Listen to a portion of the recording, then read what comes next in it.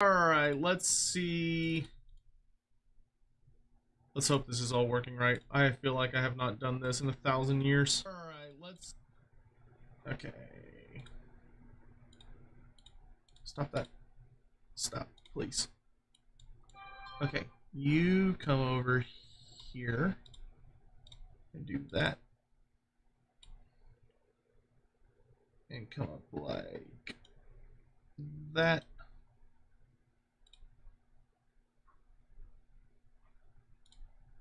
And then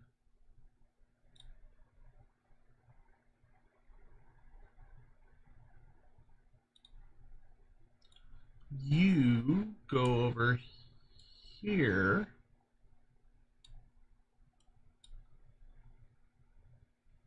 Oh, I need the Twitch dashboard.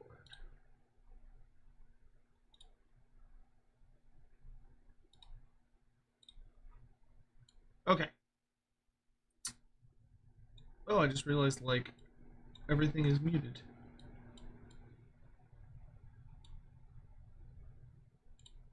Send those back, send those back, send those back. Oh god, turn back on. Turn everything back on. Turn everything back on. Okay. Cool. Good morning, hello! Welcome, welcome, welcome. I think we're live on everything. If y'all could let me know that you could see and hear me okay, that would be cool, because it's been a hot minute since I've just done a gameplay stream. Another wretched foul lizard thing joins the red host. So, hope you're all doing well. We're gonna be playing... Good morning, Mr. Lawmaster. Good Hope you have a great day. morning. All praise Kremlo, who came from space. No. I hope your day is terrible. I was going to wish you a good day, and then you ruined it with the end of that message. I hope your day is garbage. Thank you. I appreciate that. Thanks for the sweet message. I do need to update, let's see, edit video, because I want to say, using the following mod, because I am going to use essentially one mod to make this Beastmen campaign what it needs to be, because it just needs a little, it just needs a little extra something, which is that, of course, we need ourselves a cockatrice, and there is a really good mod that adds it in, but not a lot of people necessarily know about it, especially because it actually requires a second mod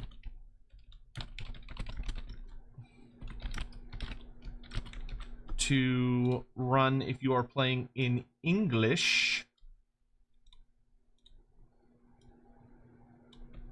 Okay. Cool beans. I've added that to the top of the description, so now that should be easy to find. All right. Dr. Bloody, thank you so much for the 26 months. Knuckle, thank you for the 27 months. I really appreciate it. We're going to be having a pretty chill day today. Just playing some Beastmen campaign and having a good time. I will not be able to play the entire day because there are a couple things I have going on later in the day. And then tonight, I'll wait for all this to finish. Which of the Beastie Boys have the most riz and best giant? Obviously it's Skoros Warhoof, dude. It's not even a question. The father of 1,000 young. Come on, what else do you need to know? It's practically on the title. But all right, so this is going to add in. We are working on getting more achievements because I like achievement hunting. I find it to be a excellent pastime. So hopefully you all will enjoy coming along with me. We're gonna crank up the game volume a good bit. Prince and Go to here. Oh, my green screen is misaligned. Means a puppy dog probably came through here a minute ago. Oh, goodness. Hello! Hi! it's been a hot minute. Outside of like Lorebeard stuff, it occurred to me I haven't actually really done much of late. I've been busy. There's a video I'm doing for CA, but in order to do it, I'm having to like reread through the entirety of Tarmacon because there's some really specific info I need in order to like do the thing I want to do, and it's a long book. So I've been working my way through that. But hope you're all having a great day. It's lovely to see you all. Today's gonna be pretty chill, so this is gonna be a really good stream for if you're someone that's been like, man, I wish Sotek spent more time paying attention to chat and like chatting with us and answering lore questions and stuff. This is a good stream for that. As for who am I gonna play as today, I either want to play as Malagor or Morghur. One of the two. Because my brain is kind of busy, like recommending little things where I can to CA. So like as I'm playing through campaigns, I've been taking lots and lots of notes and sending them a lot of things. I've been busy. Lord Gron, thank you for the 22 months. I appreciate it. Scion, can I... Oh my lord. Can you check out the Final Fantasy 14 Dawn Trail Job Actions trailer? It's 20 minutes, but you can split into gaps between jobs or just watch it at the end of the stream. So we'll probably, yeah, we could probably do that either at the end of the stream, or if I may have to end very suddenly. And if that happens, we'll do it tomorrow during a tomorrow morning stream. But yeah, we can absolutely do that. Yeah, that's no problem. Can you see their starting locations? I mean, sure. Morghur is in Astalia and Malagor is in the Badlands. I have it between the two of them because like all of my notes for Khazrak and Tarux are pretty up to date. But Morghur, I feel like I probably should do Morghur because Morghur's the one who I really feel like my notes, I need to replay his campaign to really get my notes all updated. Like I feel like Malagor, my notes are pretty updated. The only like the big thing for Malagor for me would be probably moving him. Like I really think it would be good to move Malagor to Grand Cathay, into like the forests, like maybe the forest in the mountains of Kunlan, but like somewhere in this vague ballpark. Though debatably, you could also put him much further south, so he's in like the jungle as you get close to like the jungles of the south. But Malagor, I really think would benefit from moving into somewhere in Grand Cathay. Anywho,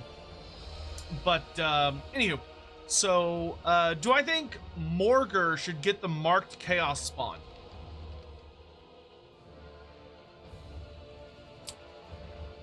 I'm gonna say no. And the reason for that is that the Beastmen have their own unique version. So I would say no, I would not. I like if I initially think about it, it's a very tempting idea, but because the Beastmen have their own unique form of chaos spawn that are different from like the regular undivided chaos spawn, I think it's fine just having Beastman chaos spawn and then Morghur just, you know, makes them even scarier. Actually, yeah, so the more I've thought about it, the more I'm like, yeah, I definitely want to do Morghur. So we're gonna play Morghur. In the event that our campaign goes long enough for an in-game crisis, I do want to get rid of a few of them.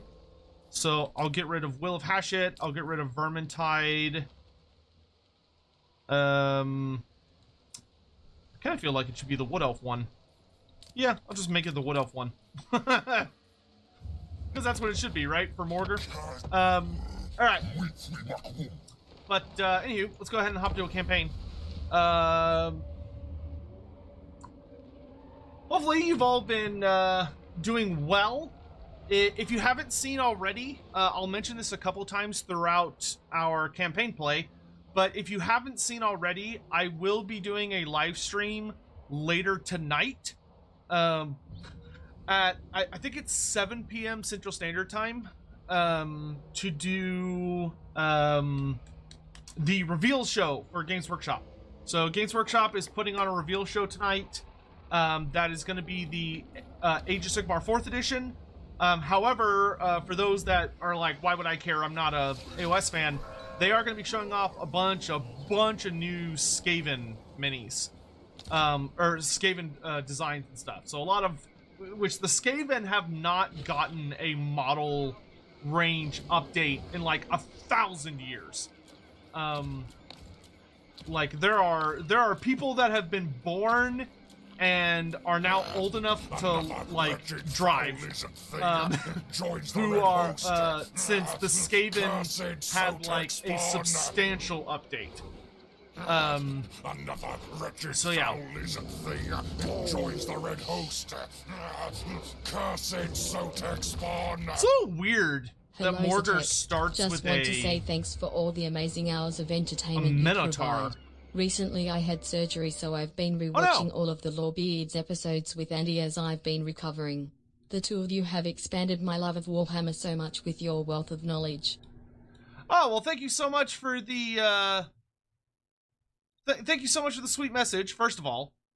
Second of all, I hope that you feel, I hope you recover swiftly and are feeling back to your full goodness soon. Thank you very much for the 18 months. If you're having to sit around because you're just kind of recovering stuff, I would highly recommend picking up Lawhammer as a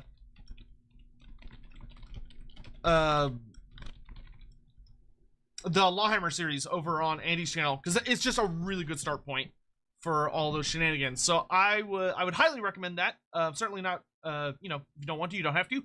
But if you don't think that's your cup of tea, but I would highly recommend watching it. Sorry, I'm just making a. I've already pulled up a little note here to make notes about Morghur's campaign as we play it. The first being that he should have a different starting hero. How would you spice up Beastmen Herd's tone defense battles? Okay. Oh gosh. Mr. Pig, it's swine time. I mean, we don't necessarily have pigs, but we're close. We're close. It's weird that he starts with a Minotaur. I feel like Morghur would be way better off starting with like a Bray Shaman that maybe like gives you a little buff to your Chaos spawn. Like starting with a Wizard, I think would be just objectively better than starting with a Gorbel, because that turn 1 access to magic is always really key. Sign of the Emperor, I really hope you'll get back to the streaming other games now, since it's been a while since you finished Hades and The Witcher 3. Now's a great time to try 14 again, since Dawn Trail is still a month and a half off. Yeah, that's certainly something oh man, there's a lot of games that like I've been sorely tempted to start with. We don't get a unique Herdstone for Skaven Blight, if memory serves. I think they used to, but it doesn't anymore, because I think now they actually show you the landmark icon. But if memory serves. So, anywho, let's start murdering peeps. But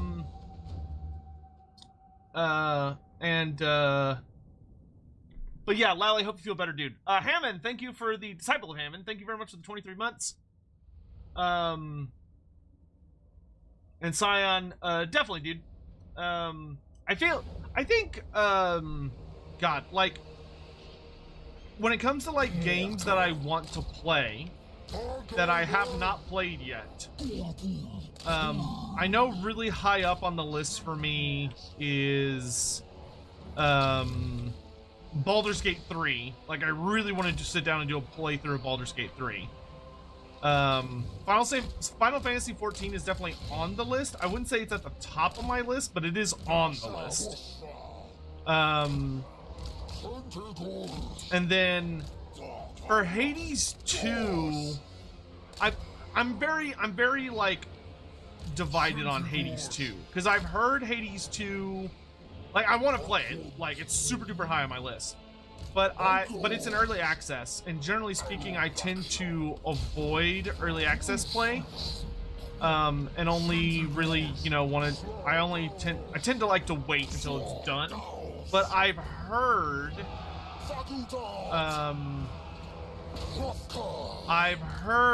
that the early access is going to like save your progress. Like it's not gonna be like typical early access where like you play it and then all your progress just gets deleted. But at the same time, it's like I feel like I'd rather wait until the game's done so that I can just get like the full intended experience. But it is kind of like one of those hot games right now, right? Where it's like everybody and their fucking mother is playing it.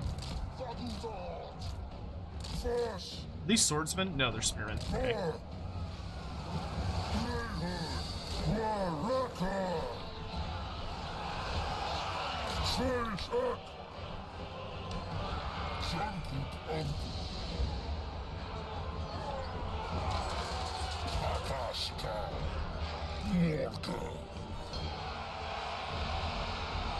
I haven't triggered Spirit Essence yet.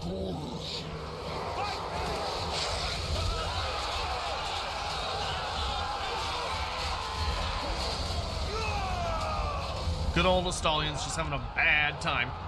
But yeah, those are... So, I think I'll wait on Hades 2. But, like, Baldur's Gate 3 is probably, like, the biggest one that haunts my dreams in, like, a good way. When it's... Skulls is next week. Skulls is next week. And it's been 100% confirmed by Games Workshop that all of the games they listed are going to be receiving some kind of new content. So there is going to be a free LC piece of content for Total War. I don't think it's going to be like a major DLC announcement because we literally just had Thrones. It's way too early for a DLC announcement. So it's definitely going to be some kind of FLC. Last year we got Harold Hammerstorm. So last year we got Harry the Hammer. So I suspect it's going to be another legendary hero. I don't think it's going to be Bugman. As much as that was a fun conspiracy, that conspiracy I think only applied to White Dwarf 500, in my opinion. So I don't think it's going to be a dwarf. I think it's going to be some other random thing. I think it is very likely it'll probably be chaos related. Because the thing about chaos that's really good for like skulls is that you can make like a really cool character and throw them in the game as an FLC, and they can have kind of a dramatic impact on several factions simultaneously, and it's also like generally speaking, not a crazy amount of work. So like characters who I think could do really well for skulls as an FLC. Mornington Crescent cheered. X100 would probably be like, if not designed for head pats, why are skinks so cute? They are designed for head pats. The old ones made them that way. Except for red crested skinks. You probably should not head pat the red crested skinks. I'm not saying like you can't. I'm just saying, it's kind of like that definitely falls under the just because friend shaped, not necessarily friend situation. What's the biggest thing they okay, let me finish my brain thought. That almost got me completely derailed. So the biggest I think good options for a FLC for skulls, if we're looking at a free LC hero, which I think is what it will be, especially because they've transitioned back to legendary lords, being the whole like big gimmick for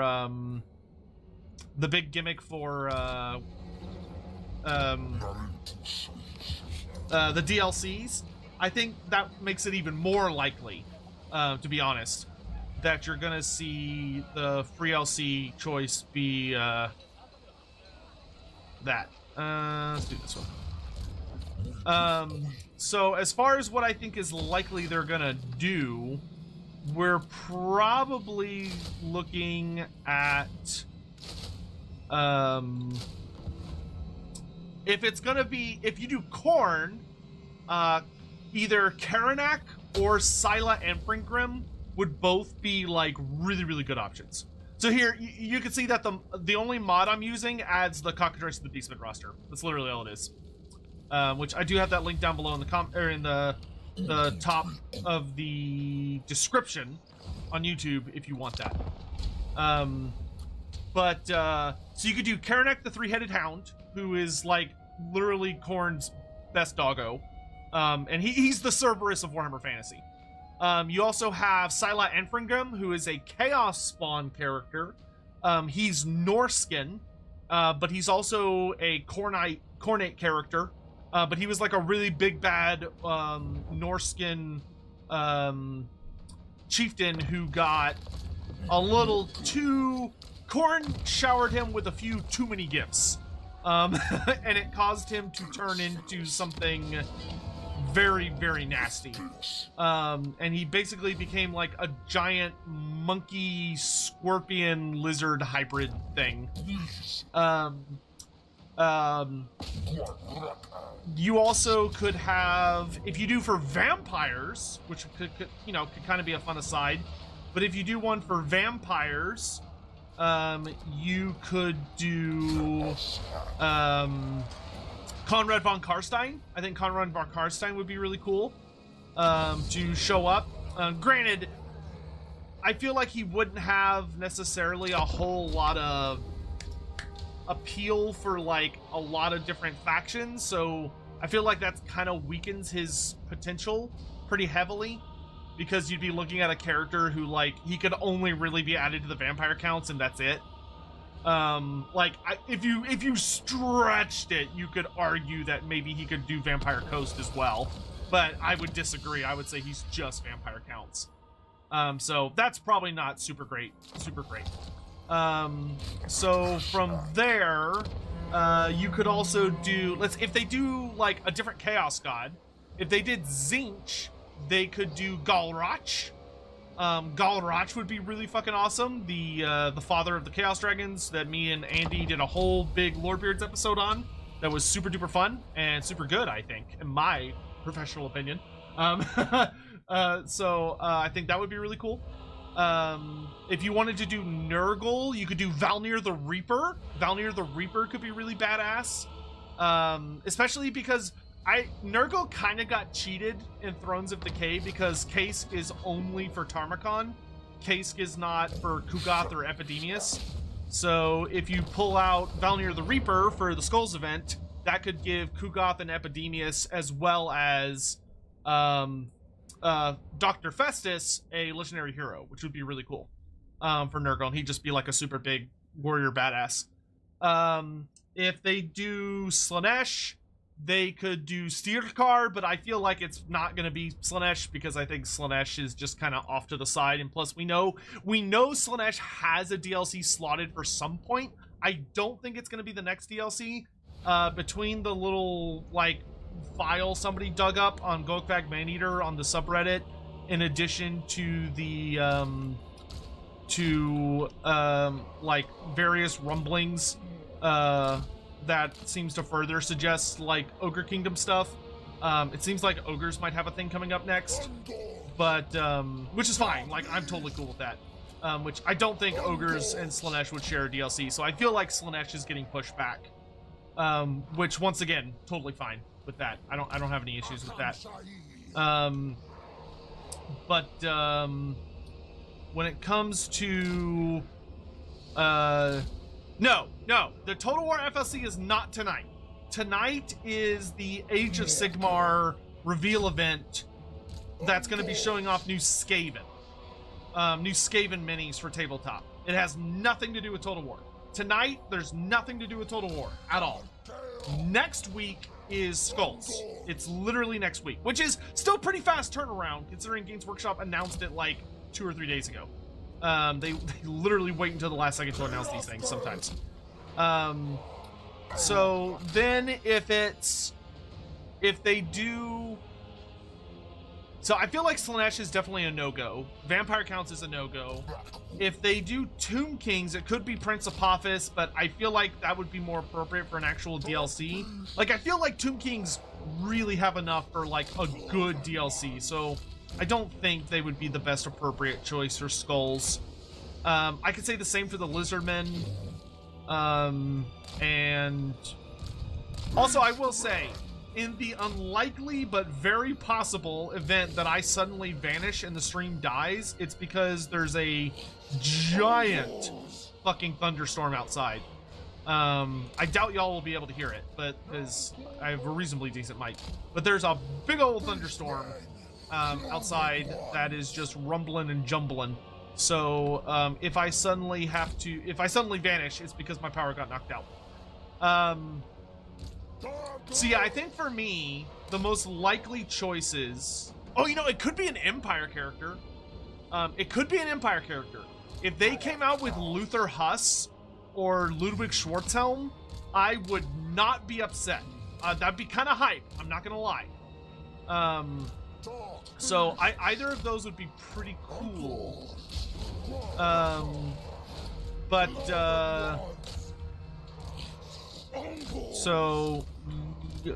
Yeah, I'd be fine with either of those.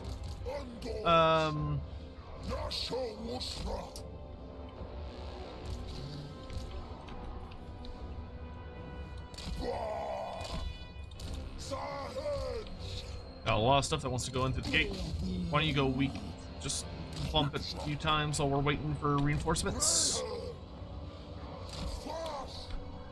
Well, I check out the Pharaoh.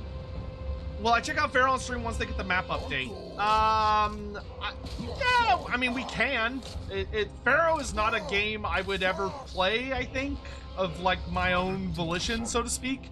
But if y'all really, really, really want me to boot up Pharaoh and try it on stream, I can.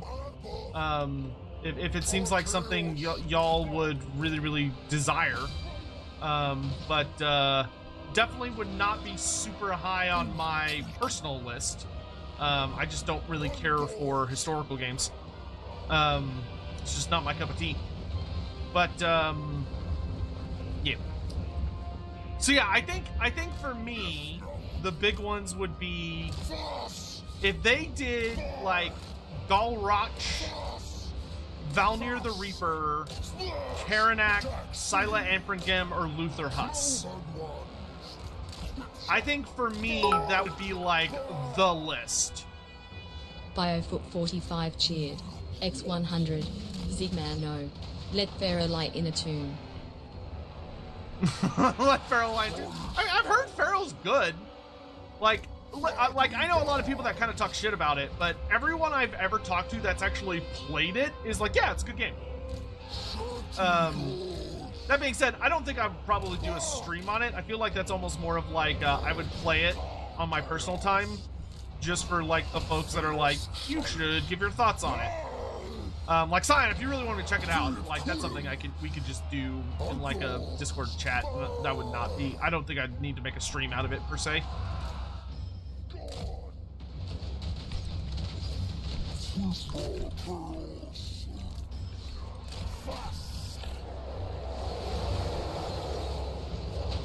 Beasts!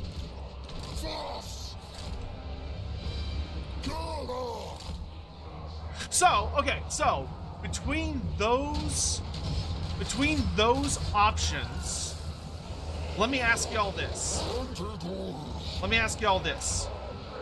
If y'all had to choose, and mods, if y'all want to do a poll on this, that'd be cool. But that means I have to do a YouTube poll. So hold off on the poll. Hold off on the poll until I'm done with this battle, and then I'll do the poll.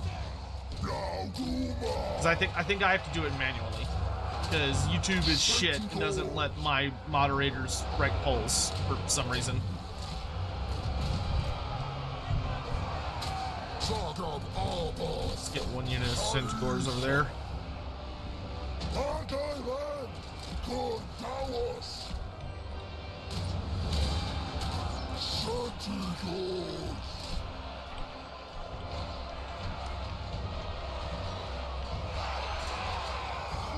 Oh, God.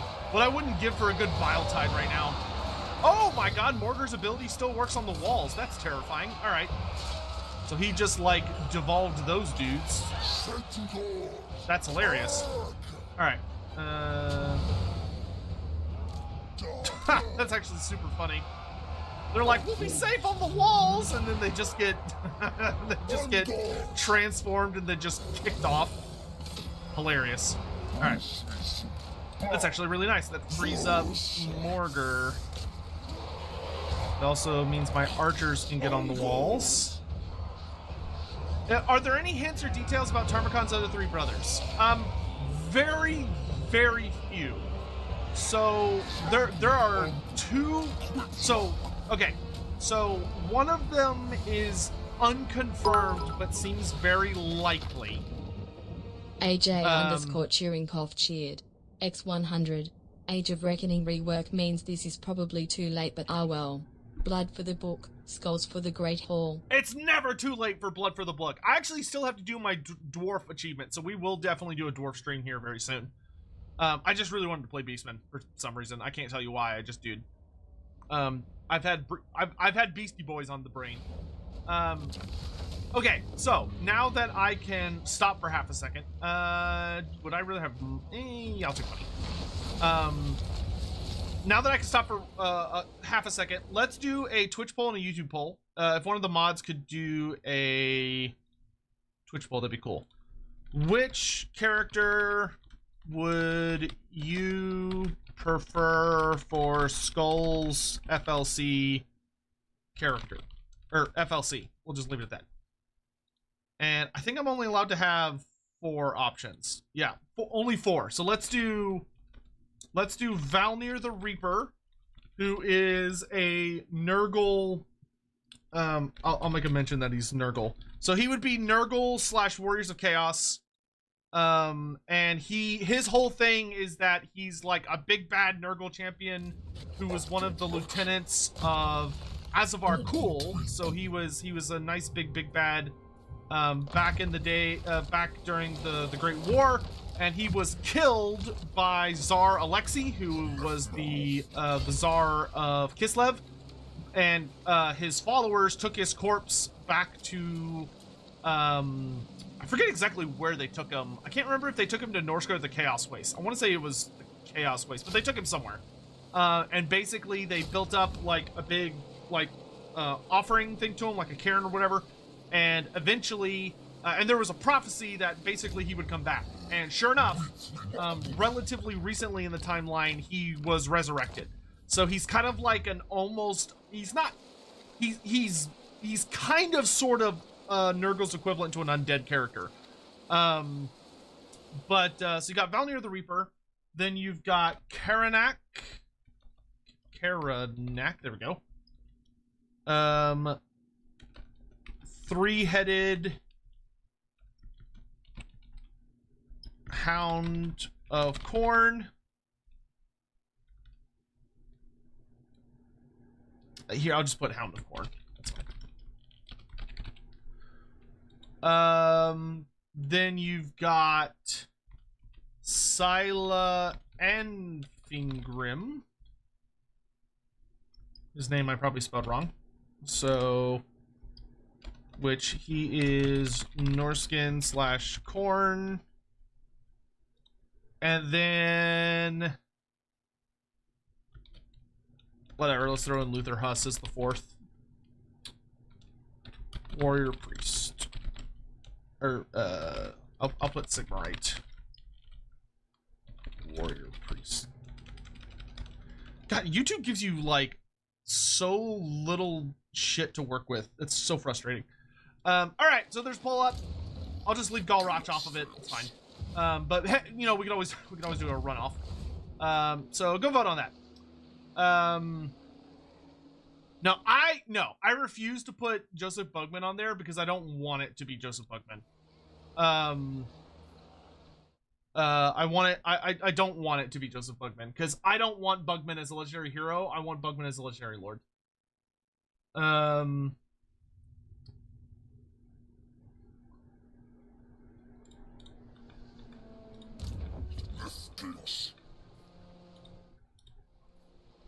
I would be super sad face if I had to deal with Bugman as a legendary hero because I feel he would be perfect for a last dwarf DLC. If you were gonna give me a dwarf legendary hero, give me Grim Burlixon. Give me Grim Burlixon. I would be totally fine with Grim Burlixon as a legendary hero. Also, for the Twitch people that use that Ola Skink function that I almost never acknowledge anymore, Benjamin, Pun Chapter 13, Shady Spinach, Clayton07, I think that is, Kanako87, Dr. Bloody, Adarak 9663, Ratwood 19, Shorter 9000, Bishop of Cheddar, Beat H7, and Regaldo 88. Good to see you all. Hope you're doing well. No, my Herdstone! Can I win this? I really don't think I can. I'm grossly outnumbered. I do get a bonus to charge, which is not bad. But it's also not like a very high tier Herdstone, so I don't know if I really care if it dies. If I had a character, I think I could win. Well, I might be able to... we'll fight it. We'll fight it just for funsies. I might be able to pull something off if I can cycle charge my Centaurs well enough. If I can get in some like really good aggressive Centaur charges, oh, but this is a Herdstone map, so I get defensive goodies. Maybe I can win this actually. Okay, I can work with this. And he even split his army up, so I could destroy one half and then come back for the other half. I like this very much. So I think we'll try and obliterate the half that doesn't have his character with it. So see if we can lure them into a trap. We just have to make sure that we leave a pretty strong, like, little force of, like, spearmen just guarding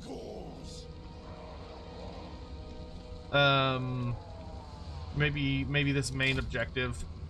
That way, if he does kind of wander his way over here, I don't lose due to him taking all my objectives, and then we could focus the rest of our army on popping his main group here, which I can hide in the forest, and then we can run around to surround him. So if we have our main Ungors herd run around the back, Centaurs can take this flank, and then we have the spears just right in front of them. I think we can corral them into a general shape where I can punish them pretty heavy. We could, it might be better to take advantage of the choke points though, instead of just running into them. So maybe we hide these two. But the longer I wait, the more time I give his like main horde to get to me, and I could just focus on catching him in these choke points, which might be better. So yeah, let's do that. We're gonna spread y'all out just a smidge.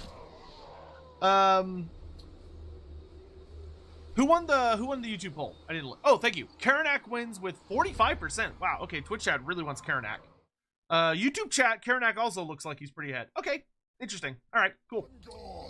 I dig that. I think Karanak would, be the most fitting choice. I don't know. This goes for the Skull Throne. I feel like they should at least get a Cornet character once. I do think that as far as like how good the mileage would be from the character to get out of the character, I do feel like where's he going? Is he retreating? Well, okay. I'm gonna go tackle the main big threat then. Oh, you know what? He's going to, I think he's going to look around for where my guys are instead of just going for the capture points immediately with that force, which I'm totally cool with that. That buys me time. Let's actually have y'all walk for the moment. You know what? No, you can run. I think it's because he can't see me yet, so he's not really sure where to go. And that's totally fine. If he wants to send this army like way around the back, that buys the rest of my army a significant amount of time. But I will say that I think Scylla Anfragan would probably make the best sense. Because the thing with Scylla is that, as much as I personally would love for it to be Karanak, is that with Scylla, you get a character who is usable for a lot of different factions, right? Like Scylla could be used for like the Warriors of Chaos, he could be used for Khorne, he could be used for Nordska, and those would all be like super viable options. Whereas when you're dealing with, say, okay, is he now coming down this way? Okay, that's fine. So I think, okay, if he's gonna do that, let's go ahead and get a tower up and running, just so I have something pinging him. God, I want to pop this so bad. Especially because it's coming at like such a perfect angle. Yeah, fuck it. Yeah. Okay, I like what I'm seeing. I like what I'm seeing. So we're gonna sneak back this way. Because like Scylla, you would just get so much more mileage out of. Whereas like Karanak would be pretty much Khorne exclusive. You know what? I may need my archers to deal with these outriders now that I think about it. Oh, this tower is only for... damn it. I shouldn't have done that. I should have built this tower instead. I didn't realize that these it was connected to that capture point. Oh, he's just running straight in the woods. Oh god, run away! I was not expecting him to go through the forest. Alright, we're gonna bring out the Centaurs. I'm curious if that will cause him to pivot at all. Nope, he's just... Alright, Centaurs will get here relatively quick. So I say we go for it. Yep, go, go, go, go, go, go, go, go, go.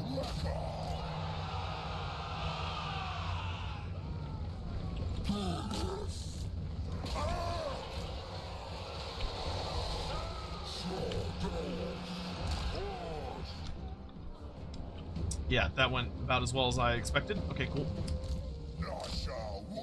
Oh, that's interesting that this is connected to that point.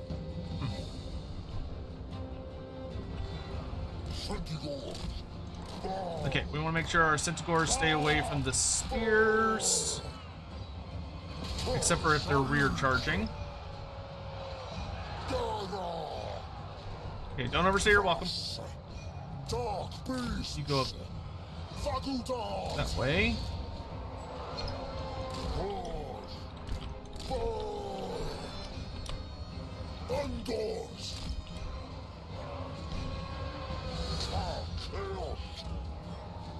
Is this all swordsmen? Oh, that is all swordsmen. Hello. So you don't have any good counters to my Centaurs, do you?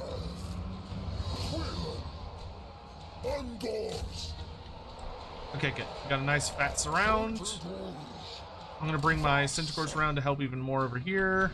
Ow! Oh man, Outriders are so mean now.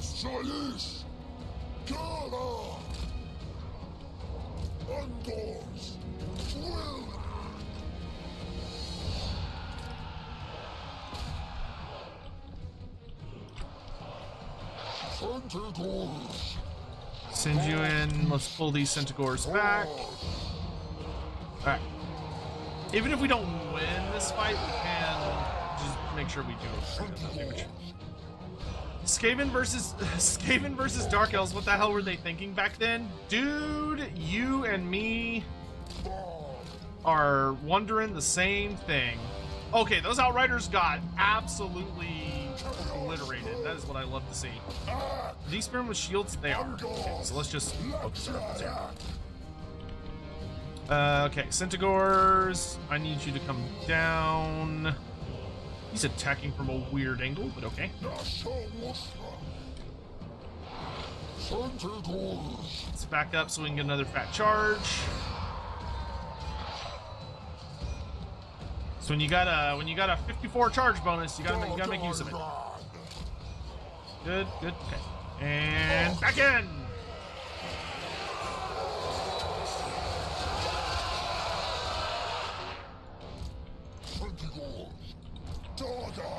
Alright, they're taking pretty good damage from a lot of shooting. Another wretched foul lizard thing joins the red host. Let's get a bigger tower. Cursed Sotek spawn. No Where are sub they news facing? today, the true children of chaos arise. No, they're facing towards me. Yeah, no thank you. Let's get on these crossbows. Chaos girth. Lead them over that way if you can. Okay, cool. You two need to start hauling ass this way. We don't want to kill ourselves holding this point. Like, if we need to abandon this point, we just abandon this point. That's okay. Not the end of the world if we lose this turret. We're gonna have it try and focus down the character. We're gonna let our archers run out this way. What are we doing up here? Or my... Nope, not you. You. Let's see if you can pop them. Okay. Good. Let's run over this way. Run away! Run away! We're faster! Run away! Okay, cool. We shattered that group. We've got our Ungors heading to the capture point. We've pretty much wrapped up around here. Let's get a charge into the rear of these spears. Fight my forests? Yeah, I don't think so, son. Run, run, run. We're not sticking around. We're getting the hell out of Dodge. Okay. That is totally fine. Did we get rid of the archers? We did. Great. Okay, cool. We shattered those guys. Looks like most of the humans in here are pretty much dead. Okay, we need to start pulling people out. It's kind of turned into that incident where it's like there's so many dudes standing on top of each other that nobody's hitting anything. Okay, I need y'all to shatter them. Make sure they don't come back. Okay, all these groups are broken. That's what I love to see. Run them down. Run them down. Run them down. Alright, I think that's every group accounted for. We're gonna get a charge on the swordsmen, just deal some damage. We're getting our capture points back. There's a pretty good chance those spearmen will rally, which would be really good. Yeah, good. Okay, we shattered them. Great. Okay, all of you head over this way. Run away before those spearmen get on you. Beastmen. Okay, yeah, no, we've definitely got this. We've got this. Easy peasy, lemon squeezy. Good. So now, oh god, I wish I hadn't built that tower earlier. That's great. Okay, so now that we've got that, let's make our way towards these nerds. This is just a unit of swordsmen, so we can give them... let's actually jump on this character and just punch him really hard. Just to deal him some early damage. Wow, I think we hit him for like 30 damage. Oh, are they gonna lose that fight? I might reinforce them. Alright, those guys are shattered. Great. So we're gonna head over this way. Don't overstay your welcome.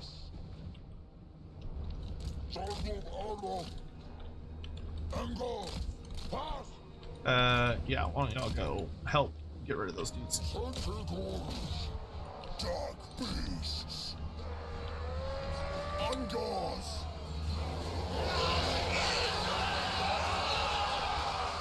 Hope me and the dog are doing well. Yeah, we're doing great. We got out for a really nice early walk today because I knew it was going to be storming all day. So decided it would probably be best if we went and got some exercise before all the bad weather got here. And so that was good because I can sometimes be pretty bad about that.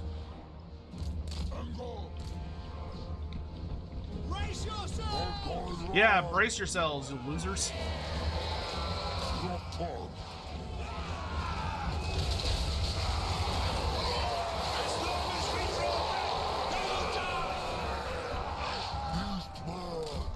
didn't get a very good charge. Kind of closed in by that building.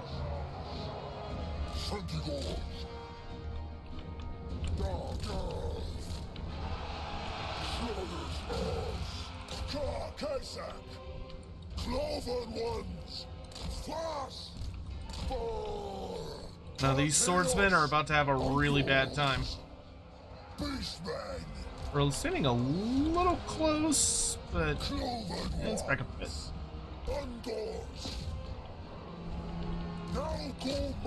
Actually, you know what? No, I don't want to fight there just yet.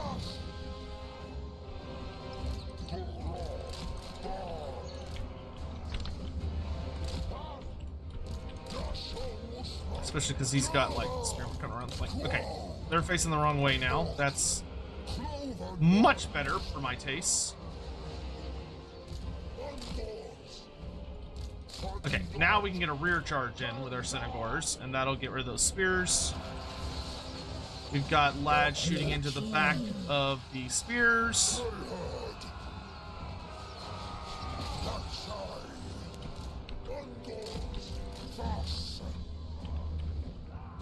Okay, good.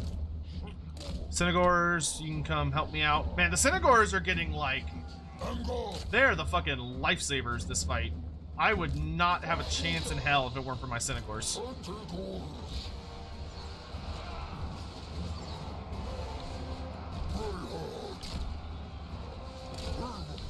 Okay, that's good enough. Let's focus on the next unit. Let's start recapturing the capture point. Oh good, they shattered. Or they broke on their own. Haha, I love it. Alright. I'm gonna hit these swordsmen to get rid of them, because they can't do jack shit. Boom! Bro, there are a few things as satisfying as just a good fat charge. Alright, save your ammo. Okay, now we're gonna charge into the rear of these guys.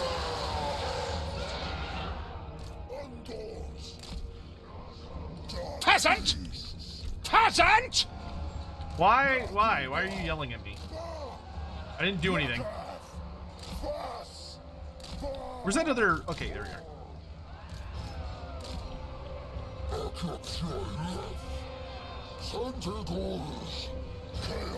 Yeah, I don't want to waste shots on these swordsmen, but I do need to kind of wear them down a bit. Yeah, y'all need to hold them off until I capture this. Okay, good. We broke them. Okay, I lied. Run away. Run away. Run away! Fighting fairs for nerds.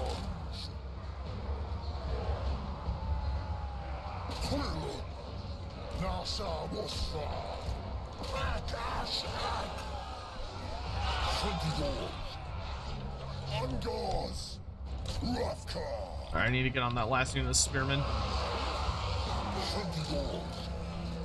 Okay, good. Nice, nice, nice, nice. Okay, capture this point, capture this point.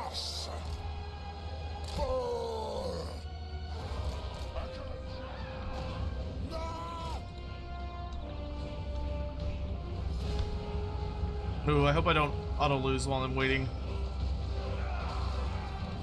Fucking lost because of the capture points. Whatever, it's fine. I don't need to win that fight. That was fun. We still beat them up bad. Morghur can finish them off. It had like 8 points on it.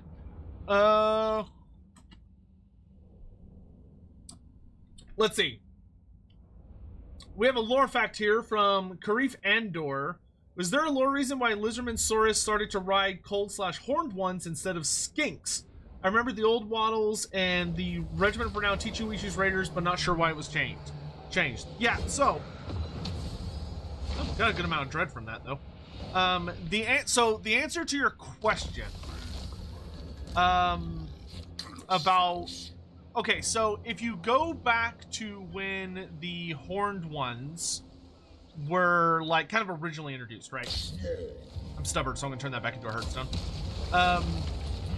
Horned Ones were originally introduced back in with the Dogs of War, you know, that 5th edition roster. So you got your whole shindig of T2Wiki's Raiders running around with the Horned One models. And the idea was that you had Cold Ones for Saurus, and then you had Horned Ones for Skinks. And T2Wiki's Raiders, the lore behind it was that there was a very rare breed of Cold One called a Horned One that was exclusive to the jungles of the Southlands, right? So this was not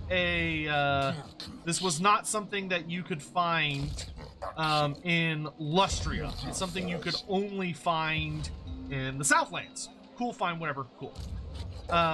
And the idea for Horned Ones is that, unlike Cold Ones, they had these big old horns that came out of their head, kind of round, and they were smarter and faster than Cold Ones. So they were exactly like Cold Ones, just better.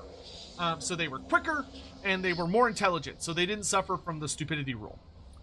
And so that was the only time we really saw them as an example. Ooh, Bray Shaman. And then we kind of waited until, and they sort of faded away. And then 7th edition Warhammer Fantasy came out. And by the time of 7th edition, Games Workshop had kinda already gotten to the point where they had decided that the Dogs of War weren't really a thing anymore, right? You know, they were like, you know, it was cool while it lasted, but you know, we're not really interested in continuing this range. They weren't really supporting those models anymore. 6th edition, the Dogs of War were like fairly present. And most of the 6th edition army books came with rules that you could use Dogs of War in your armies. They were considered a rare choice, and you could allot a certain percentage of your army to them. Cool beans, right? So 7th edition comes along and comes to the idea that the Dogs of War are not a thing anymore. Like, the Dogs of War, outside of the few of them that migrated into being parts of their main factions, just didn't really exist anymore. Like, they were just gone. So with that being the case, the Horned Ones were essentially just kind of left out, like, to rot, right? Like, they weren't really a thing anymore. So you couldn't really do much with them. So because of that, what Games Workshop did was, somebody at GW that wrote the Lizardmen book apparently really liked the Horned Ones. So he came around and said, all right, well, you can't take Horned Ones anymore, except for you can as a magic item. So in the army book, he added Horned Ones as a enchanted item that you could take on a character. And to keep it flavorful to the original Horned One notes, he made it available to skink characters, which is the only way that they could ride something like a Cold One. But he also decided to make it available to Saurus characters, just to make it a little more practically, you know, available. Oh, this will be fun. Plus, I want revenge on Sunscryer here. So it was added as an item, and basically what it was is that you could take it on a skink or a Saurus character. And it just gave them a mount, which was cool. And then 8th edition, I want to say in 8th edition, did they get rid of the Cold One in 8th edition? I can't remember if it was still a thing. Let's see, I think it was right at... Look at where the magic items in this thing. I think they're earlier. Yeah. So 8th edition had a way smaller list of magic items. And the Horned One got cut. Yeah.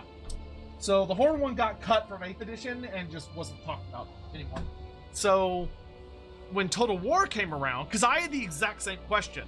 I actually remember I was already in the content creator program by the time Warhammer 2 got announced.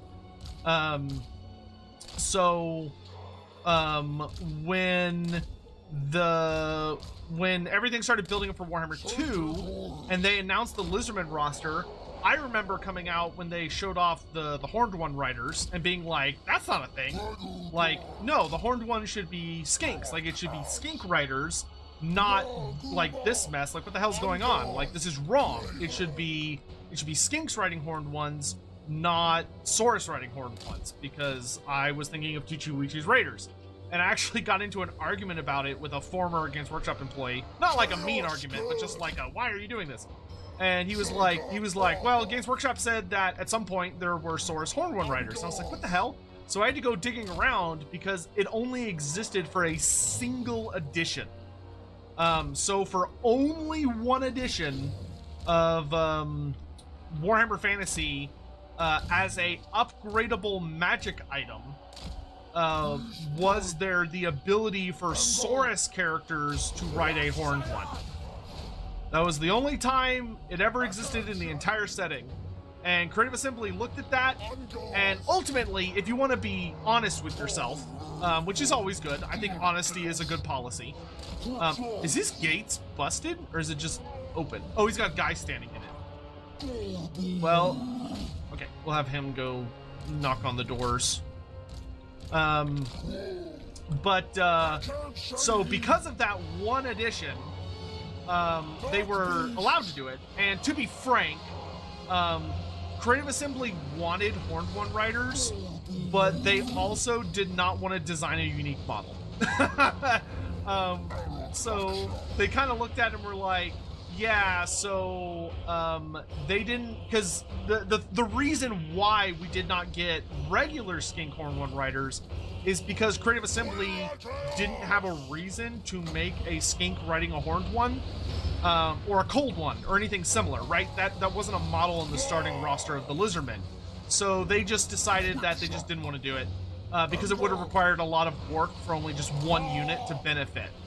Now, of course, kind of the irony of this, if you've been paying attention, and you may know where I'm going with this comment, is that this led to an issue that we have now, where now there is a model for a skink riding a cold one, which is the skink Horned One rider, the red-crested skink chief. The red-crested skink chief, who is a lord choice that got added with the Tehenwin DLC, the Prophet and the Warlock, can ride a Horned One, in reference to Chichiwichi's Raiders.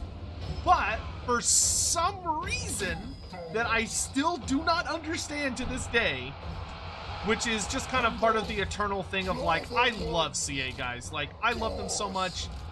Every time I've been over there to the studio and stuff, it's been a wonderful visit, and they're so passionate, and they're wonderful to talk to and to hang out with and stuff. But for the love of God, they miss some of the most obvious fucking things sometimes. Because when they made the Tehenwin DLC, they created a skink riding on a Horned One. And for some reason, nobody went, hey, maybe one of the DLC units should be red-crested skinks riding Horned Ones. Wouldn't that make kind of a cool cavalry unit? And nobody said anything along those lines, apparently. Because instead, you know, we got the Salamander and the Ancient Salamander. Which, for those unaware, the Ancient Salamander was a very kind of a silly addition, because to be frank, it's literally just a fucking it's the Salamander unit, but they reduced it down to a single model and just increased the size of the model. But it has like the exact same animations and everything. It's just bigger by itself. Which is fine. Like, don't get me wrong, I actually do really like the Ancient Salamander quite a bit. But like, it was such an obvious thing to have, and they were just like, nah, that's too obvious, fam. That being said, there is a part of me that is not a part of me. All of me, I think, is quite happy that we did not get them then, because I am very hopeful about the idea that we got one more Lizardmen DLC in the pipeline. One more Lizardmen DLC before the Lizardmen are just done, right? Because with one more Lizardmen DLC, I could get Skinkhorn one, red-crested Skinkhorn one riders. I could get Skink Archer, and like instead of just having it be like the red-crested Skink Chief, where it's just like, you know, they're just relatively basic. They could make them a little more exciting, make them have javelin precursors, right? So they have precursor javelin shots, and then they could also have, and then you could also get away with having, like skink archers and a bunch of other stuff that I'm not going to waste too much time on. But like, I feel like there's plenty of material for one more really good Lizardmen DLC, in my humble opinion. Granted, just my opinion, and I am by no means a god, nor are all of my opinions good. But I feel pretty solid about that one. I do feel pretty good about that one.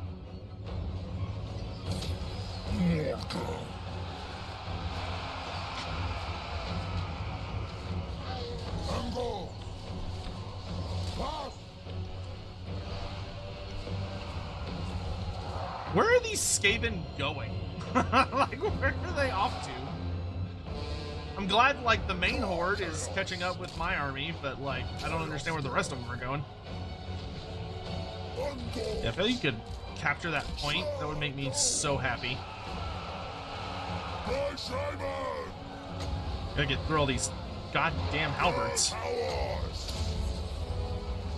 Die, damn you, die! Dark beast! They're at such an annoying, like, choke point. Okay, hey, fat boys, I need y'all to, like, shove your way through.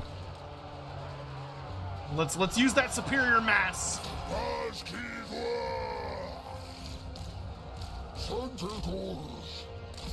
I want that capture point. Oh, good, they all broke. All of you go here. Undoors, dark beasts, Akam Saeed.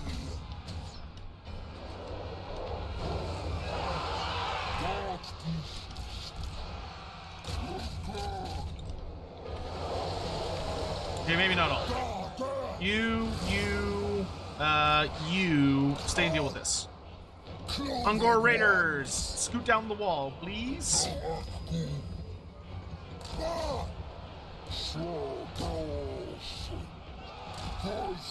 I love when the chariots get out. Raiders, y'all come this way.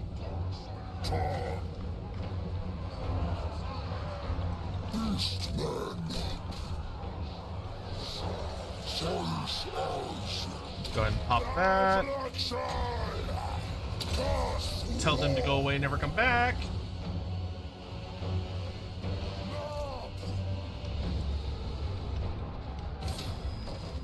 Man, the Skaven are really just going for the participation trophy today, aren't they? Grace here's just going through the gate the hard way. Oh, Lord. Skaven, what are you gonna do, right? Take the capture point! I want all of this defensive barricade shit gone.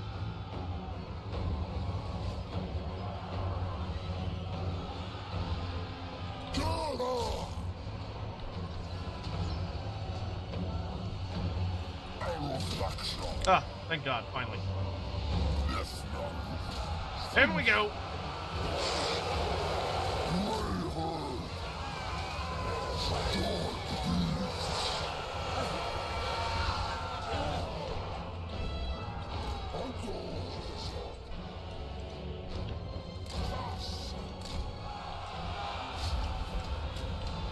Yeah, get fucked, Lupio.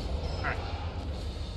So, anyway, so that is why we have, and as for a lore reason, there's not one. Basically, in 7th edition, it just basically said that, oh yeah, horned ones are in Lustria. They're just really, really rare. And they tend to be singular creatures as opposed to pack hunters. But like they exist and they're just rare. The idea was kind of always that the Southlands would have a larger concentration of horned ones versus Lustria, but it makes sense that the two would share the species. The species would not be exclusive to one or the other. So yeah, hopefully it answers your question. When do we get a Carnosaur riding a Dreadsaurian? Unfortunately, that would be fairly limited to the children's toy, because that's all it would really be good for. Let's grab Blessed by Evil. Yeah, I do need to write up a whole thing on Morghur. I should probably make videos about the things that I write up as well, because like then like the community can kind of know about it. So if there's anybody that's like, oh yeah, that Sotek guy's got a good point about this random aside. What is the event I have? It's for, oh, that was not even the right unit. Goreherds, the Shields, Giants, and Chaos Spawn. Okay. I can't get any of those because I don't have enough stuff. I need at least 25. So if I murder all these Skaven, that should be enough to give me what I need.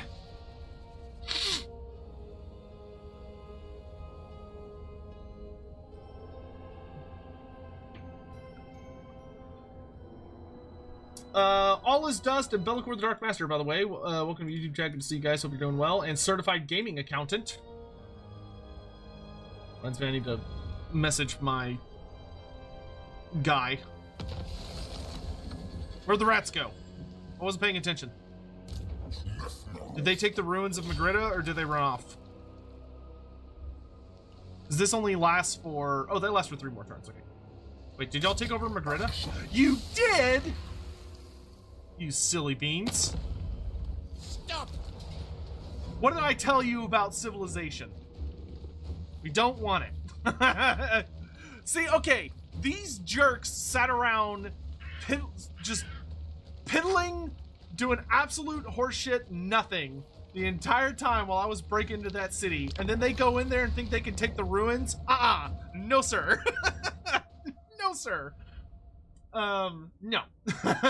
Rabber Rouser Orc, thank you so much for the super chat. Also, Regaldo88, thank you for the 3rd one once again. But Rabber Rouser asks, Sotik, you handsome devil. Oh, what's the next big name unit you'd most want to see in the next DLC, whatever races are in it? Okay, so according to the rumor mills that are very active on like the subreddit and stuff right now, oh great,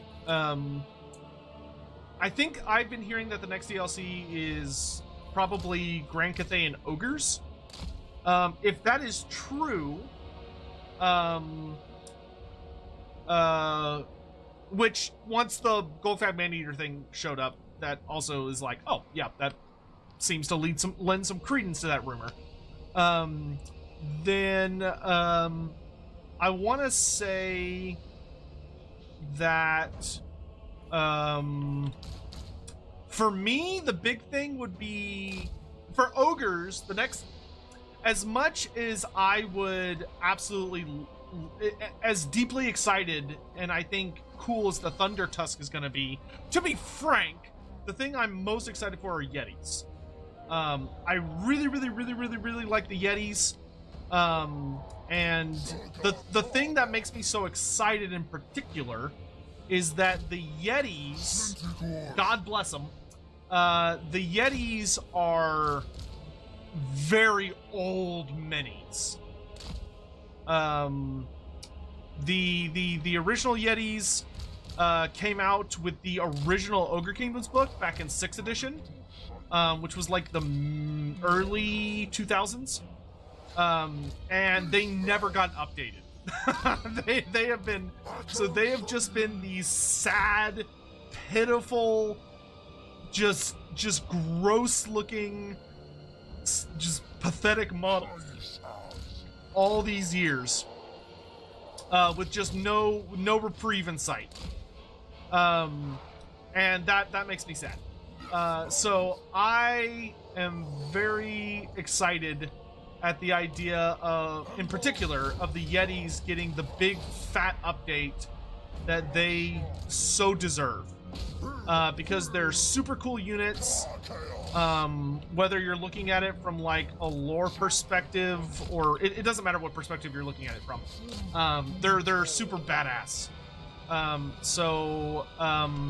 For the Ogre Kingdoms, the unit I would be the most excited to see would be Yetis, because I really want to see how Total War redesigns them and how cool they look once they've got like new models.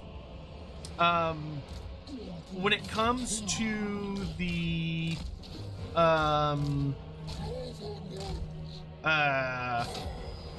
Grand Cathay, the unit I'm the most excited to see, that we know for a fact will be coming to the roster at some point, if the rumor is true, which once again, I'm not saying it is, it's a rumor. Rumors are rumors until proven otherwise, as Chapter Master Valrak so wisely says. What is that? Oh! Forgot about those. He hurt the feelings of my Chaos Bond and he killed my Chaos Warhounds. Whatever, life goes on. Those are fairly expendable troops. Forgot about that, he could do that. Wow, that completely wrecked my train of thought. For Grand Cathay, the thing that has literally already been confirmed that's going to be coming to their roster at some point that I'm super duper excited for is the Monkey Warriors. Monkey Warriors sound extremely fucking hype, and I cannot wait to see them. Based on the blog post that was kind of put out about them, I highly suspect that they are going to be heavy infantry, which will be interesting. I don't think they're going to be monstrous infantry. I think they're going to be heavy infantry, which are two very different categories. So I really look forward to the day that they make it into the game, because there's just a lot of really cool potential, and obviously that would mean that it would be the Monkey King as well. Which the Monkey King would of course be a very exciting addition to the roster. So yeah.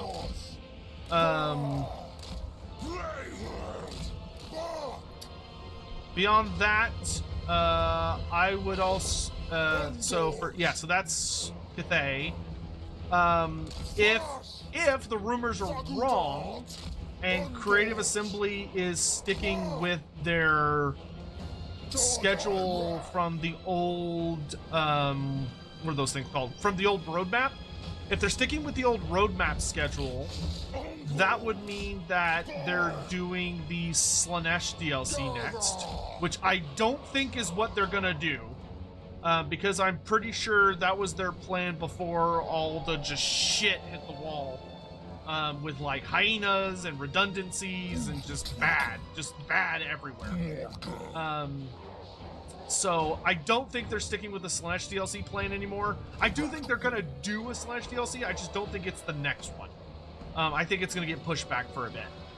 But if Slaanesh was gonna be next, the thing that I would easily, not even a question, the thing I would easily be the most excited to see would be the Slaanesh equivalent to Rot Beast Knights. So like the Rot Beast Knights and the Tzeentch Doom Riders and the Skull Juggernaut, or the Khorne Juggernauts. So like all of those things, the Slaanesh equivalent would be what I would really want to see. Like, what is going to be Slaanesh's big knight unit, right? I am hoping it's going to be the Boob Snake, because I love me the Boob Snake. I realize that the Boob Snake is probably going to have to undergo a couple of design changes to make it, viable, a successful option, we'll say. But I don't think it would require a ton of changes. Like CA proved that they were quite capable of taking Slaanesh units and models and making them, shall we say, ESRB friendly, while still kind of keeping the core themes. So, you know, tell the boob snakes they gotta wear a bra or whatever you want to say.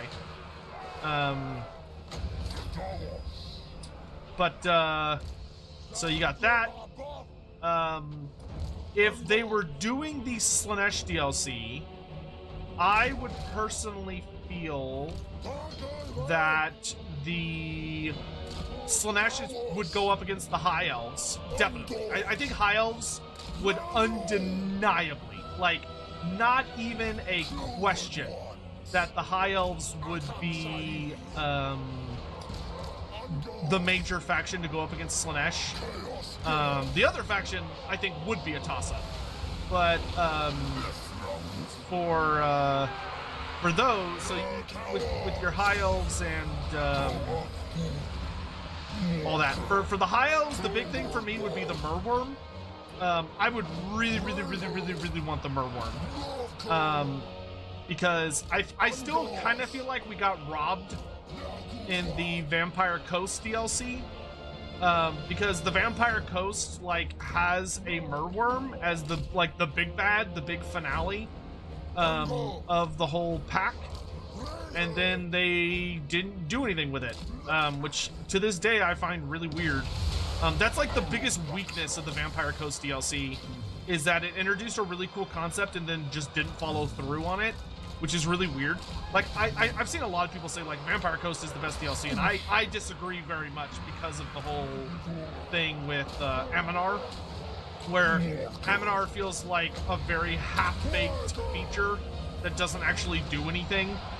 And even worse, he doesn't add any, like, cool units or ideas to the game. Whereas, like, I feel like the Tomb Kings is the best race pack. Well, probably the Chaos Dwarfs, actually.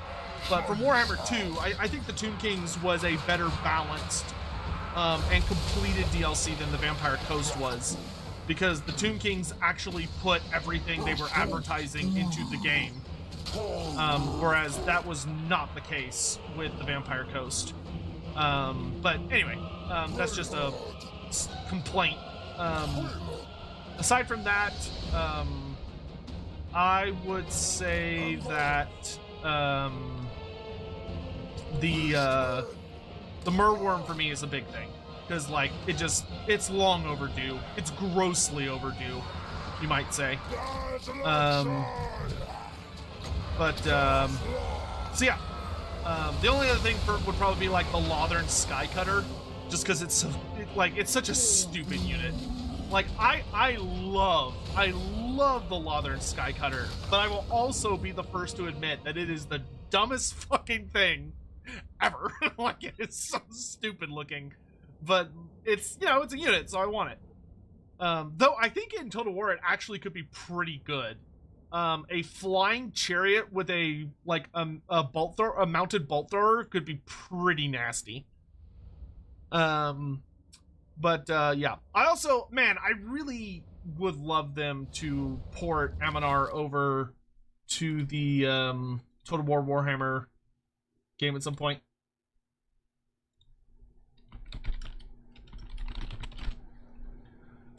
Aminar should be in Immortal Empires, I think. I don't think it would be, like, super difficult for them to do. But I do think he should be a mechanic running around in Total War Warhammer 3 just to make the ocean a bit more exciting.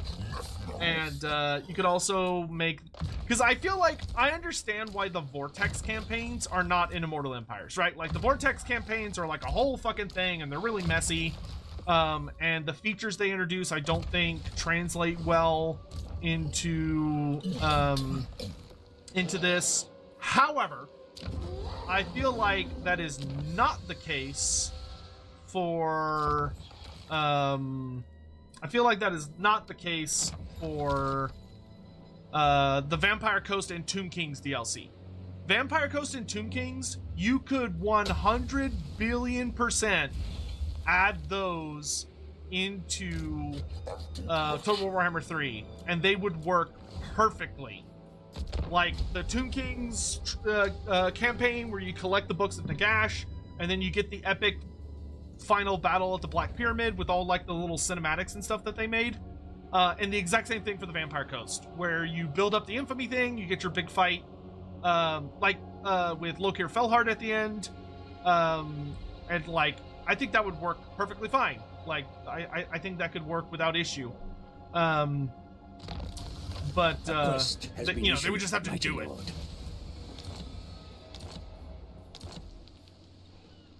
Also, here's a random fun fact for you guys that I would really appreciate if y'all would take up the mantle to complain about it on the subreddit and the Discord, the Total War Discord and stuff. If y'all would help me carry this mantle, I would be very appreciative of that. Morghur and Cetra the Imperishable are missing magic items. And it would be very nice to see them get their missing magic items. Where Morghur is missing his Skull Weave magic item, and he's also missing his I think it's, I've made a video about it, but I need to make a new video about it. He's also missing his, what the hell are they called? It's like the stones from something cave. He's also not unbreakable, which is dumb. For those that aren't aware, Morghur is every version. Ooh, I should have actually fought that because I could have killed Ickplop. Oh well, it's fine.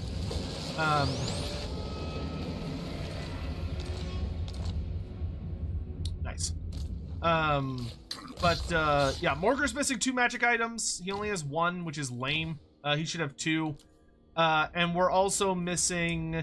Cetra is missing the Scarab Brooch of Usirian, which is unforgivable. Because it's literally the most important item that Cetra the Imperishable has. It's the reason he is able to beat up Nagash. Is that the Scarab Brooch makes it where he is basically immune to magic. And, like, CA could add both of those items very easily. Oh, Astalia's dead. Can I perform the ritual now? No, it's still not going to be enough.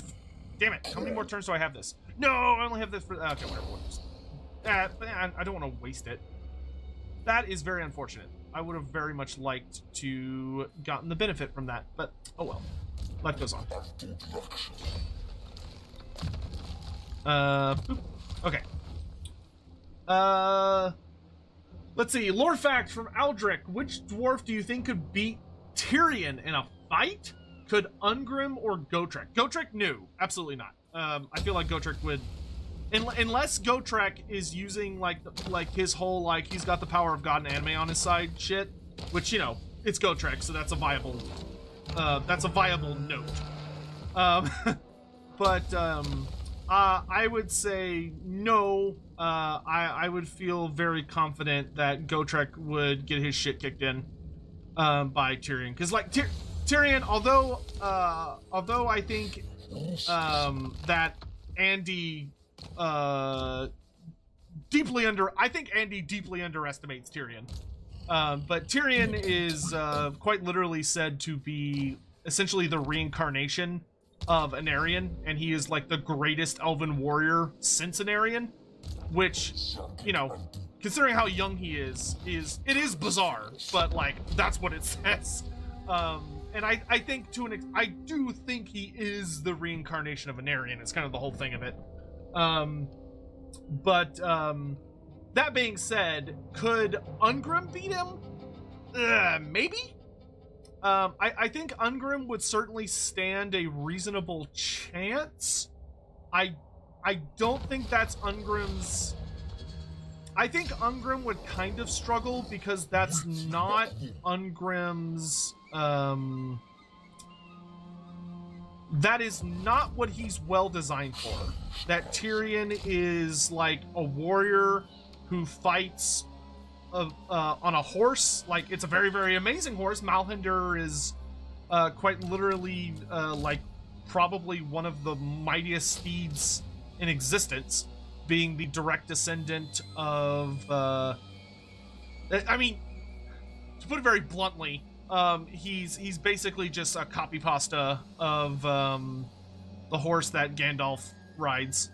The whole like Shadow Fox, because Shadow Fox, you know, is like the direct descendant, or just is like the god of horses, yada yada yada.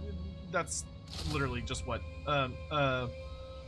Malhinder is that he's essentially like, as far as horses go, he's basically like a demigod. But all that to say, Ungrim, Tyrion would be problematic for Ungrim. I think the one dwarf that could reliably defeat Tyrion would be the dwarf that could reliably beat Tyrion is the High King. High King Thorgrim Grudgebearer could, I think, defeat Tyrion reliably. He's just got so much stuff going for him. Like he's got so many he's got so many magic items, and he himself is quite old and has been like a badass warrior for hundreds of years. I mean, so is Tyrion, to be frank, but I think between the Throne of Power and just the sheer absurdity of Ungrim's kit, shall we say, or Thorgrim's kit, Tyrion, I think, would lose. But it would be a fight. I will say that. I do think it would be like the kind of fight that you write legends about.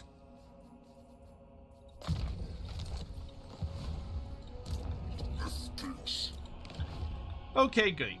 We've got that, which means I can now start upgrading my... Oh, no. Dang it. I need more Marks of Ruination for Chaos Spawn. Grrr! But I want Chaos Spawn now, damn it! Okay. Have I unlocked another army? I have. Cool. When is the Lizardmen rework coming? Best guess? I will say, Noah, I like your optimism. I'm deeply impressed with your, not if is there a Lizardmen rework coming, but just when. I don't know. I'm not really sure what the current situation is with Creative Assembly as far as like, you know, what is on their to-do list. I will say loud and proud for everyone to hear that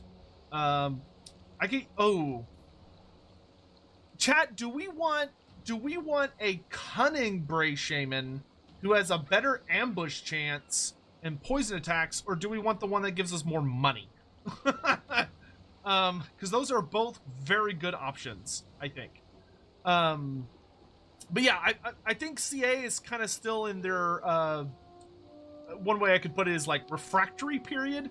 You know, that post DLC calm down.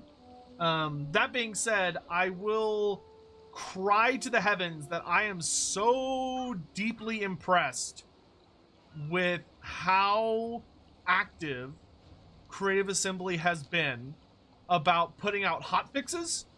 Like the most recent hotfix was almost kind of like, the most recent hotfix almost felt more like a patch. The amount of notes in it. I know that one of the things okay, I'm seeing more people voting for ambush, so we'll do ambush. I've seen a lot of people, I'm gonna give you a lore name because I feel like it. You're gonna be the Harbinger. I've seen I remember, because, you know, I was there, as were all of you, I think for the most part, when Creative Assembly was catching a lot of flack from the community about that. You know, people wanted regular updates. People wanted regular hotfixes. We did not want 3 to 6 months between when the game would get updated. And Creative Assembly has done a really fucking good job of meeting and matching their commitment to do better since Shadows of Change. Which I have to give them full props, and I think everyone has to give them full props. Doesn't mean everyone's going to, but I think that Creative Assembly should be super proud of the work they've been getting done, because it has been very cool to watch them, you know, I think really hit their stride. It's been really nice. Like, I know not everyone may agree with it, but I have definitely felt very strongly that it kind of feels like we're going into a new golden age if they can keep it up. That's a big if, you know, not easy. Thrones of Decay definitely set a very high bar, but like the hot fixes have been incredible, like absolutely incredible. And I do want to give them full applause for their efforts, because they deserve it. You know, if they fuck up, you know, they absolutely need to get called out for it. But when they do good, they need to get, you know, for it. And they've been doing a really good job. They've been doing a really good job. They finally fixed the Froststorm? They did. Yeti19, thank you so much for gifting a sub. Wow, you've gifted 102 subs? Jesus Christ, dude. Thank you, Yeti, for all the support over since you've been here. I really appreciate it. And then some super chats I missed. Gideon says, I think Nuln should have a Nuln oil refinery unique building as a reference to the paint. I'm not sure what it would do, but it would be fun. Yeah, that'd be pretty cool. I also don't know what it would do, but I mean, I'd be down. A Nuln oil. Listen, if it's a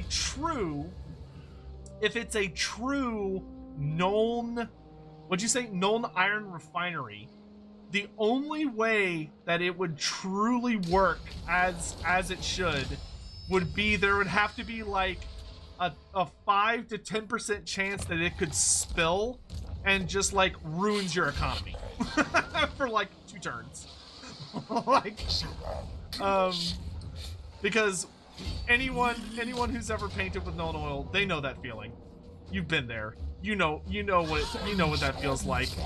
When you're just painting and like you just aren't paying attention to where your hand goes or whatever, and truly there are few feelings as horrible as when you spill the Nuln oil. So I don't know. I feel like that would be an integral part of the experience that would be difficult to represent.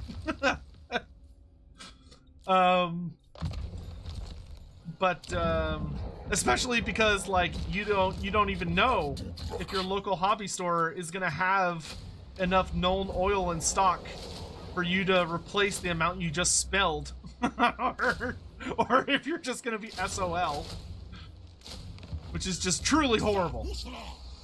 Just a dark, terrible future. Peasant! Yeah, it will send you into peasantry. Son of the Emperor, thank you again. Dude, Zion, thank you for all the super chats this morning. I'm hyped for Li Dao since he 100% would be the free LC legendary lord if it's the Monkey King. Make him Warhammer Lu Bu and an absolute force of devastation on the battlefield. Yeah, Li Dao would definitely, I think, fit very nicely as a free LC legendary lord if they do the Monkey King. Not if, but when. Because like I do not want to pay for Li Dao. Which, nobody tell Li Dao I said that. I think it would hurt his feelings a lot. But yeah, I feel very strongly that that would do well, because like the Monkey King, would be like a really big, exciting, kind of epic character that a lot of good things could be said about as far as like what all he would bring to the table. Whereas Li Dao, it's like, oh yeah, another dragon child, which is good. Like, it's not bad by any means, but at the same time, it's like, oh great, another one. But I will say, I really hope that Games Workshop it would be Games Workshop actually. I really hope that Games Workshop did design Li Dao with the concept of that he has like a big spear Guando type weapon, like a big 2-handed spear type thing, and that Yin Yin is an archer. I really hope that's the case, because I feel like that would be the best way to borrow. Ah, right. Okay. You are in bad territory, son. You're done. Gift of Chaos common, plus 10 armor. And we'll just slap that on the Morghur for now. I need money. I require the favor of the dark gods. In the sense that my wallet. I will take Aspect of the Red Knight, because being able to spawn terror will be very helpful. Okay, I do want the Harbinger to go to the Empire, because that's where he will do well to terrorize people. Yin Yin should get high elf units. I respectfully disagree. I think Yin Yin should definitely get bonus to allegiance points if she builds like whatever her super building would be in one of her ports to represent the cosmopolitan city that, you know, has like an elf quarter and a dwarf quarter and all that stuff. She should get bonuses to allegiance points and stuff, maybe bonuses to diplomacy through that structure. But as far as the way, from what we know about Yin Yin and from like the various quotes that she has in game and the like the little tidbits that we have kind of managed to gather about her thus far, she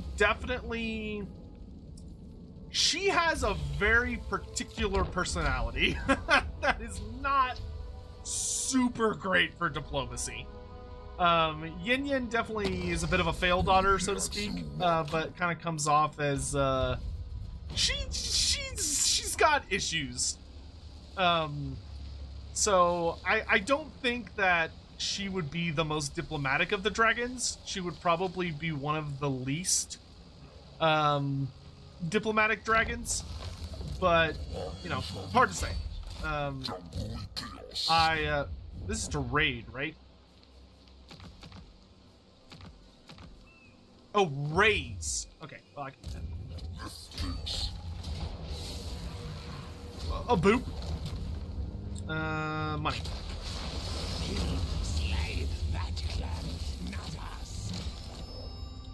Nice. All right. Hey, I'll take the armor of fortune. Slap the glittering scales on you.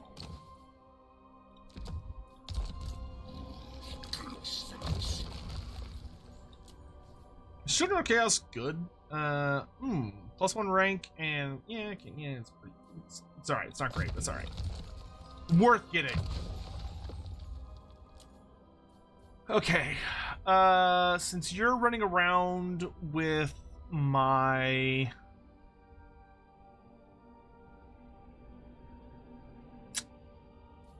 what's going to be my Chaos Spawn army. I feel like with my Chaos Spawn, I would rather... I think I'd rather have the melee attack. So, yeah. That's fine. Especially because we'll eventually get a bunch of nice, really sexy buffs for them through Morghur once he really gets up and running. I'll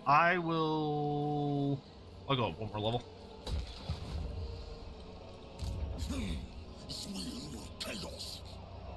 You...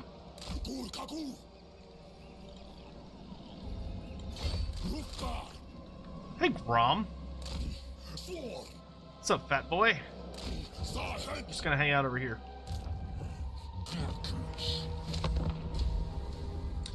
Do I know if they're aware of Lizardmen units missing primal instincts? Oh, I don't know if they're aware of that. If you haven't already, I would highly recommend putting that on the Total War forums, using their bug report system.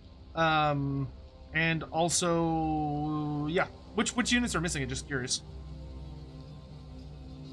How is the Bretonia starter box assembly going? Oh, I didn't buy any of the starter boxes, dude. I bought like a shit ton of Lizardmen. I bought a bunch of Lizardmen models. But I did not, yeah, no, I had no interest in either of the starter boxes. Well, I don't know if I'd say I have no interest in them, but I did not purchase them. I'm really tempted to stab Grom in the back, but he's got a wall, and I don't think my army. I actually don't think my army could beat him. But anyway, I want to go to the Empire anyway, so I'm just gonna keep going. I'm just gonna keep it moving.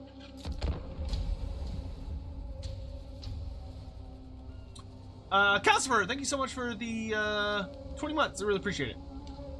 Romberdle the Ancestor, Fagoth, and Garsman14, welcome to stream. Good to see you guys. How you doing? Dr. Bloody wants the Minotaur hero to be renamed to the Beastie Boy. I'm going to dock points for lack of creativity, but I will nonetheless do as you ask.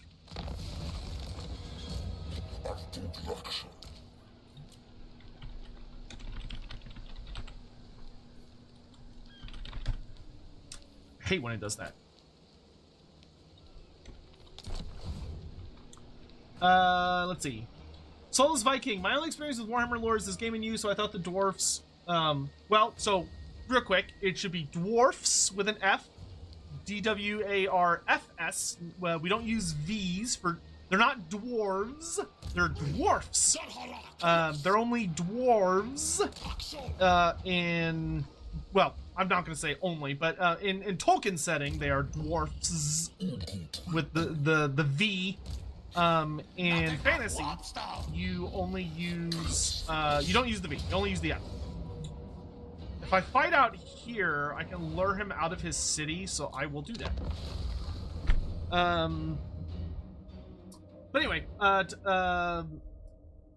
thought the dwarves were saying for the Karazhan Corp. I thought it was a military branch. What is the Karazhan Corp actually? Thanks and sorry for the basic question. Oh, no need to apologize. So the Karazhan Corp is that's Khazalid, which Khazalid is the spoken language of the dwarves. If you are dealing with their spoken tongue, it is Khazalid. If you are dealing with the written language, it is Klinkerun. But the Karazhan Corp is essentially the words together translate to the everlasting realm. And what the Karazhan Corp is essentially the dwarfs a long time ago built up their kingdom, right? They built up their great nation throughout the World's Edge Mountains. And they refer to that as the Karazhan Corp. So it's essentially the ancestral lands that the dwarves built up into during their golden age. But most of it, the vast majority of it, has been lost over many thousands of years due to the predations of greenskins, Skaven, trolls, etc., etc., etc. So the whole thing with the dwarfs is that they deeply, deeply desire to reclaim the entirety of the Karazhan Corp while acknowledging that it's, in many ways, from their perspective, from a lore perspective, it's a pipe dream.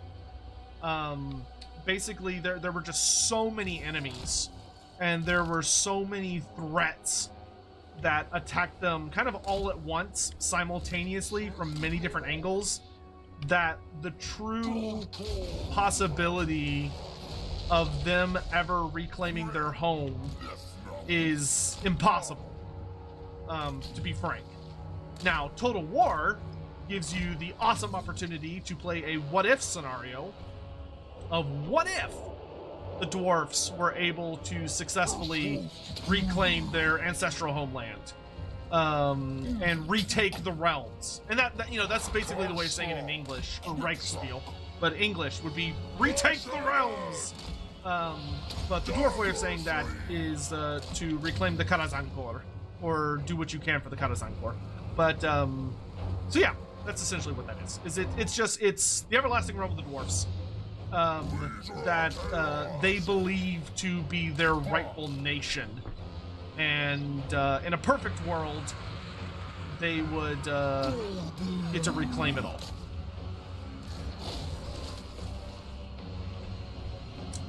Gideon, thank you for the super chat. I think musculoids should be more prominent for Nurgle. Not only do they look cool, but snails are vectors of several diseases of human/livestock. Source, my current PhD focuses on one such snail. Yeah, I mean, he does have snails kind of represented with his siege towers being the big snail building type things. And also, Nurgle did get a very prominent snail character in Age of Sigmar, being the first ever Herald of Nurgle to come into existence, being oh crap, what is his name? Oh god, I can't remember his name. Someone in chat will remember it. But he's Nurgle's primary gardener. I mean, technically, he would exist in fantasy. The idea that he would not exist in fantasy is completely ridiculous. They just didn't put him in because, you know, they were like, oh, well, he's an Age of Sigmar character and we don't want to cross-pollinate our settings. Even though there's nothing that would suggest that he would only exist in AOS. In demons, that's not how demons work. Like, if a demon exists in one setting, they would, for all intents and purposes, exist in both settings.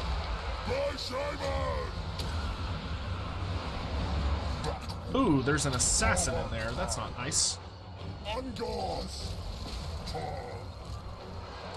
Yeah, I'd like to get away from the assassin, please.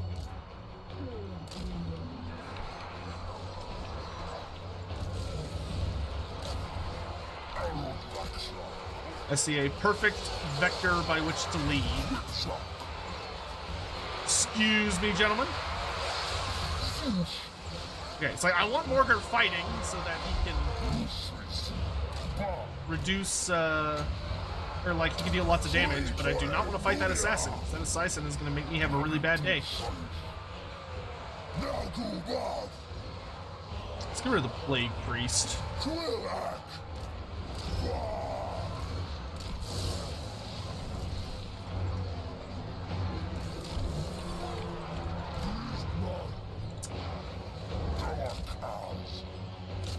Okay, let's get Morghur in on the Storm Vermin.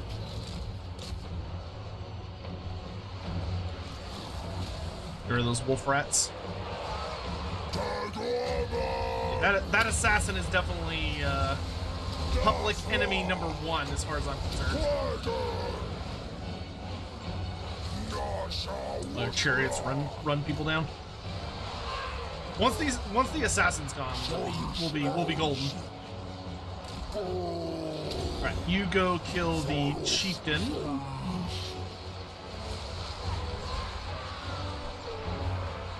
Horticulus Slimex. Thank you, chat. Yeah.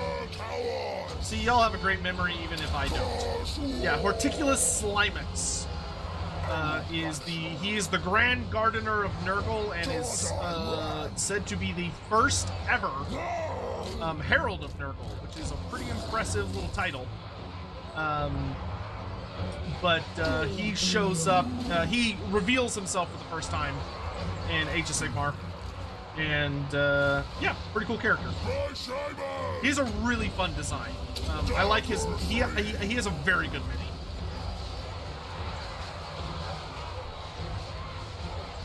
He rides on a big demon snail creature that it is not necessarily super motivated. So the way he motivates it is that he literally has like he has a nurgling on a string, and he just like holds it out in front of the snail, and the snail just wants to eat it. So he just uses it as to just like keep it going in the direction he wants. but he fights with like gardening shears that he, you know, he'll snip you.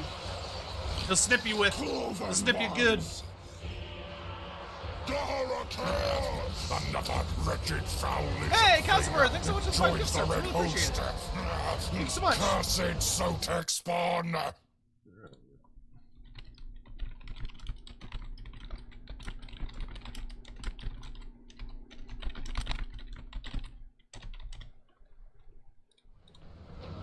Alright, so we have very heavily crippled the garrison of Skaven Blight. Now the question is, did we cripple it enough? Morghur got 141 kills. Not bad. Not bad at all.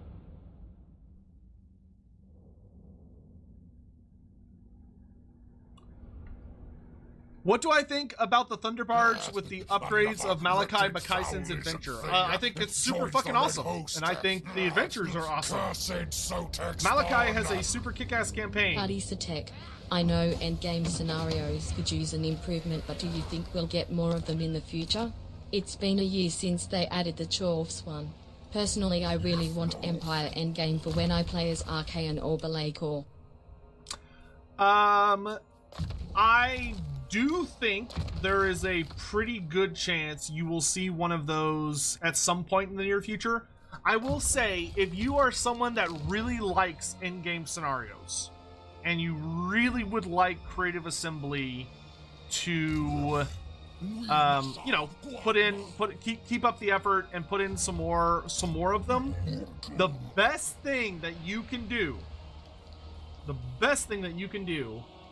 is to comment on like the subreddit, comment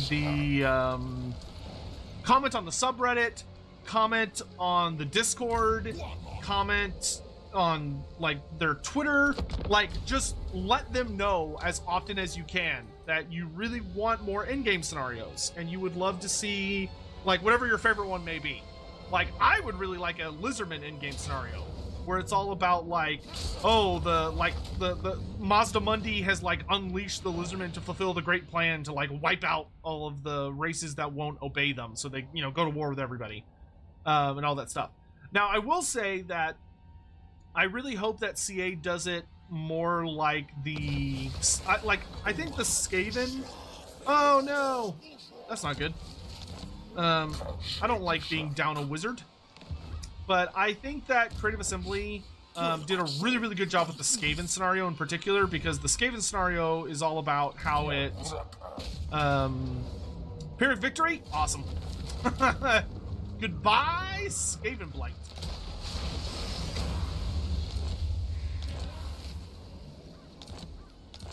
Hell yeah. Good. That should deal a pretty crippling blow to Ikit Claw and his repulsive inventions. Oh, I'm really...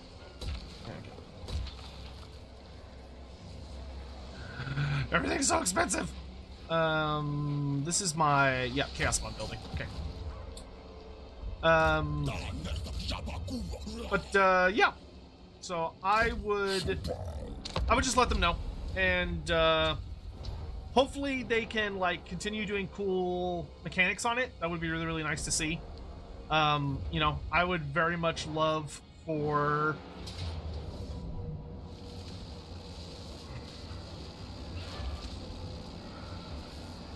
Honestly, I'm pretty sure my Beastmen can win this really easily. I mean, I've got 4 fucking units of Centaurs. Yeah, I think Ikit Claw is about to get his shit kicked in by the garrison. Customer, thank you again so much for the 5 gift subs, by the way. But, yeah. You know, funny enough, I know that Creative Assembly actually does... I had a chat with one of the devs at some point that Creative Assembly had actually designed an endgame for the Empire. Like, they had one ready to go. But, Games Workshop told them they weren't allowed to do it. It's like, I don't know how far along it was. But like it was, you know, it had I don't know if it was like done or if it had just been in the planning stages or whatever, but apparently they had been like relatively well in to the Empire one, which, if I recall correctly, the proposal for the Empire one was going to be that it was like one of the, and the reason Games Workshop told them no was because the gimmick to it was that it was like the Empire becomes evil. So it was like an I think it was like an elector count gets corrupt by, you know what, I think it's gonna be good to actually like trap the Skaven in here and just like plow into them. But we kind of need to lure Ikit out though. Like if Ikit Claw doesn't get lured out, then it's not gonna be a fun time for us. But I'm pretty sure Ikit is with this group. So if we hide most of our army, we can put like the Centaurs out in the open. But if we hide most of our army around here, I think we can get a good like swing in on him, and he's like really far away from his reinforcements. I really wish we had some Morghur raiders. But if we can get the throwing axes on Ikit, they'll kill him really fast. But yeah, apparently the gimmick was something along the lines of like one of the elector counts like falls to chaos, so it was gonna open like a chaos portal in that elector count's area, and it was gonna be like he goes crazy, and like a bunch of demons and stuff came out, which is why Games Workshop told them no, was because it was like the Empire falling to chaos, which granted I don't think is what people would want anyway, because I think what people would actually want is for it to be like a whole thing of like, oh no, it's the Empire like summons the elector counts and they all band together, and it's like, you know, it's the order tide of the Empire versus the rest of the world, which is very different. So like it's good that Games Workshop, I think, said no, because it would have been very different from what I think people would have actually wanted, which is like, you know, a proper endgame for the Empire as opposed to just kind of a goofy little thing. Where the hell is Ikit?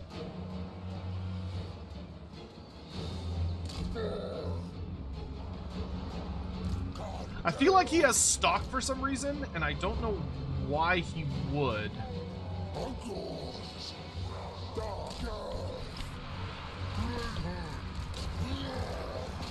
Like, I see the assassin. Centaurs, we're gonna go around the back.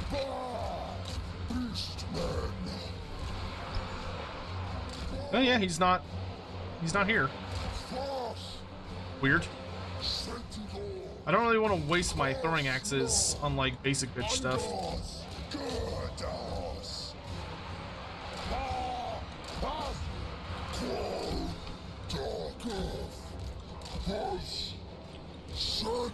We'll just chill, I guess.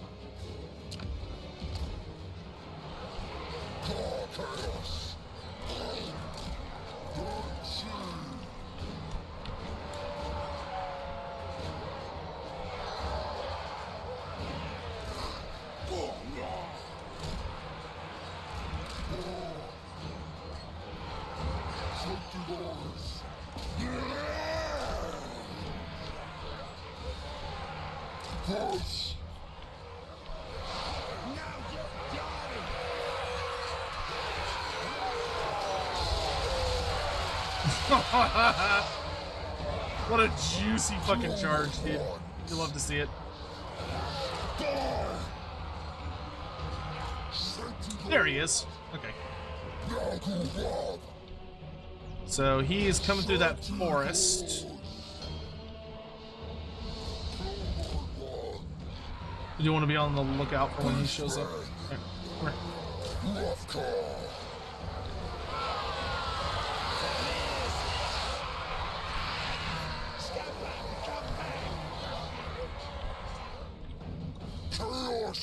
I don't think he has any other ranged units with him.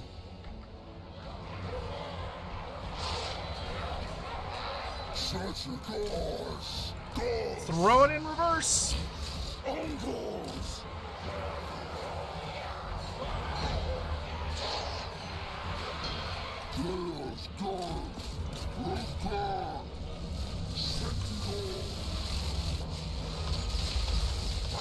Ooh, I actually dodged a warp lightning.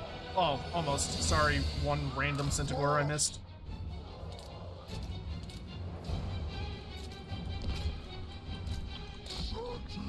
It's gonna be hard to get on just Icket. He does have a lot of guys with him. Alright, let's ease up on the surround, boys. Beastmen, taxi, Sentinels. Yeah, fuck your warp lightnings. We can chuck a couple axes here and there.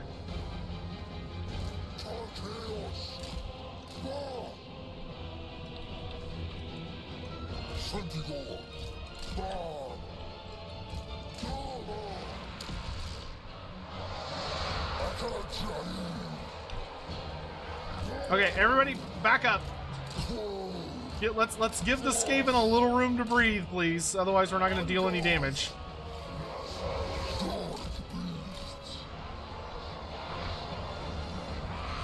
Back up!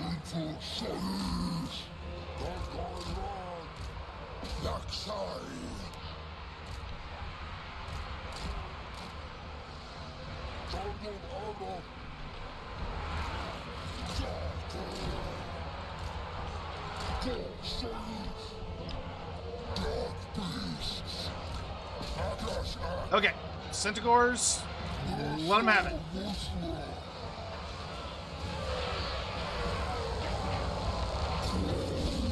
Now, okay, good. There's the mass break.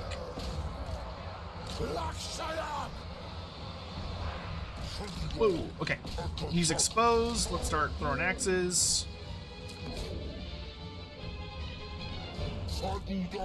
Look out.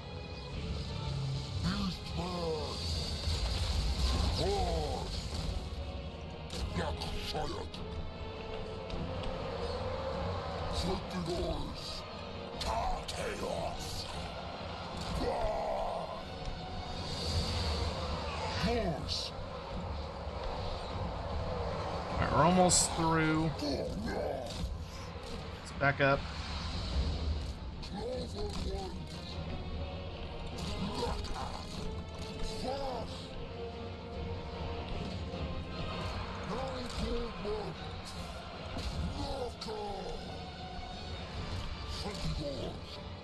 You. Get down that way.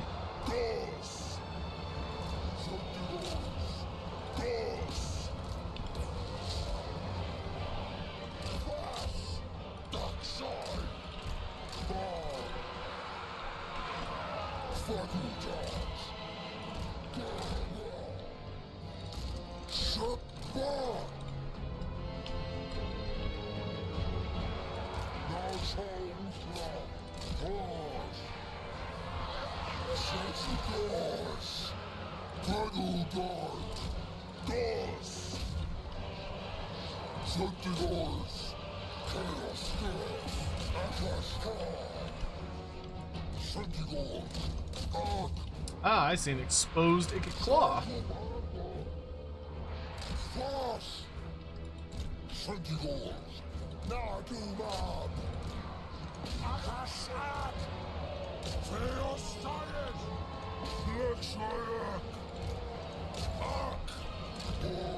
Okay, you two, good job. Let's go this way. Okay, we're bullying Icket, which is good. His warp fire does hurt, but that's alright. It's only killing like 4 or 5 guys.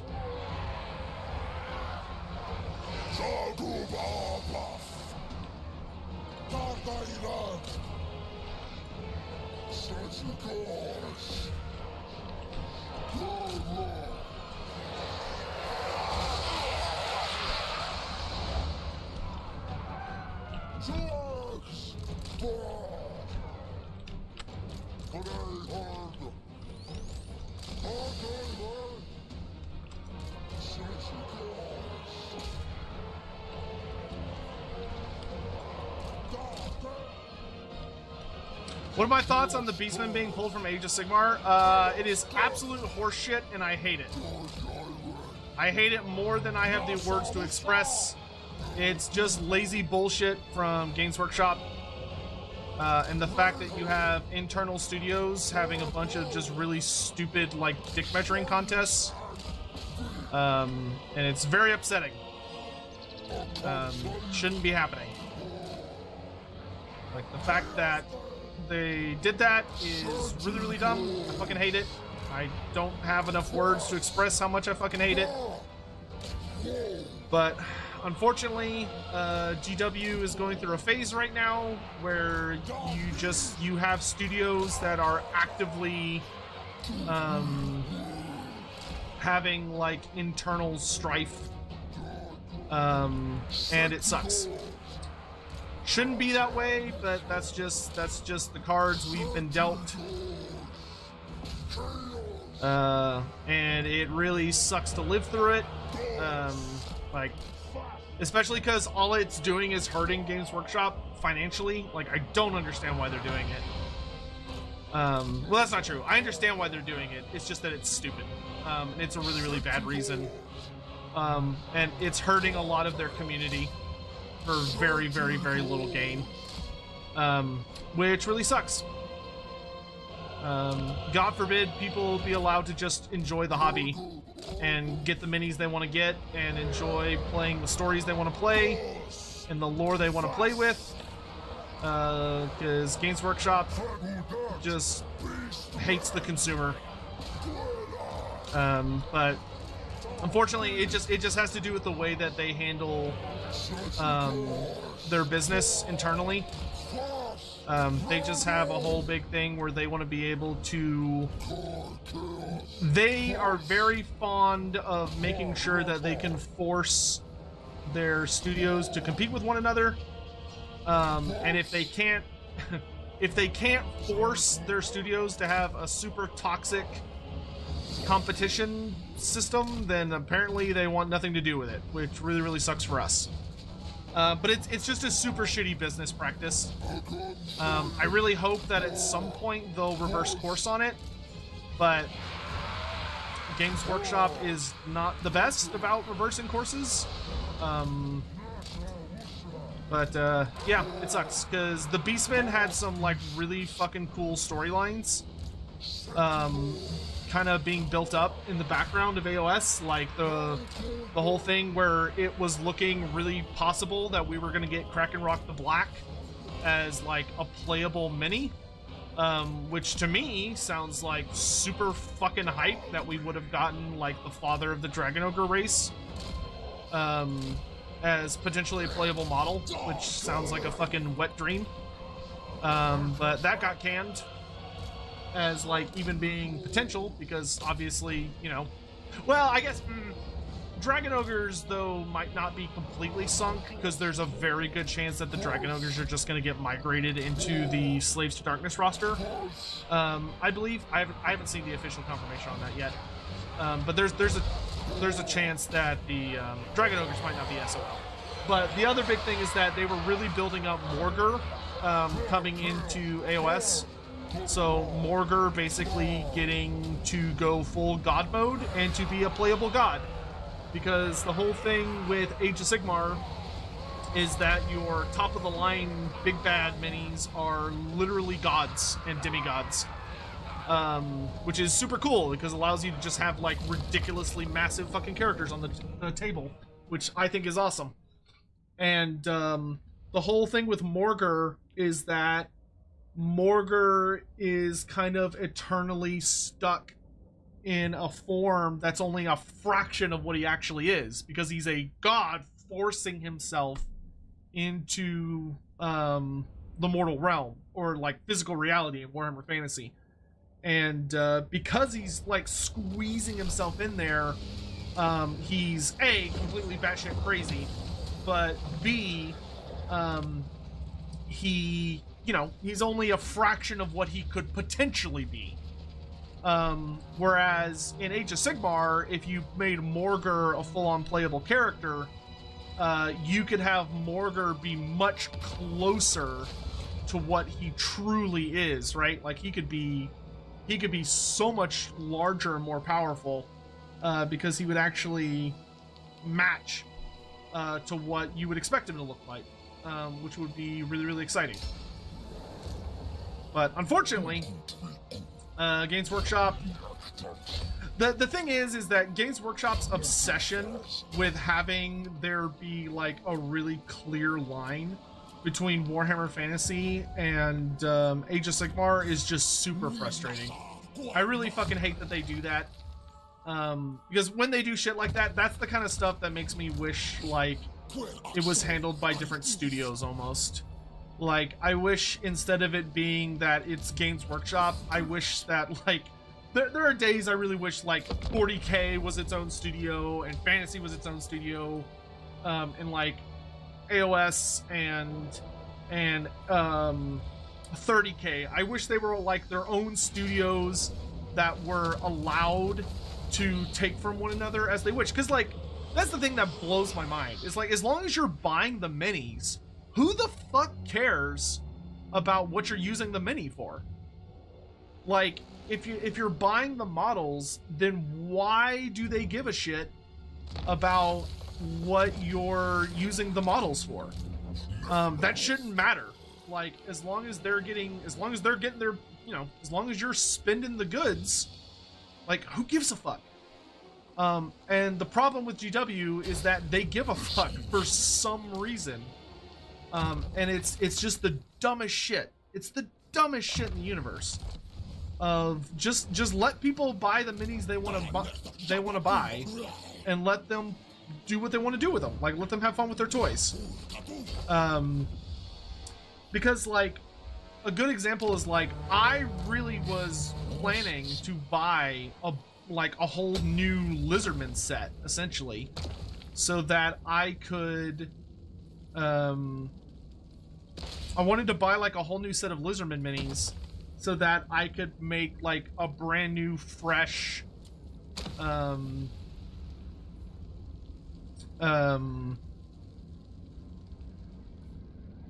could buy a brand new fresh set to play Old World with. And then, you know, of course they came out and were like, oh yeah, no, fuck you. You don't get to use you know, you don't get to use those minis in the Old World. You have to use, you know, you have to play somebody else, or else you're gonna play a legacy faction, which the legacy factions unfortunately don't tend to like age super well. Like, they're usually playable for a bit, but they will often reach a point rather quickly where they're just kind of like no longer, you know, super great. It just sucks. It just fucking sucks.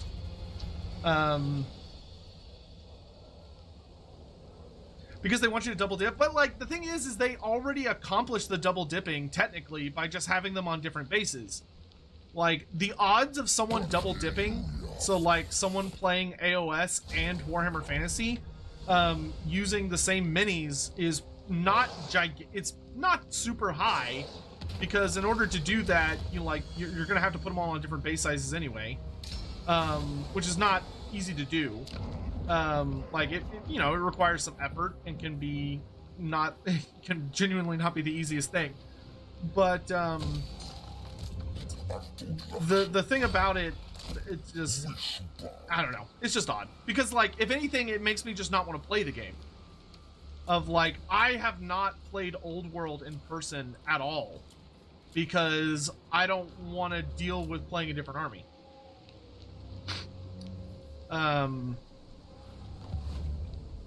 And like, as opposed to if I had been allowed to use my Lizardmen, I would have been really excited to pick up my Lizardmen army. But it's like, especially because the hobby's just, it's so fucking expensive now. That's the other thing that kind of blows my mind about all that, is like, the hobby is so fucking expensive. Doesn't matter which version you're playing. Whatever version you're playing of the hobby, it's a pricey fucking game. And them trying to like force people to play, like, to try and play different armies for each set is just fucking ridiculous. Because like, people shouldn't have to do that shit. If anything, the double dipping should be encouraged.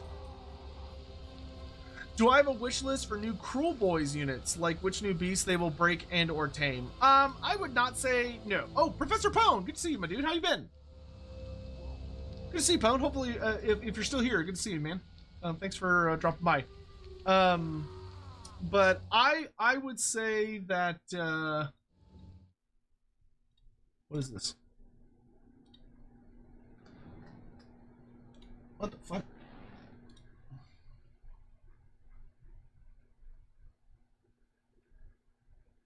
Oh, okay. It's like those people never ping me. All right.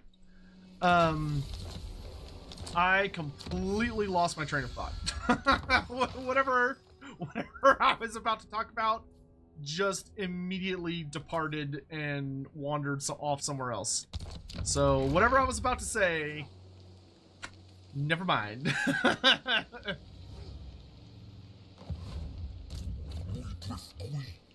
I think with Morghur, I do kind of want to stab Grom in the back. Because, I mean, he's just sitting there.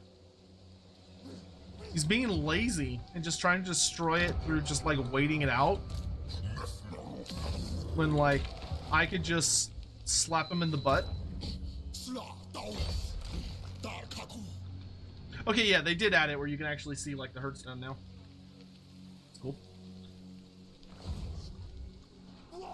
Oh, you know what? I want to go get my item. That's what I'll do. Oh wait, no, I don't have enough money. Damn it! All right, come here, Grom. Come here, fat boy. Oh, I was really hoping I would get an ambush.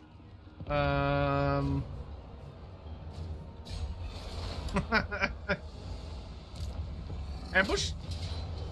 No, I don't think I'm gonna be able. I have a suspicion I'm not gonna be able to ambush him. Because he's laying siege to something. All right, fine. I can still kill him. Does he have a buff right now? He's got Grom's Wah. Okay, he's got anti-large arrows.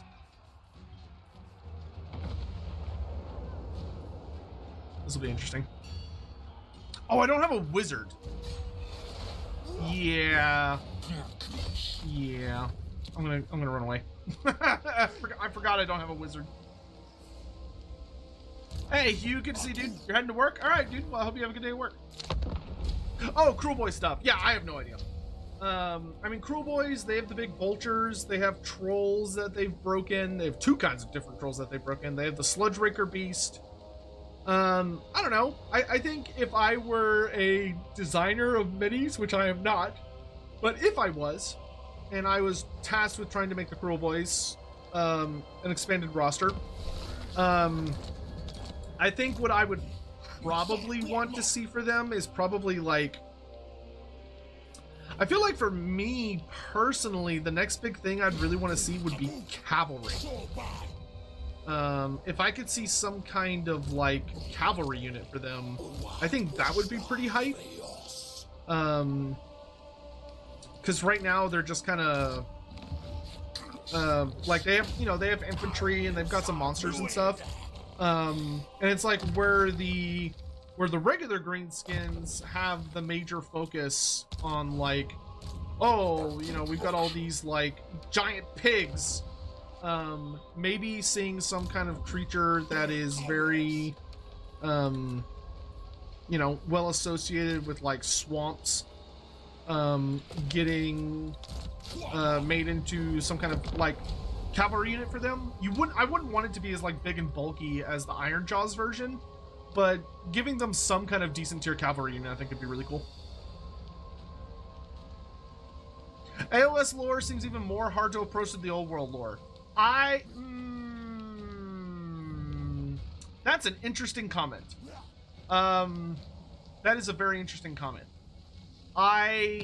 Because my knee-jerk reaction to that was to say absolutely not, but then I kind of thought about it for a second. Region for Chaos Mod. Oh, that's cool. The mod adds the cockatrice onto this. Wow, that's a good mod. It even added the cockatrice onto the tech tree. Good for them. Good job. I applaud that. So what I would say is that the oh, we can go do the quest battle. That'll be good. I would say that Age of Sigmar lore is much harder at the very, very initial look, right?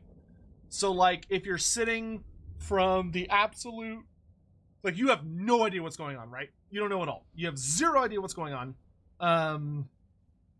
But you are, and you want to get into it, and you're in the same position with fantasy. I would say that yes, Age of Sigmar can appear like it's harder to get into, but it isn't actually. Warhammer Fantasy, I think, kind of tricks people into thinking that it's easier to get into because it's like, oh look, it's like kind of like our world, and there's like references to real world history and stuff like that. But when you actually start to look at Warhammer Fantasy, I think you will often discover very quickly that the concept of like, oh, it's got like a lot of real world history references, are very deceptive. Like most of the factions have some influence from real world history, but generally speaking, if you try and look at them too much as real world history analogies, that will fall apart very quickly.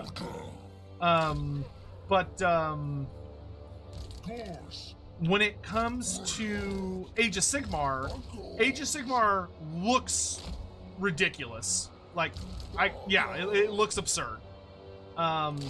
And it looks very overwhelming, and you're like, I don't understand what the hell is going on, and none of this makes any goddamn sense.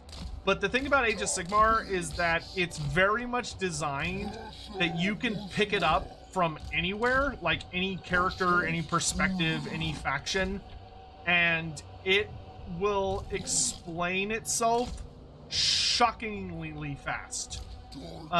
Like, bizarrely fast. Like, you'll look at it and go, oh, well, obviously this is like this is gonna be way too complicated, and then you start reading it and you're like, oh, all of this makes sense, like, within a couple pages. You get, like, the essential gist, and the thing about, I also think it kind of depends on what kind of learner you are, like, how you prefer to learn, what's your, preference, because there are aspects to fantasy that lend themselves very well to certain kinds of learning, but that is not the case for AOS. So, like, for instance, if you're somebody that's really good with maps, and you find maps to be like, they like really work well with your brain, and that you like to be able to look at a map and are like, oh, I can, like, this story is happening in this place, and I can see this place is notated on this map, so I can kind of put two and two together, and this works really well for me, and yada yada yada. If that is how your brain works, then I could see Age of Sigmar is a fucking nightmare for you, because Age of Sigmar just, the maps are not helpful at all.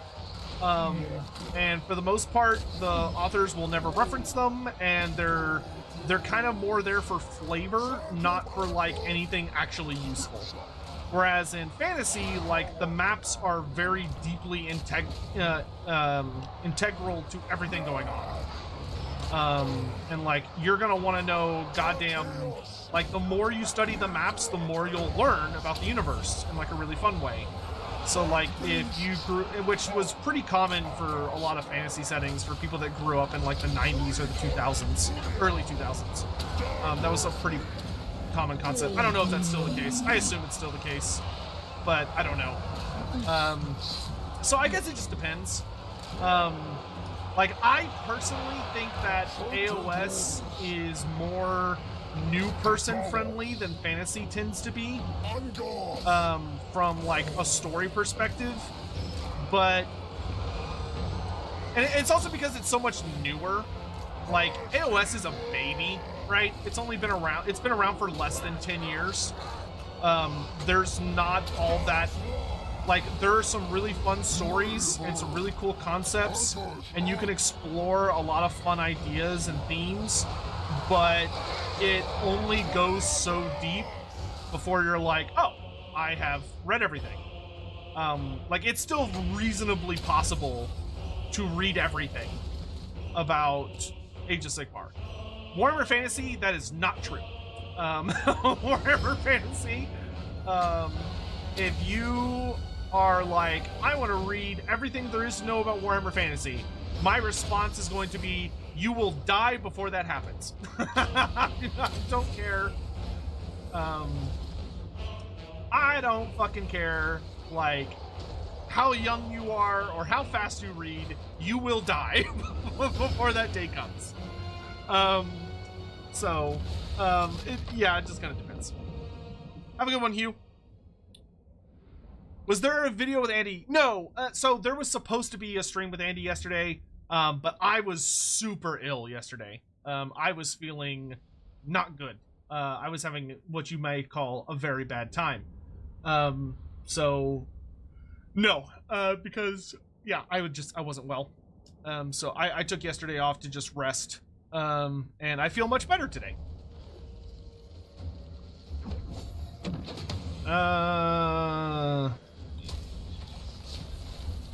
Alright, got the Stave of Ruinous Corruption. Very cool.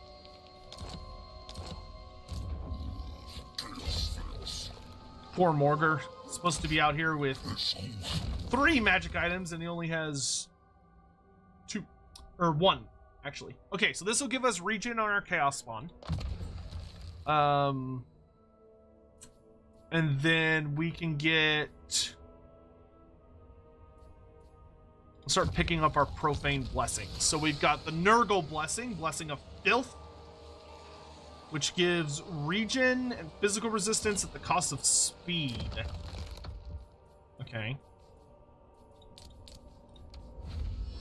Mangelder, huh? Wow, okay, that is a pretty goddamn good axe. Alright, we'll slap that on our Doombull. Combine the potions. Helm of Many Eyes. Big fat melee defense bonus, that's fine. Null _ Captain _ Hammond cheered. X100. He was hanging out with his favorite Beastman Ted Cruz. I fucking hate Ted Cruz so much. Alright, so let's do a Natural Thirst.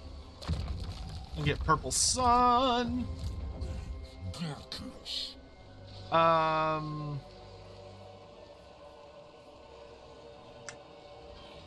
don't think, okay, let's do this so I can recruit Chaos Spawn. And then let's do this so I can get Winds of Magic.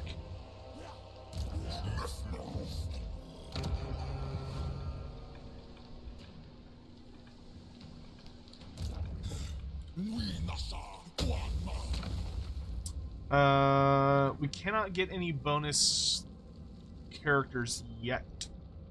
Though I will... Let's go ahead and pick up the bonus to get new characters come in at level 5, because that's really good.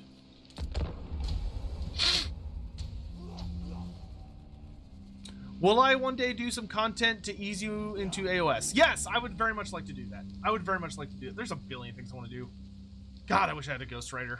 I wish so bad sometimes. Many times. Almost all the time. Let's give the Gift of Nurgle to our Pestigors. That seems appropriate. I wish so often that, like, I could just have someone who I could just talk at and they would, like, transcribe everything I was saying onto a script, and then I could just read the script for videos. Like, God, I wish I could do that. Like, someone that could just, like, transcribe what I say and then edit it to make it all really nice. But sadly, that is not the case. Okay, I think we just want to throw Morghur into the middle of his biggins. The trolls are not going to be fun. Should Morghur not be a lot stronger, according to the lore, than he is in Total Warhammer? Well, yes, but you could say the same for a shitload of characters. Mazda Mundi should be much more powerful than he is in Total War Warhammer. Kolek Suneater, Archaon the Everchosen, like, a lot of these characters would be significantly more powerful if it was their lore versions. But, like, Morghur is one of the best Beastmen characters already in the game. That being said, I do think there are some core concepts that are critical to the character that are not with him in game, and that bothers me, and I would like it to be fixed. Most notable is that I would very much like for Morghur should be unbreakable at the bare minimum. At the absolute bare minimum, he should be unbreakable. I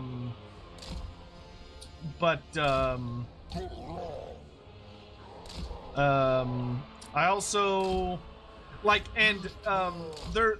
Interesting random fun fact for y'all is that Morghur was actually originally unbreakable back in Warhammer 1. There was a time he was unbreakable, but at that time it was deemed that he was too strong. He was too overpowered, being unbreakable as a Warhammer 1 Captain lord. _ Hammond Shield X100. If all of Texas teleported to Warhammer 1, do you think y'all would make it far? To where in the world would it be easier for y'all? If we got all of our guns, we would probably do relatively okay for a little bit, but I overall think it would go very poorly relatively fast. There would be like some brief, like, early skirmishes where Texas would probably do okay, but the thing is that a lot of Texas would probably start tearing itself apart very quickly, because the thing about Texas is it's kind of like hanging by a thin thread in a lot of ways. A lot of aspects of our state grossly disagree with one another, and we would fall to the absolute most degenerate forms of infighting faster than you could snap your fingers. Like, God, dude, if you like trapped me in an apocalyptic setting with like a lot of the people from this, like a lot of the folks from like the rural parts of my state, it would not go well. We're not gonna tolerate each other for that long. Like, I'm already gonna die horribly to some monster or something. I'm not gonna deal with I'm not gonna deal with bigots. I'm also gonna die. I'm only gonna deal with one of these evils. Oh my God, my Doom Bull got absolutely like torn to pieces. Holy shit. Wretched foul lizard thing joins the red host. Cursed Sotek spawn. 3+3, or something like that. What? Oh, Ginkgo Gantes, thank you so much for the 33 months. I really appreciate it. Arkansas! Dark beasts! Ark! Gather! And go!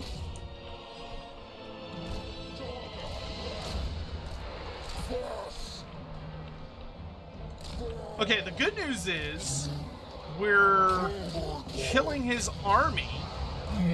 The bad news is his characters are just beating the absolute fucking brakes off mine. Leave me alone! Ah!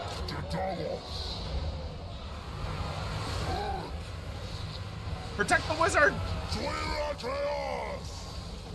I can't heal him if he dies.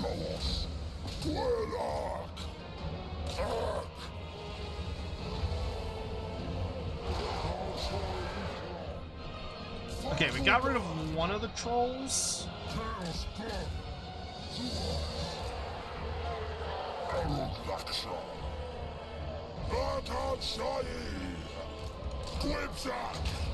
Okay, the Chaos Spawn are beating him down. Okay, good.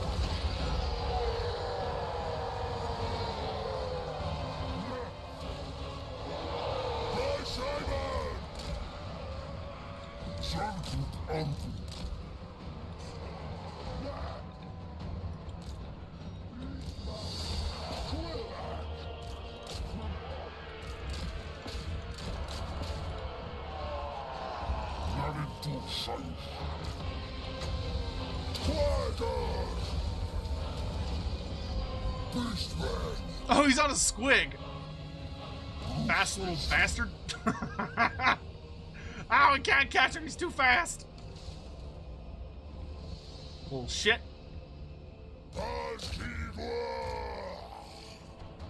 Do I have a favorite unit in the Beastmen roster? If so, which unit? Probably the Gorgon. I really fucking love the Gorgon. Because the Gorgon is like one of the perfect like surprise units in Warhammer when you're introducing someone to the setting for the first time. Like being able to be like, oh yeah, let me introduce you to the Beastmen. Like here, let me show off the roster and stuff. And the person's like, oh okay, like I understand some of these fantasy tropes, yada yada yada, you know, all that. And you're like, oh yeah, like you want to see the Gorgon? And they're like, oh, a Gorgon, yeah, of course, like a Medusa, right? And you're like, no, this, and you show them this fucking four-armed giant minotaur that like just eats entire units of it's just like a horrible cannibal even by minotaur standards. And they're like, what the fuck is that? Like, that's amazing. Does that mean you just don't have Gorgons? And you're like, no, you just put an H in it and it's a Gorgon instead of a Gorgon. And they're like, ah, okay, but you don't have Gorgons. And you're like, no, but we do have Bloodwrack Medusas. And then you show them the Bloodwrack Medusa and they're like, oh my god, like it's a good mind blow, like, way to weave through it. Nope. Oh no. Oh no. Oh no. I thought I was safe. I thought I was safe. Oh god. He's right on top of us. Run away. Oh dear god. So many greenskins. Yeah. Oh, it's like, oh, you do have a Medusa, so she petrifies you, right? Ha, no, if she looks at you, you bleed from every orifice until you cease. Oh. Oh. I see.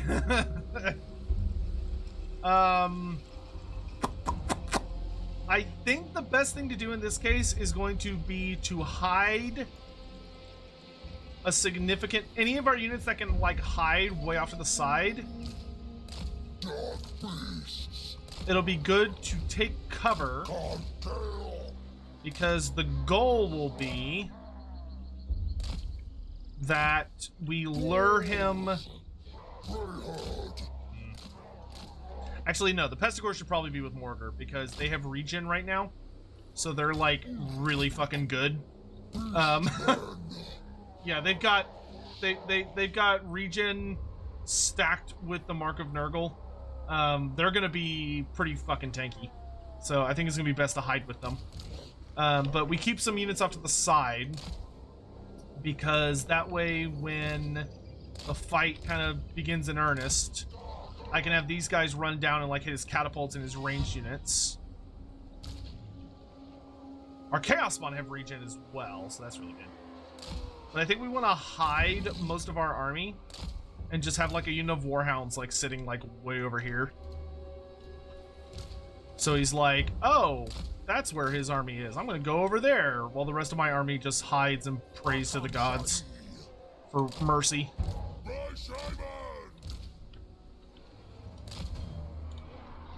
Really wish I had activated the push of toughness on my Doom Bull last fight. I deeply regret not doing that because he would be at significantly higher health right now. Now, the good news is his reinforcements are going to be pretty beat up, borderline useless, which is good. Bad news is they've got fucking Grom. He's also got anti-large arrows. Oh, all of his goblins have anti-large. Great. That's just awesome. Granted, they're mostly shit-tier goblins, but yeah, no, that's not. That's not great. Okay, so the hope is that we can kind of lure him in a weird direction. And that hopefully he does not go like looking for my army. Raptorfee, thank you so much for the super chat. Hey, are there old one / Lizardmen temples hidden in the old world? Could a detachment of lizards just pop up out of nowhere? Yes, and theoretically yes, but realistically no. So the old ones set up something known as the geomantic web. And the thing about the geomantic web is that it is a worldwide spanning. Oh god, I'm trying to remember which of these units has stock. Oh, did none of you have stock? Oh, that's fine. That's not ideal. I should have put some stocking units over there. Because, yeah, I can, like, spring these units out to say surprise, but it's not going to be as good as I would like. I want as much magic as possible for what's coming. Okay, we do want to start getting rid of the pump wagons, because they are potentially super goddamn annoying.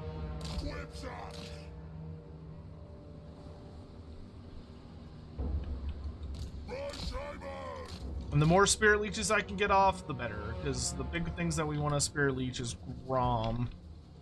But Grom is going to take 1,000 fucking years to kill. Oh, I wish I had a Banner of Eternal Flame.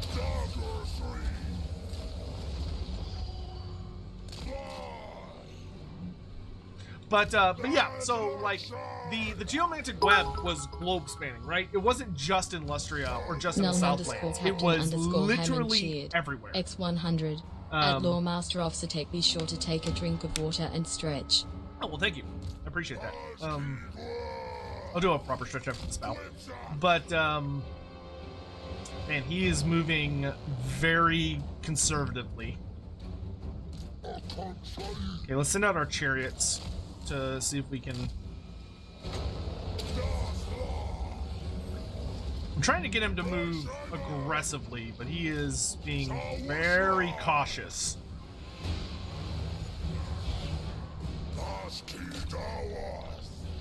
That's fine. Well, let me just kind of pop this unit for free. Really wish these were poison warhounds.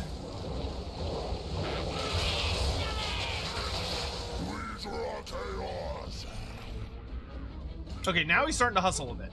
That's good. That's good. That's good. That's good.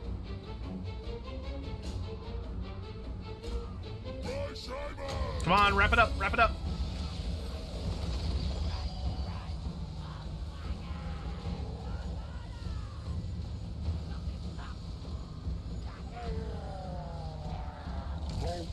Okay, good.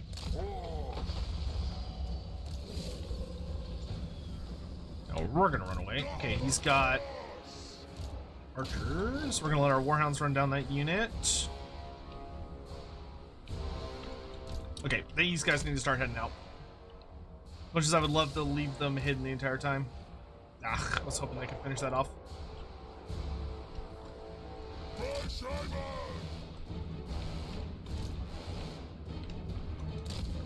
Okay, good. His army is starting to split up. His trolls detected my archers. Let's see if we can finish off this Night Goblin war boss. Let's run this way, actually. We're just gonna keep waiting in this little forest patch to the absolute last second. Oh god, they're fast. Whoa, why are we not moving? I think I moved towards him. Run away!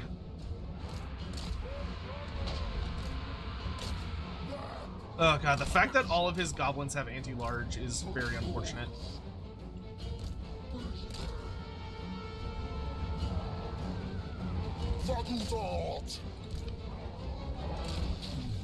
Because that's going to make a lot of my relatively large boys very not good.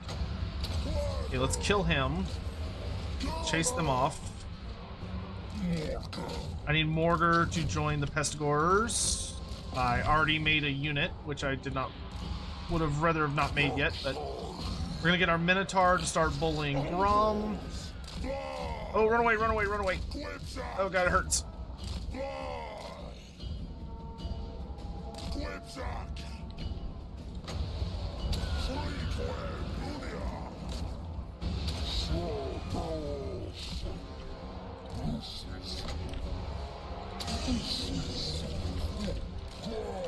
Okay, good. Got rid of the catapult. Oh, not the slow. Okay, Grom's taking pretty good damage. If we can kill all the greenskin characters, we might be able to do something via leadership. I don't like the stone trolls. Stone trolls make me nervous. Okay, good job. Push on into the orcs.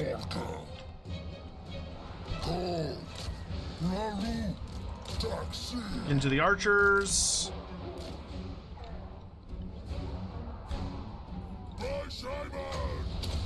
That Gorbel's putting in work.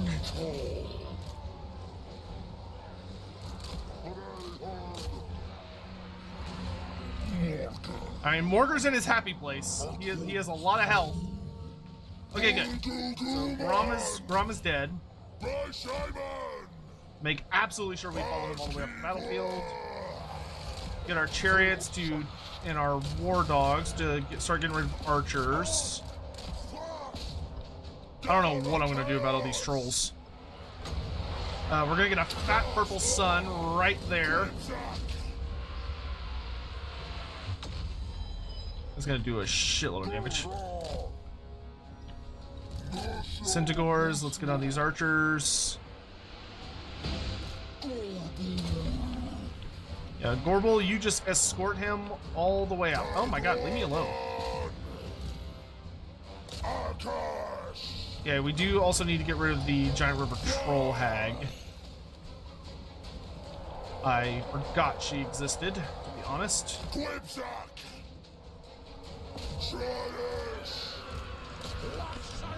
Okay, looks like Morghur actually won his little fight, so that's good.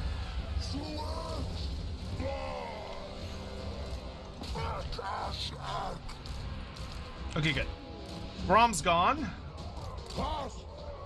We need to make sure all of these fleeing units do not come back. Like, they need to be gone, gone, gone, gone, gone. Dodge, dodge, dodge, dodge, dodge. Give me a buff over here. Oh, God.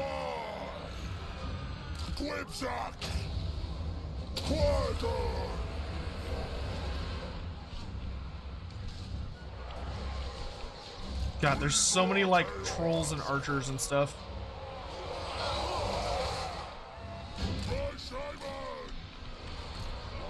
Gorbel, help me!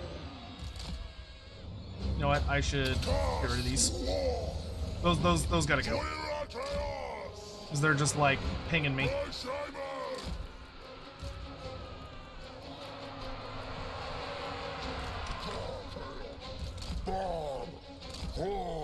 Okay, good. God, there's so many fucking just archers all over the battlefield.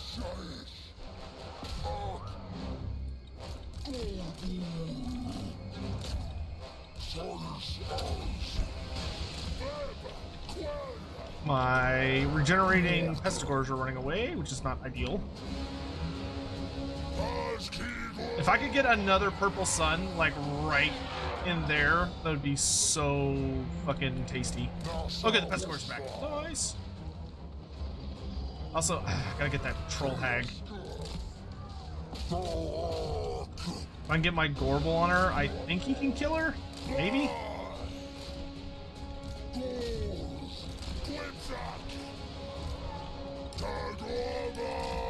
Oh, did all this stuff break?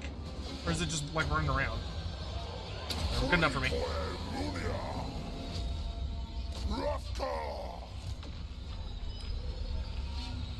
Yeah, that's a pretty good purple sun. Give yourself a bunch of melee defense. Bring dogs over to chase around fleeing units. Wizards just running people over.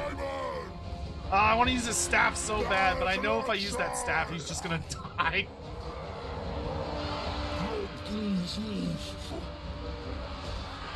I wonder if I can get the Minotaur out. I don't want to be here anymore. Morghur, you just keep doing what you're doing, bro. I am peacing out for the moment.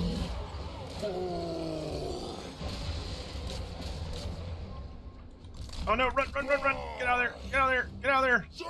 No! Okay, well, that's unfortunate.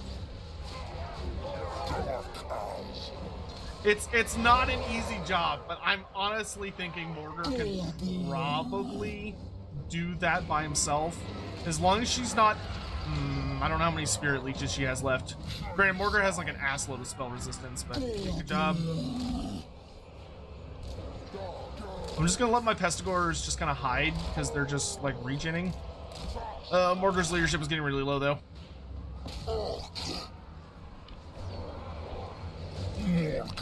Don't break, bro. Hang in there.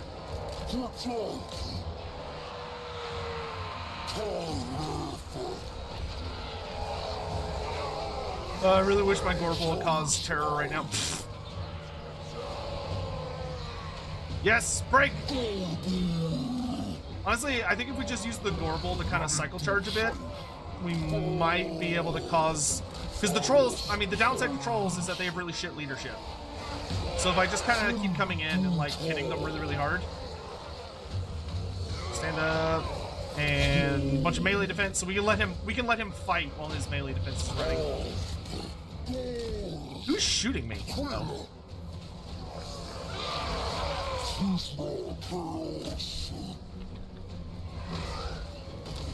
Oh, he's got river trolls? That's not good.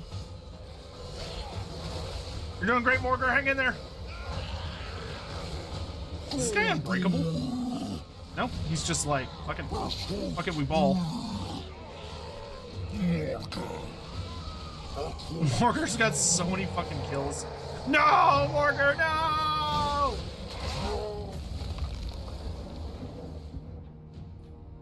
I am deeply, sorely tempted to take another whack at that, because I'm pretty sure we could win that. But I'm also lazy, and I think my laziness wins out.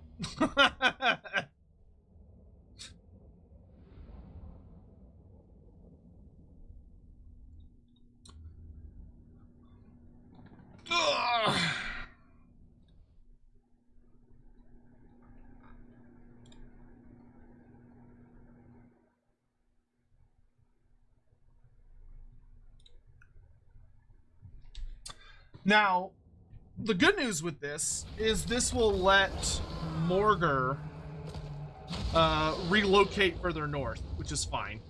Even though now I have a grudgement with Grom now.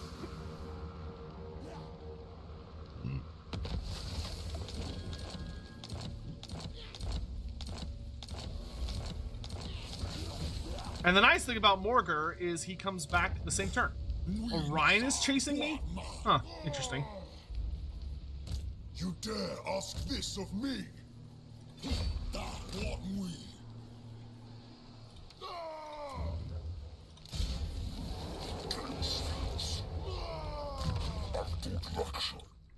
Okay, so we can get Touch of Corruption. So now Morghur deals damage over time, which is really fucking great. And we also want...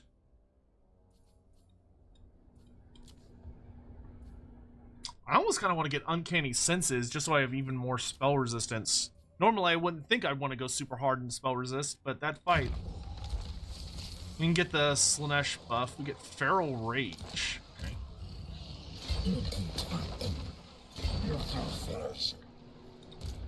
Alright, and Morghur is just gonna be a tasty little morsel here. And be like, oh look, Orion. It's me, Morghur. I'm so vulnerable. Whatever will I do? How could I possibly defend myself? I really want to get the mutated Gorgon hide on Morghur.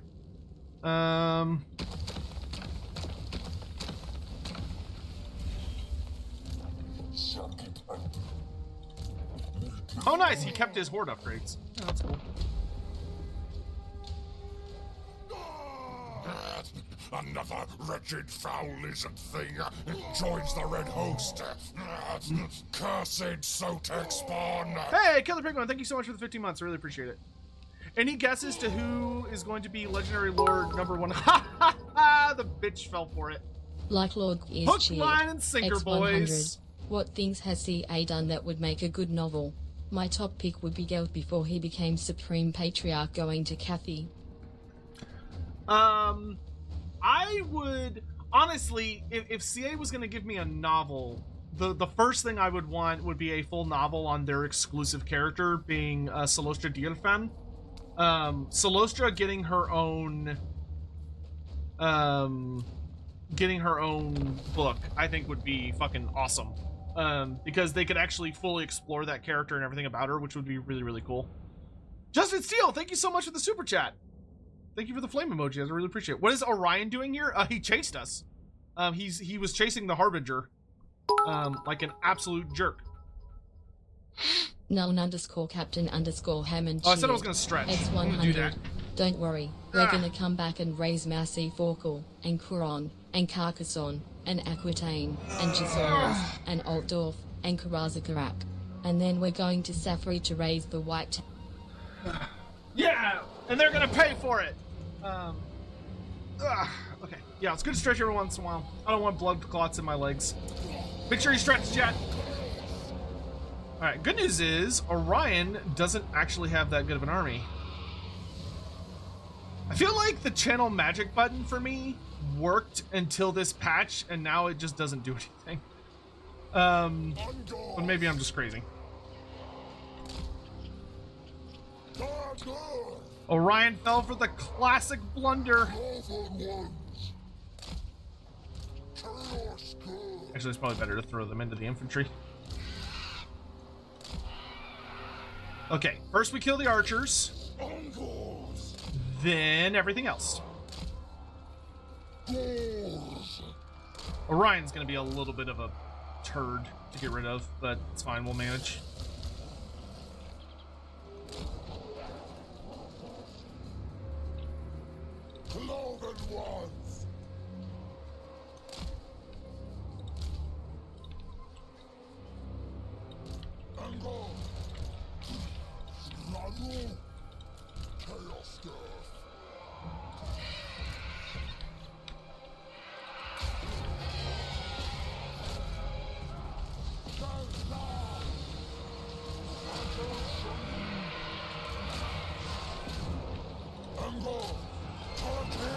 Make yourselves useful.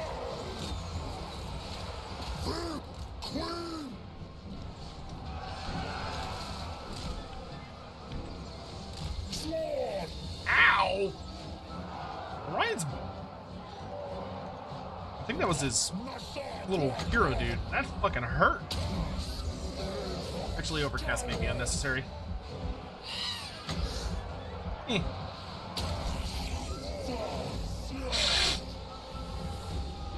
Fucking hurt.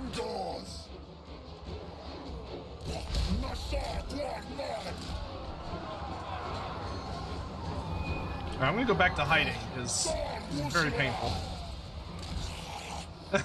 Ryan's javelins are beating the shit out of me. Ow!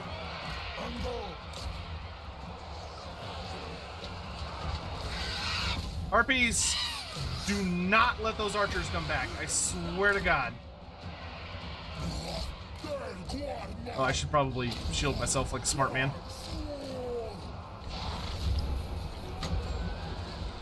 Scream!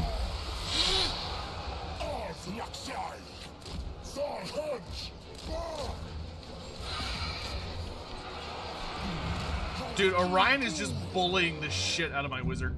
But it's okay, because Daddy Morghur's here. Archers! Kill the big man. I don't like him. He's hurting my feelings.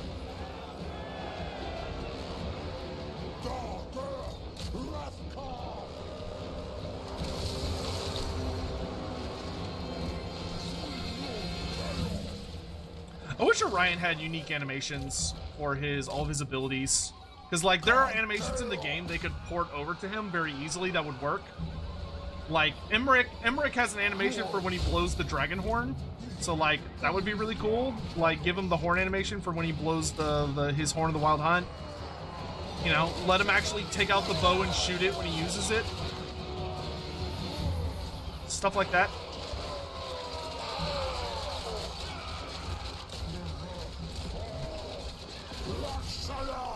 All right, Orion's down. Oh, okay, they're all breaking. They just heard Morghur was about to show up, and they're like, "Oh shit, dude! Get us the fuck out of here!" The mere mention that Morghur is near.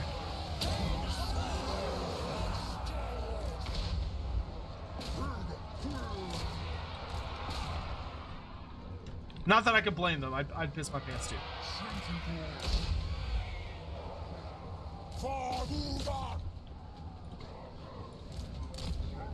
Poor guy. He's just trying to haul ass from God's nowhere. No, this is a normal ambush. Yeah. Very much to my genuine amusement, Orion was actually tracking one of our Beastmen herds. And if he had destroyed it, he would have been very close to wiping me out as a faction. But unfortunately for him, it was a trap. Morghur was merely bait. Which, funny enough, is actually very close to an actual story that happened in Warhammer Fantasy. There was an incident where, when Morghur was reborn in, there was a whole time where Morghur was reborn, and a whole bunch of Wood Elves, led by Lord Erloth, went after Morghur to try and kill him while he was still a baby, and it ended up being a big ambush. And the Wood Elves got absolutely fucking massacred. It was not a good time for them. And baby Morghur got away.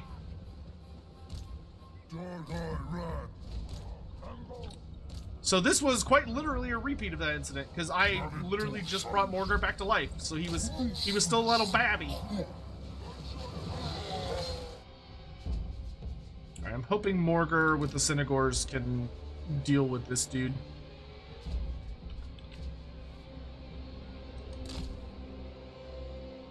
Is Morghur fast enough to catch him? No.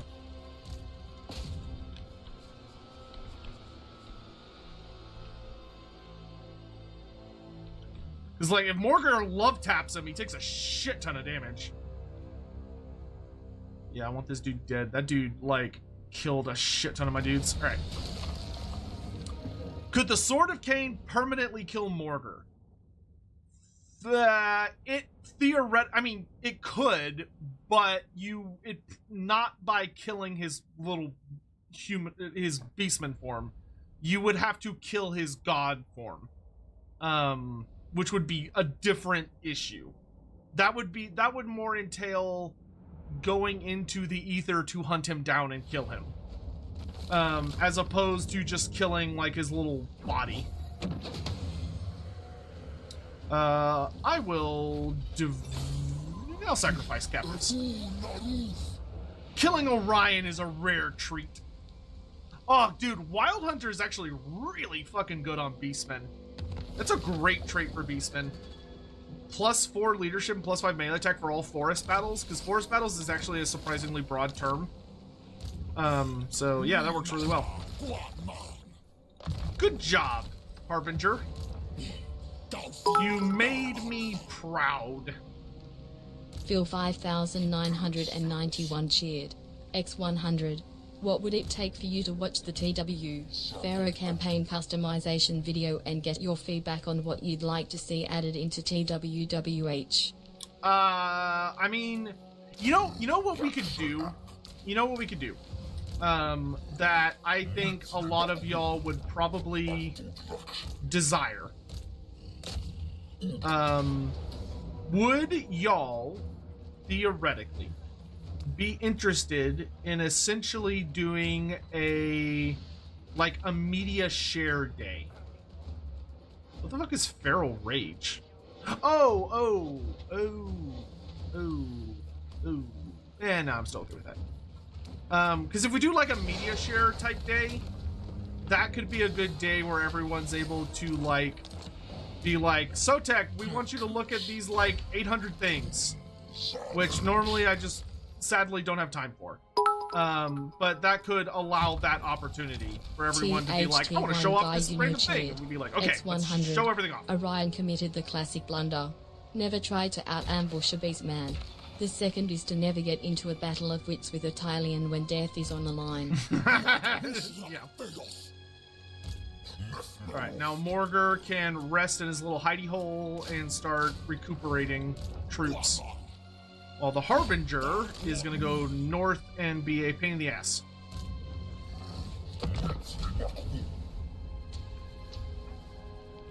What is Morghur like when he isn't completely insane? Well, that's kind of a trick question because he's always completely... So, okay, so to put what Morghur is into proper perspective, right? What you need to understand... are the buffs that Morghur provides Chaos Spawn worth filling his army with them? Yes. In my opinion, yes. Morghur makes Chaos Spawn absolutely fucking ridiculous. So I would suggest very heavily that the answer is yes. Like it's kind of scary because when you look at Morghur, like Abstraction of Tzeentch makes it where all of your Chaos Spawn get horrible regen. So what that means is that not only do all of your Chaos Spawn have regen, but any models that die during the battle can get back up through regen. And he also just gives them like ridiculous additional stat buffs. But yeah, he makes them like bonkers. X100. Oi mate, you really think you have to ask, bruv? It's a yes in it. Wagwan you look lang. Why are you speaking tongues at me? So anyway, so the thing about Morghur, yeah, we got the Beastmen cockatrice thanks to the mod that we have. And I think it actually, yeah, it got Aura of Madness because the way the modder worked out how Morghur stuff does, because it basically counts as a, it's like somewhere between a Jabberslythe and a Chaos Bomb, which is fun. I'm totally cool with that. So yeah, we're gonna sit here for a few turns, and we're gonna get a shitload of boys. We're also gonna pick up a Warghur with Weapon Master. Because Replenish Troops is sexy. So when you're thinking about what Morghur is, what you really need to keep in mind is that Morghur, for all intents and purposes, is a... He is an entity from beyond, right? He's from the ether, the realm of chaos, however you'd put it. And his big thing is that you are essentially dealing with an entity who, in where he's from, he lives in like the fourth dimension, essentially. And when Morghur is squeezed down into what we know as the mortal realms, which is like reality, he is being forced to squeeze into the third dimension. And only a very small portion of him... Wow. What the hell is... Wow, Kimmler is, like, busy. My lord. Alright. But... think about, like, when you're looking at a piece of paper, okay? When you're looking at a piece of paper, you are dealing with, like, you know, you're 3D looking at a 2D plane. Now, imagine if there was a world in that 2D plane on a piece of paper in front of you, and you decided that you wanted to insert yourself into that 2D plane. That will require you to basically push your finger against the paper as hard as you can. And 99.99999% of your body is not going into the 2D plane. There's just, when you're pushing against that paper, there's just a small, teeny tiny percentage of what makes you that pushes against that paper and is debatably 2D. It becomes part of that flat plane, right? Oh, is Grom gonna... Grom's trying to take my untakeable Hearthstone? I don't fucking think so. So, you now are... Now, taking those, like, that little slice of your atoms, right? That slice of you cut off a little piece of your skin that's so thin that it can fit... It meshes into that 2D plane. Now imagine that you're trying to perceive and fit your entire brain that requires the size of your head into that little piece that you cut off of yourself. That is what Morghur is trying to do. Like, Morghur is a very big brain entity from a dimension that is literally infinite, where concepts of space and time do not work like they do in the mortal plane. And because of that, he struggles very deeply to understand what the hell is going on at any given time, because his perception of reality is very poor. And to make matters worse, Morghur, the thing that really bothers Morghur is the concept of time. Is that time is a bitch when you're an entity that lives in the ether, because the ether does not have a concept of time. Or debatably it has a concept of time, but its concept of time is very different from reality's concept of time. So to Morghur, time does not move in a linear progression. It's like all over the fucking place. And so when he's looking around in reality, he is not seeing things like you and I see them. He sees everything they could be simultaneously.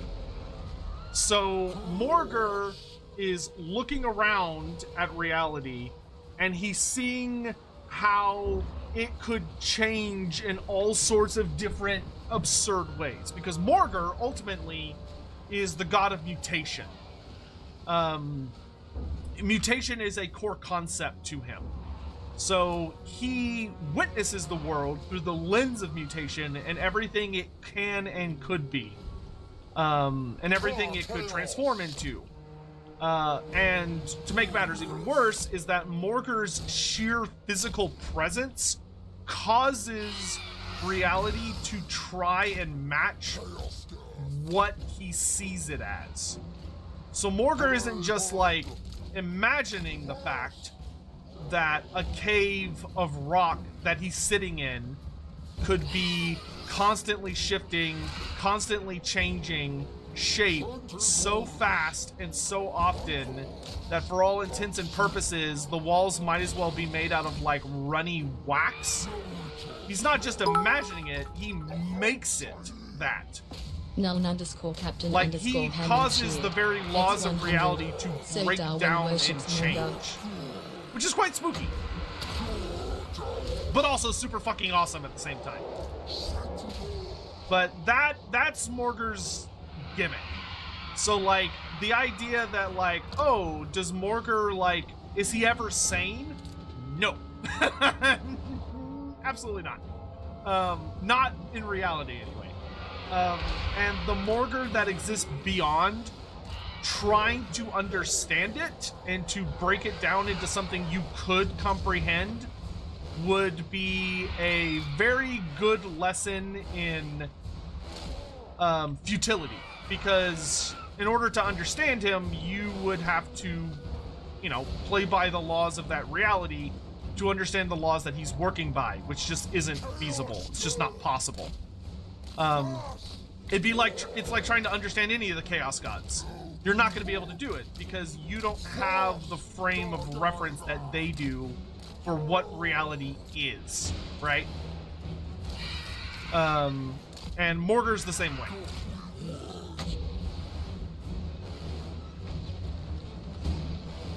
Alright, if we could spike the giant river troll hag before she's really able to get going, that would be very cool. Plus, also, we can get Grom pretty heavily isolated. Or did he build that?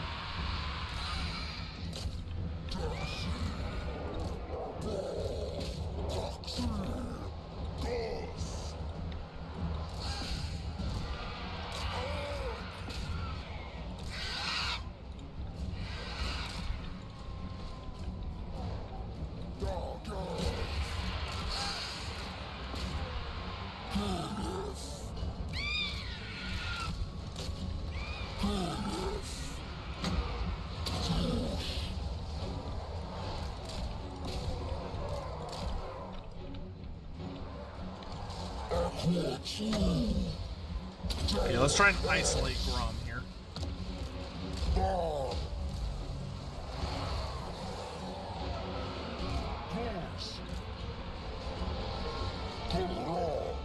What are these? These are just orc boys.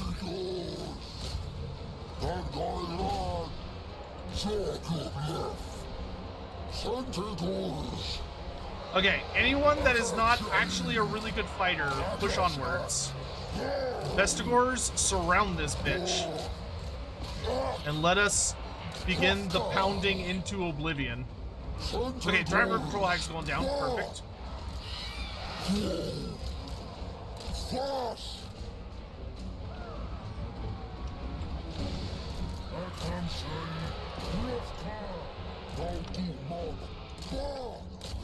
Let's chase them off.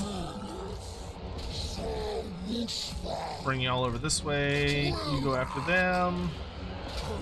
I want those trolls gone! Okay, we're gonna turn this tower into a big fat one so it starts throwing boulders. Giga_Golguns cheered. X100. Is Morghur the entity on the power level of the Great Four Chaos Gods or weaker? Un momento. Hold on. And I don't think I need to debuff him any further. Can y'all hit him from there? Hell yeah, we can. Throwing axes. Go, go, go, go.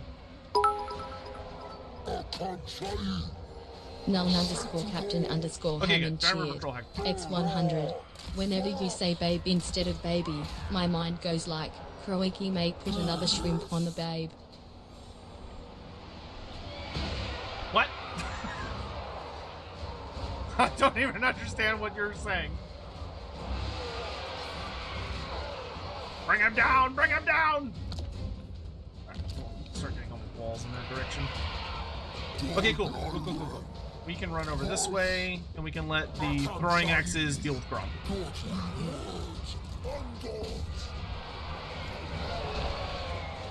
Nice. I can say with confidence that Grom's horde came to the wrong neighborhood.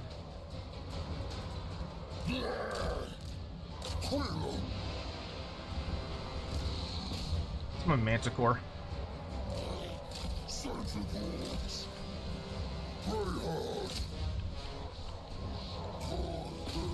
And you know what? Maybe I don't want to let him run off too easily.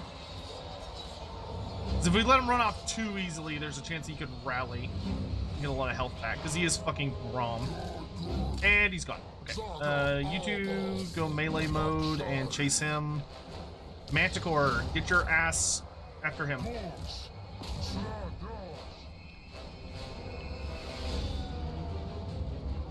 And of course, he's like running straight for his reinforcements. That's not great. Very, very likely he's going to rally.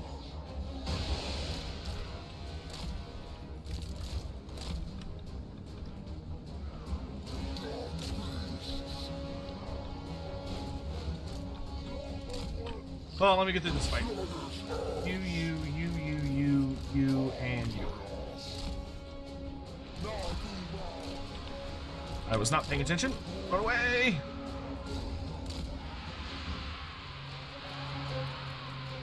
That son of a bitch.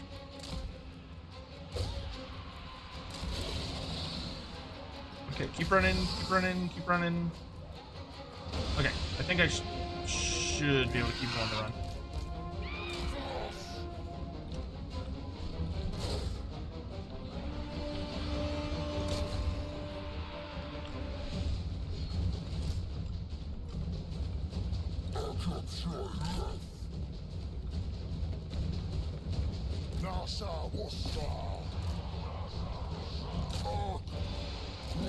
Yeah, I'd like the giant or the stone trolls to cease existing very soon. Okay, good. Okay, Grom's gone. All right.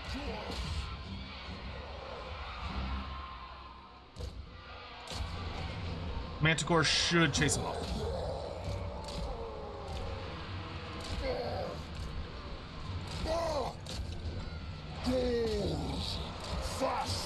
Of course, he was. Just die! Vile Tide!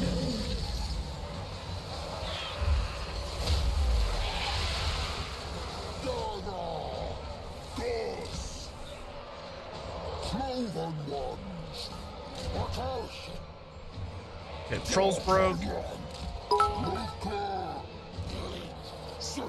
Phil 5991 cheered. X100. Why is Morghur stuck in reality instead of dwelling in the ether anyway? He's not.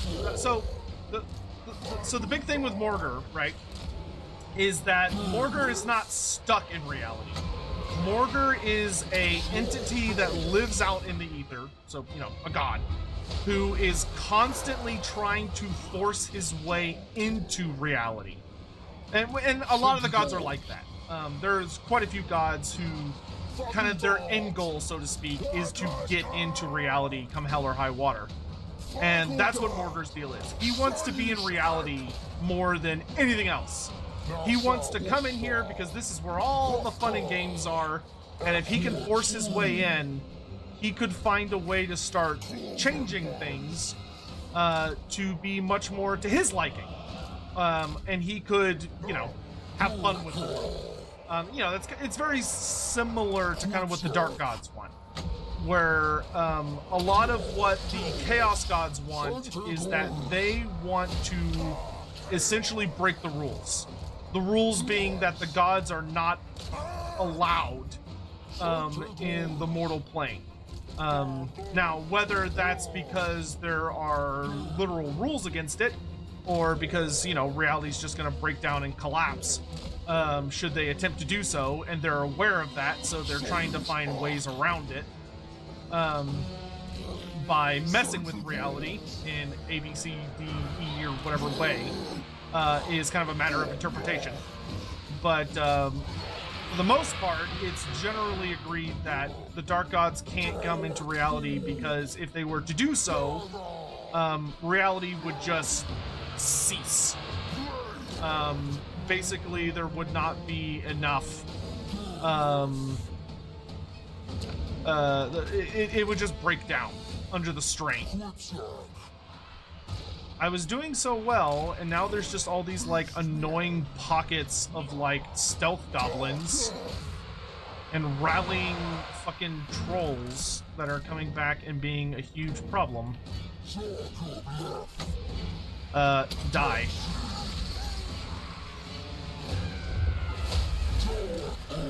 Good God, I fucking hate nasty skulkers.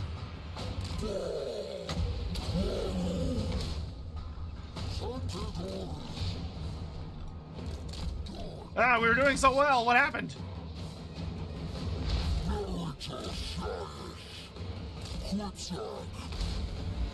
I should have made absolutely fucking sure those trolls were gone.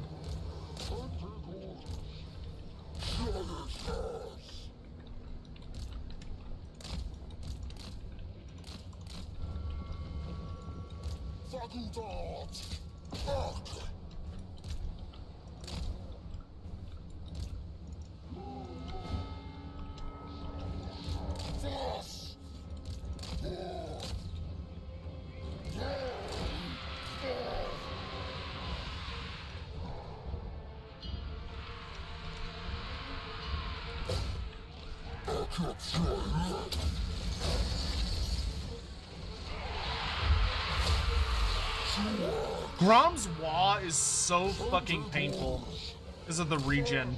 The regen is just fucking awful.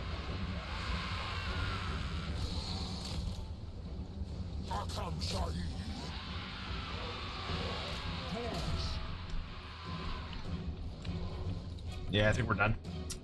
That's alright. That'll slow him down for a little while until I can send Morghur down there to go punch him in the face. He just had there's so many nasty skulkers. Oh my lord. What do I think the Skulls event will be? I think it'll be the same as last year. It'll be a new legendary hero for free. It'll be a new free LC legendary hero. What would the Beastmen endgame event be about? I mean, what it would be about would essentially be that, you know, the Beastmen are rising up to bring about, at long last, the Age of the Beast. So it would be about the Beastmen erupting out of all of the forests and other areas where Beastmen are in high concentration and are going to cause a lot of problems. THT1 guy you know cheered. X100. I now picture Morghur having the Dr. Manhattan speech. It is minus 811 and wood elves kill me. The year is... Oh, yeah. Yeah, that's definitely a way you could interpret it. That would be actually kind of fun. All right, I'm going to turn the Brass Keep into a Herdstone. Morghur, we're going to retreat to some better hiding turf. At least Chaos is out here making a ruckus. That makes my life a little easier.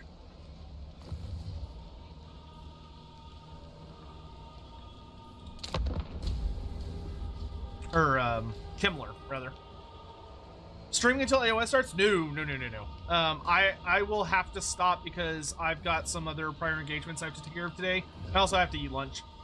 So I will definitely stop somewhere in the relatively near future, so that I can take care of those things. But I will come back later tonight for the AOS stream. I want to attack Altdorf so bad, but it's not time yet. Okay, we'll smash our way in here. And Hearthstone! Since Festus was apparently too weak to do his damn job. What is distorted reality? Another wretched, foul lizard thing joins the red host. Cursed Sotek spawn. Hey, Dynamite, thank you so much for the 21 months. Hey, Sotek. I'm writing some fan stuff and had an idea for the largest Scarvan clan in the area could be called Clan Normus. Thoughts on the pun? Clan Normus. Oh, that's fun. Yeah, I think that's a good one. I think that works perfectly well. Cool, he can get a giant, so that'll be nice. Morghur's almost ready for his big moment. Let's get some more Gores being available. Because then instead of these nerds, though I would like more spears.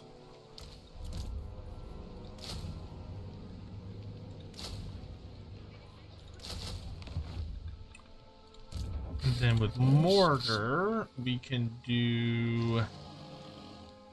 I don't really want the best gore. Ooh. Poison Warhounds would not be bad, but I could also take Razor Gores. Razor Gores are not bad either. I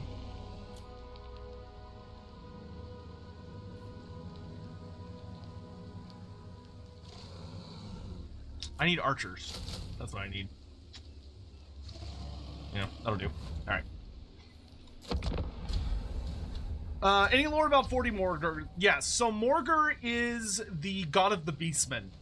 Truly, that's what he is. He is the god of the Beastmen, and he is said to be a god of mutation, and everything the Beastmen represent. So kind of the de-evolution of civilization and all of the high-mindedness of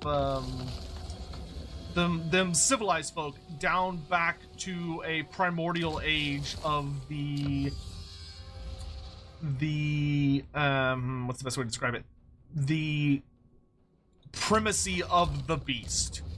And a return to an age of kind of a almost of might makes right type mentality, and obsession with how the world should operate.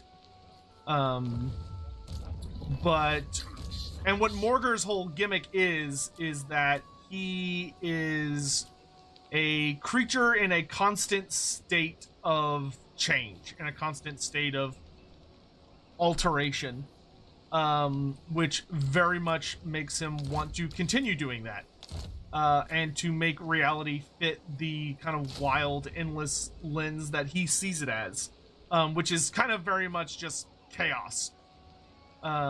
So, you know, Morghur, there is a lot of overlap between Morghur and Tzeentch, noticeably, but Morghur is more specifically focused on mutation for the sake of mutation and a de-evolution of all things. And Morghur does not care for schemes.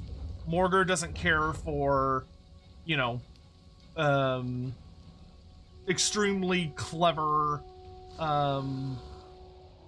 plots and backstabbing treachery and all of this other absurd nonsense. Morghur is more truly looked at as just pure distilled obsession and focus on mutation and everything that comes with that.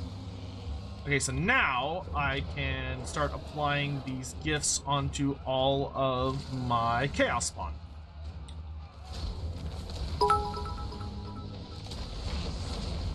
Dynamo95 cheered. X100. I've seen occasionally beastmen of other creatures like the tigermen in Indiana. Is there a reason why the vast majority of them are bovid-based? Cow, sheep, etc.? So the beastmen that you see in the Beastmen roster, right? In like the Total War Warhammer Beastmen roster, is they are not like the only kind of quote-unquote beastmen that exists. To be honest, beastmen is a really bad term to describe what the beastmen are. It's very not, it's not a very helpful description. What the beastmen I think are best viewed as are that they are essentially the they are most accurately the beasts of chaos. They are bestial creatures that, for their own various reasons, worship the dark powers of chaos. And the beastmen that you see primarily in the old world are the goat kind, right? Where they have all the goat features. If you were to if you delve into the lore and you read like the various books and stories about the various beastmen encounters, whether it's Gotrek and Felix or the Blackheart's Omnibus or the Sigmar stories or whatever, like there's so many books where beastmen show up.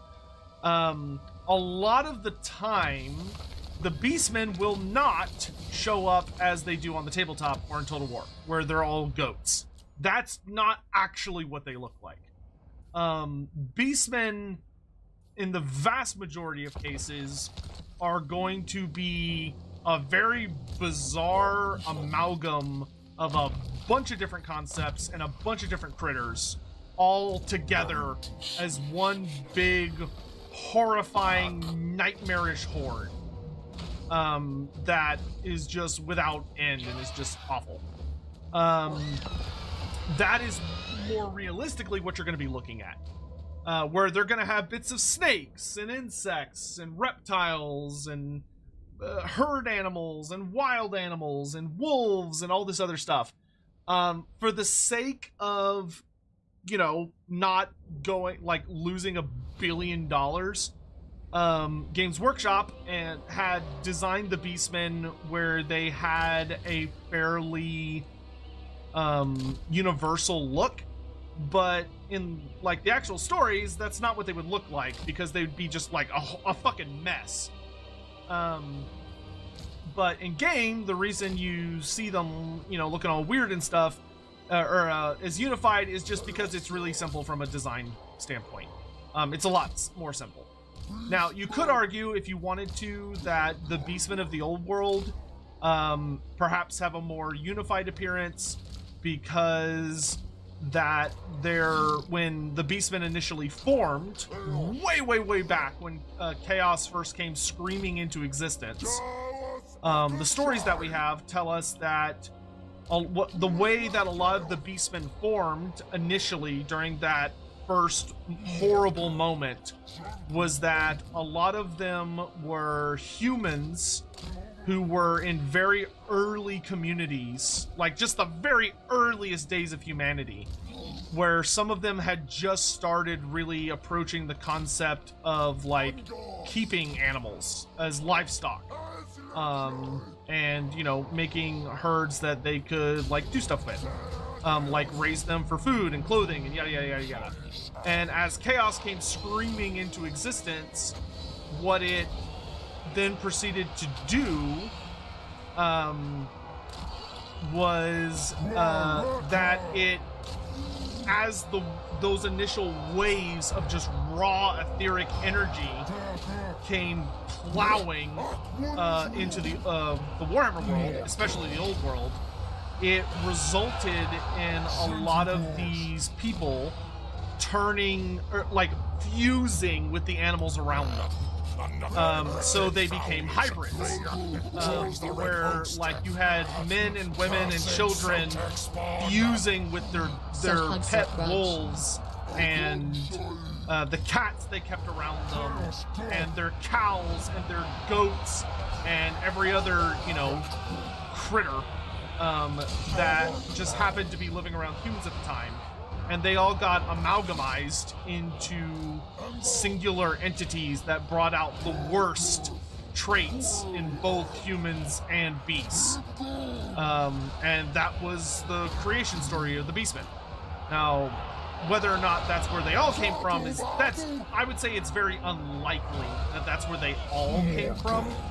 It's instead very likely that they came from a mix of sources. Like, we have some stories that say that some of the Beastmen were people that, like humans, who when they were crashed into by that wave of etheric energy, it basically turned them inside out, but not in the sense of like literal, but in more of a metaphysical sense, so that their like darker nature, that darker heart that lies at the core of some people who are more animalistic or brutal or given more to darker urges, that those people were transformed to reflect what they were on the inside, which made them into what we know as Beastmen. Whereas other stories go with the whole concept of like people fusing with the animals around them. And then, of course, some stories talking about that some animals, be it wolves or beasts of the forest or what have you, suddenly were able to stand up on their hind legs and had human-like features burst out of their flesh and their fur, making them into, what we kind of know as Beastmen. So they came from all sorts of different places.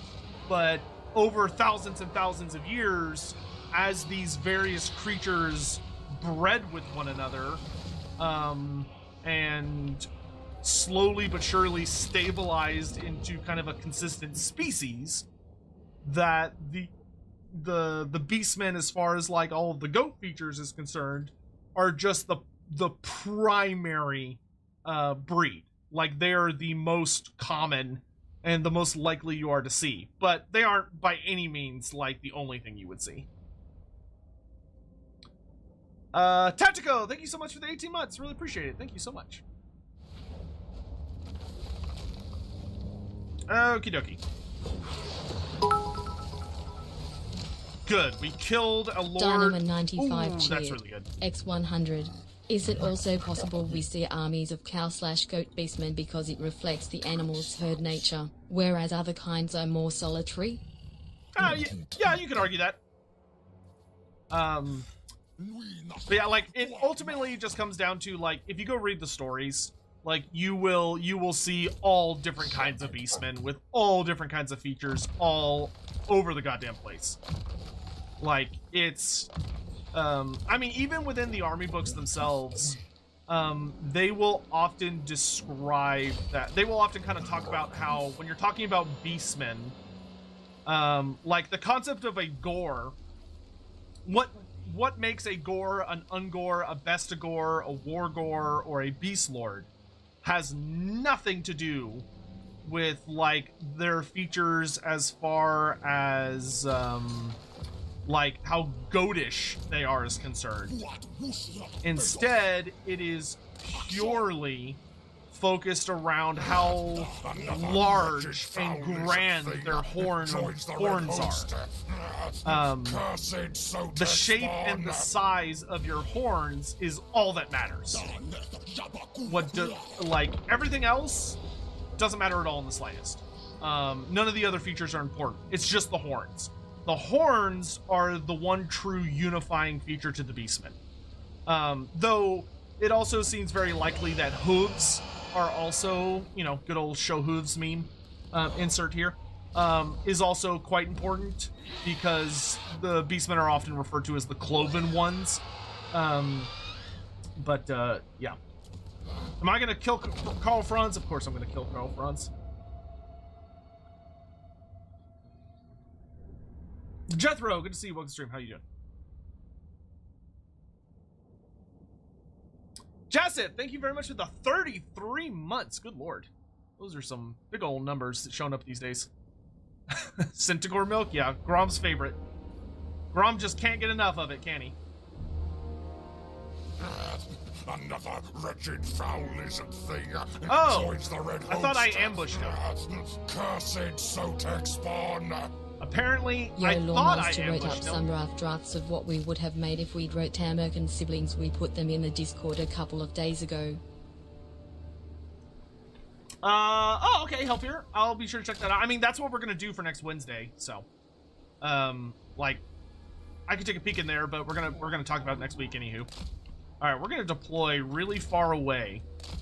Because I'm gonna... I would very much like him to walk towards me, so that my Ungors can mess him up from the back. Actually, let's put our Spearmen back here as well. We'll have our Ungor attack from the back, while my visible forces hang out in front. Giant, protect the wizard. I could deploy all this stuff way further back. Because I am not interested in getting shot with mortars. And we're just gonna be all sneaky. All sneaky-like. I'm just gonna wait for my reinforcements. It's playing fair is for losers. What's the difference with usual mutants? Mutants are very specifically humans that have mutated. Now, you may go, well, that just kind of sounds like Beastmen. And you're right. Most Beastmen are born as Beastmen. Mutants tend to be people that were normal and then became mutated X100. during like their life. Snack? Beastmen are generally born as Beastmen, and if you're not born as a Beastman, you usually get called by another name. Though the lines get really, really, really blurry really fucking quick. So like I would not necessarily encourage trying to like really nail it down as far as like, oh well, this is what makes a mutant and this is what makes a Beastman, because inevitably there will be an exception to whatever rule you just happen to make up at that time. And then you're gonna be like, oh well, god damn it, this doesn't make sense anymore.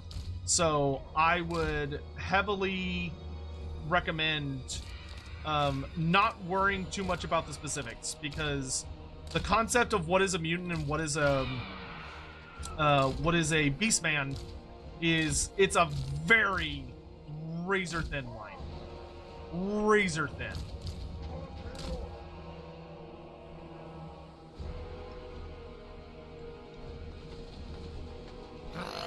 Another wretched foul lizard thing joins the red host. Cursed Sotek spawn. So which human real-life beast hybrid would you want to see as a mini/model? Fishmen excluded. Well, I mean, fishmen, for me, that wouldn't count, because I would want actual fishmen, as in the race of fishmen, not a mutant fishman. I mean, I think the coolest thing for me, as far as, like, what kind of Beastman would I want to see as a mutant, is I think I would want to see a really fucked up mutant that's still, like, relatively stable. So not a Chaos Spawn, right? But, like, imagine, like, a Gorgon, right? But the Gorgon has the features of, like, several animals as part of him. So, like, instead of it just being a big minotaur, like a big cow, imagine if it's like, oh yeah, he's got, like, the head of a snapping turtle that's able to stretch its neck out and, like, get you like a snapping turtle can. And one of his arms is a giant squid tentacle with suckers that can, like, rip your flesh off. And then another one of his arms is like the paws of, like, a fucking giant fuck you bear. And then another one is like the bladed arm of a praying mantis that's able to grab and pin people that he then just starts, like, eating alive and just munching down on them. Like, you know, just have fun with it. Because, like, I don't know, nature's fucking scary, yo. So let's explore that. would be my thing.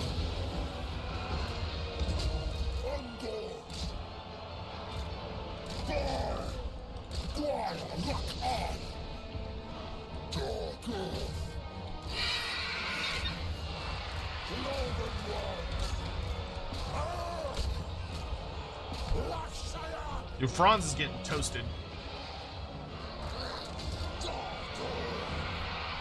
Who shot that fireball at me? Is there a wizard?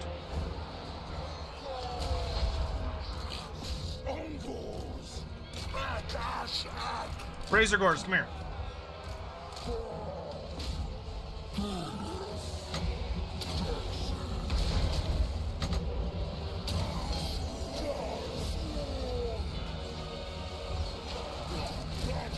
I should probably use the scroll of shielding on my giant if I was smart.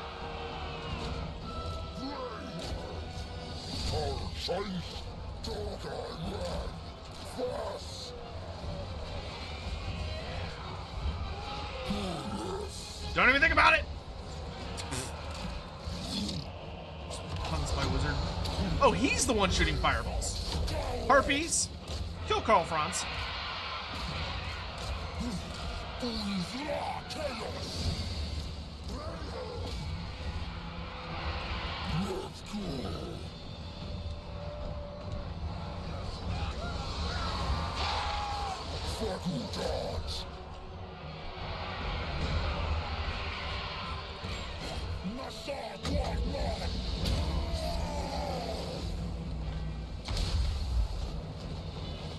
More traitorkin, I say. More traitorkin. Get away from me. You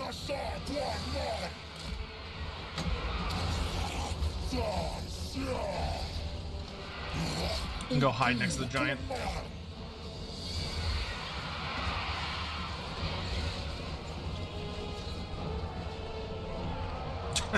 When in doubt, more harpies.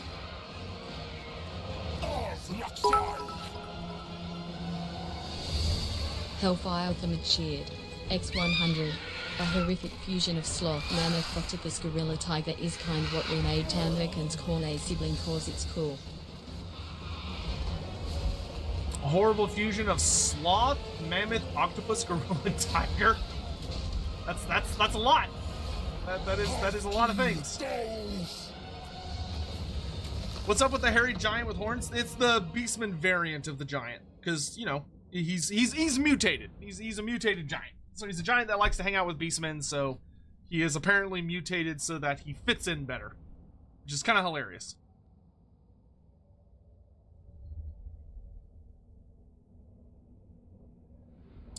Would skin wolves count as a type of beastman? No, because they are able to shift back into human form. Skin wolves very specifically are not like that all of the time. They turn into big horrible wolfmen, and then they turn back into regular men. We were spotted before we could spring our ambush. Die. Give me money. Are Tigermen more a Cathay thing or end? End. Big time end. So thanks to all of the like new stuff we have from Total War and Games Workshop and everything, we know that there are Tigermen in Grand Cathay. There is a whole Tigerman embassy in Grand Cathay. There's actually, you can get a loading screen in this game that talks about the Tiger Court, because there's a loading screen that basically tells you that there are 3 main courts that rule over Grand Cathay. There's the Tiger Court, which deals with and handles the Tigermen. There's the Dragon Court, which deals with the dragons and most of Grand Cathay. And then there's of course the Monkey Court, which is just insane. Like it's literally described as being like such a nightmarish, chaotic mess that it causes most Cathayans like profound discomfort and horror at its existence and like the way it conducts itself. The Tiger Court is apparently much more chill. That being said, the Tigermen are the Tigermen of End. And they are always referred to in regards to End. Throughout every edition of Warhammer Fantasy they've ever been brought up in, which is a surprising amount of them. The Tigermen get talked about quite a bit. The big thing for Cathay is, of course, the Monkey Warriors. But they do have a Tiger Court, and that's why if you're playing a Grand Cathay campaign, you can see that there is a place you can go to, which is called the Village of the Tigermen. It's a settlement that's close. It's right on the border with the Mountains of Heaven, that if you were to cross the Mountains of Heaven, would take you to End. But of course, right now, End is not a playable location. But if you go here to the Broken Lands, right here. So this, you got the Village of the Tigermen right here. And if the map allowed you to, the Village of the Tigermen would allow you to cross the Mountains of Heaven into the Kingdoms of End, right here. It's just that the Kingdoms of End are not yet in the game. I dearly hope that one day they will be added into the game, because I want them very badly. Okay, Altdorf looks relatively undefended, so let's fucking do this. Alright, I think we're just gonna go in, because I'm pretty sure if I wait, there is a very high chance he's gonna be able to get a reinforcing army here. God, I wish I had a wizard. So I think we're just gonna bust the doors down and go. Man, I don't really have like a monster now that I think about it. Okay, let's try waiting for one turn, because if I could get a battering ram to knock the door down really fast, that'd be cool.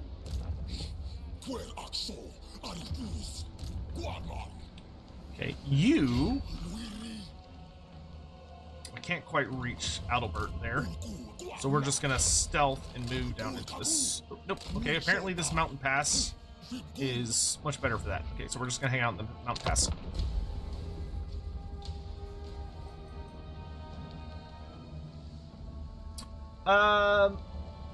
Be'lakor, are you still here?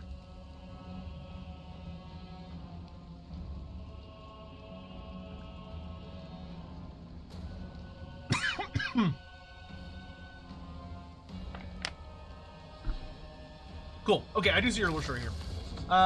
You want a lore story on Sigvald? All right, duly noted. We can do that in a minute. Any guesses for the Legendary Lord number 100? We're at 96 currently. So, what I will say in regards to the 100th Legendary Lord thing is that when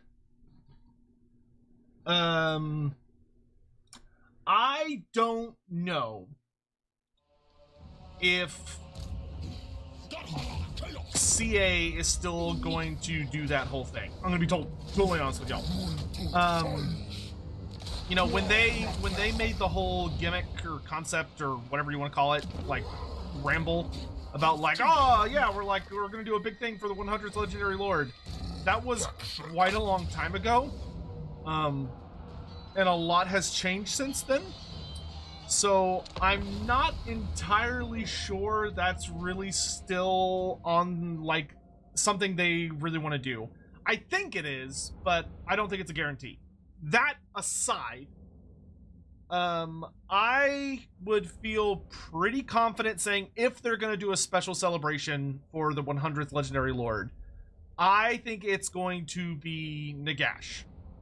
Nagash would make the most sense by far.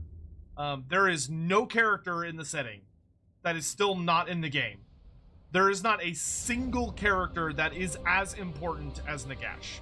Not even close. Nobody. Now, that all being said, that is by no means a guarantee. You know, it could be that they decide to interpret another character to be more important. You know, in which case that character would take preeminence. But in my experience, and from my understanding of like the lore and everything, and just looking at all the possibilities, I cannot see anyone going toe to toe as far as being as important as Nagash is. He is truly like the GOAT as far as the characters we're still missing. But once again, you know, the argument could absolutely be made that someone else could be good to step into the role. I don't know who it would be, but you know, it could be somebody else. But I will say that Nagash is one of those characters that I do not envy CA as far as like doing all of the work for him and getting him implemented, because he is definitely a character that a lot of people are gonna have really high expectations for, that are going to be damn near impossible, I think, to meet. But you know, I'm sure they will give it the old college try. Yeah, I want to, you know, go ahead and climb the wall, just cause some distractions.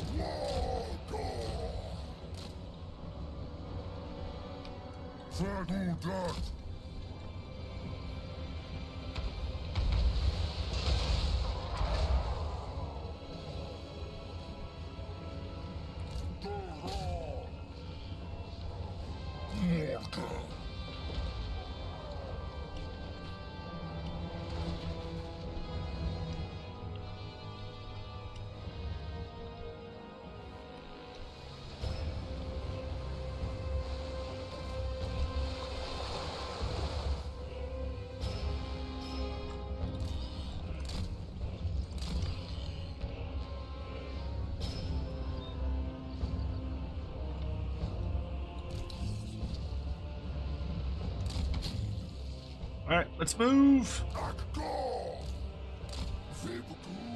Beastmen! Khazalid!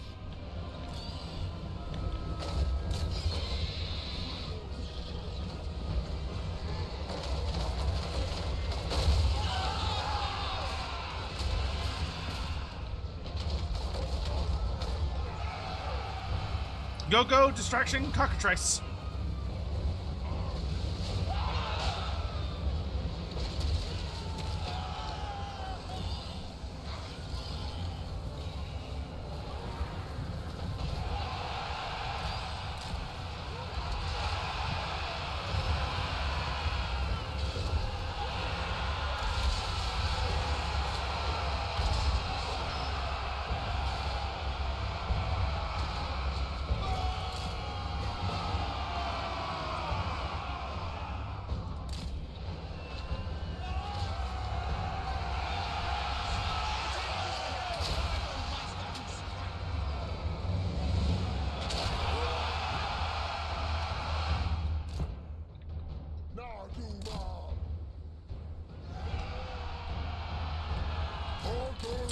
Good job. Chaos Spawn.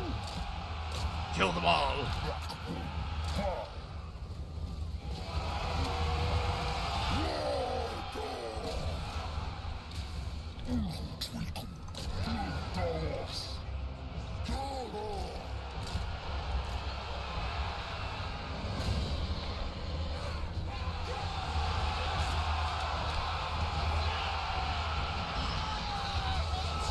Shuffle on in, you bunch of goobers.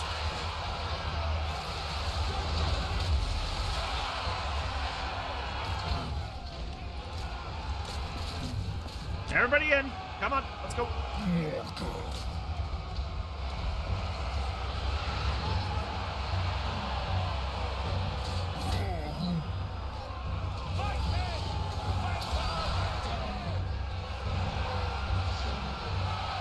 Everybody in. Nurgle boys, come to me. Slaanesh boys. Go. Actually, no. Slaanesh boys, y'all are fast. Zinch boys, you go this way.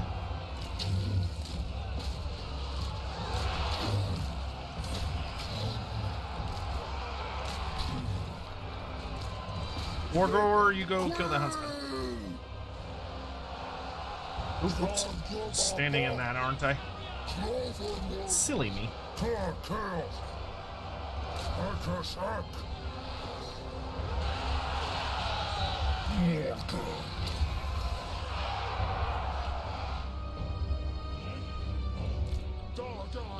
Come along, boys, come along.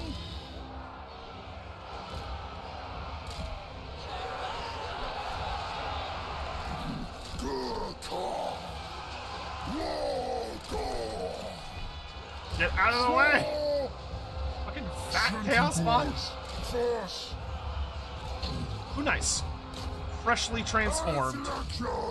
And the nice thing about the transformed ones is I can use Touched by the Moon on them, because they're gonna die anyway. So we might as well give them a bajillion bonus damage. And let them just go fucking crazy.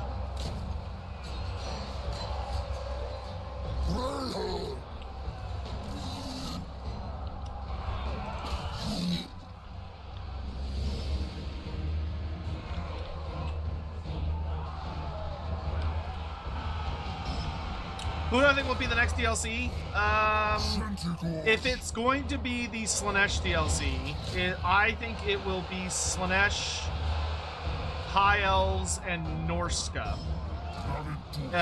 If some rumors that I saw on the subreddit are true, that it's gonna be Ogre Kingdoms versus Grand Cathay, then it would be that.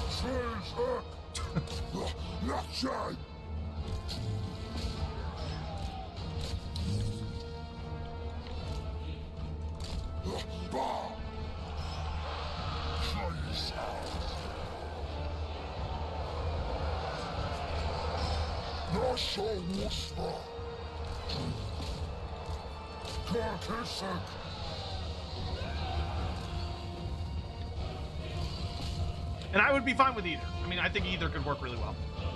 I will say, the advantage to if they do a little DLC... Oh, I don't like that. Fast units. Go be helpful. Well, at least we'll be able to take this. That is going to severely jack up his defenses. How dare Zentler's Reichsguard be useful, little bastards.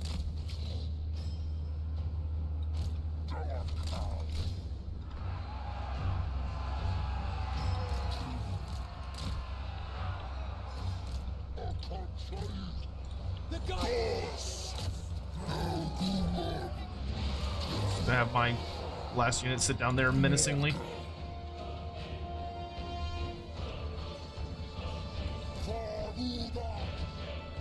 But anyway, the advantage to doing like a two-man DLC of like, say, if they did Grand Cathay and Ogre Kingdoms, is that they would be able to get that out quick. Like that would be substantially faster than the 3-man DLCs, just because there's a whole nother faction they wouldn't have to worry about. And I also wouldn't mind Cathay relatively soon, because as cool as Shadows of Change was, and it was cool, but as cool as it was, it excuse me, it definitely missed out on some pretty serious uptunes to the older content for those factions. Like, granted, I don't think Kislev's gonna get another DLC. I feel like Kislev is done, but both Kislev and Grand Cathay, I really feel like need some retunes to their original content to make them just more fun. You'd like Jade Vampires? Jade Vampires would be tricky. They're doable, but tricky. Like, the only way I could see it working is as Vampire Coast. Like, I think if they came out and they did a Vampire Coast DLC, the Jade Vampires would slot into that as kind of like the main focus very, very well. I think that if they want to do something different, like, I don't even know. It'd be tricky. I will say it would be tricky, in my opinion. Certainly doable. But, give me that. And that way I have access to all the characters. Because I do not at all in any way, like, I feel super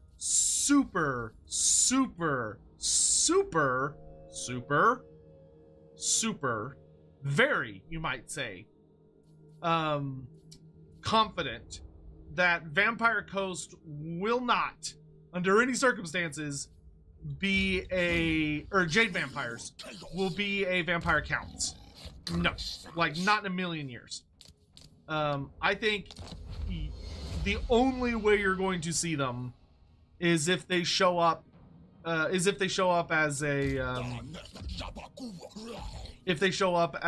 Vampire Coast. But I do think, to that point, they would work exceptionally well for the Vampire Coast. I think they would make an excellent Vampire Coast expansion. There's a lot of really fun references that you could draw on to expand what the Vampire Coast is, beyond just being like just Western pirates. You know, there are a lot of different forms of pirates in the world, historically, that you could pull from. And especially when you're dealing with like Jade Vampires being a Cathayan faction, being over in Grand Cathay, like, from a historical perspective, there is a pirate queen whose name I cannot remember for the life of me, but there is a pirate queen who is like beyond like, not only famous, but just has such a badass story, who would make for an incredible inspiration for Legendary Lord. Like, obviously you would not want it to be a 1-for-1, but, like, you know, doing what they did for her, or doing what they did for Costalton to her, I think would be appropriate and would make for a really fucking cool character. And that would also allow the Vampire Coast to expand beyond just Dreadfleet as well. Now, if you want a Vampire Counts DLC, I've literally got a whole quintology, one of those, of videos on my channel you can go watch right now. They're relatively recent. I think they're less than a year old. Where I call it the Vampiric Bloodlines DLC proposal. Though if you Google just Vampiric Bloodlines DLC, you should probably see it as one of the first results. But the whole concept behind it is that you literally just do the Champions of Chaos DLC that they did for the Warriors of Chaos, and you do that for the vampire counts. But instead of it being the 4 Chaos gods, with each of them getting a faction, you do the 4 bloodlines of the vampire counts, with, of course, the exclusion of the von Karsteins, though even they would get a little something.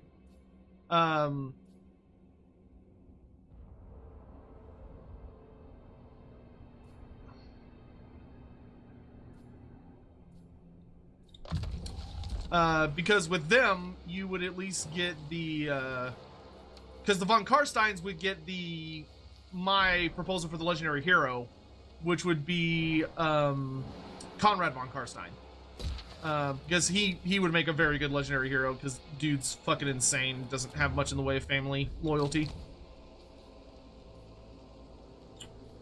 What? I think, do I prefer death with Morghur? I mean, death works very well with him. Disciplined would be really good with my Chaos Spawn. Yeah, let's do that. Because that gives them additional melee attack, which I like very much.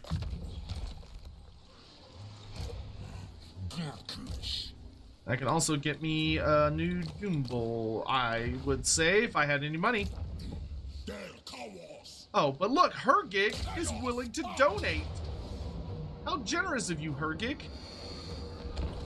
Donating to your local Beastmen in need.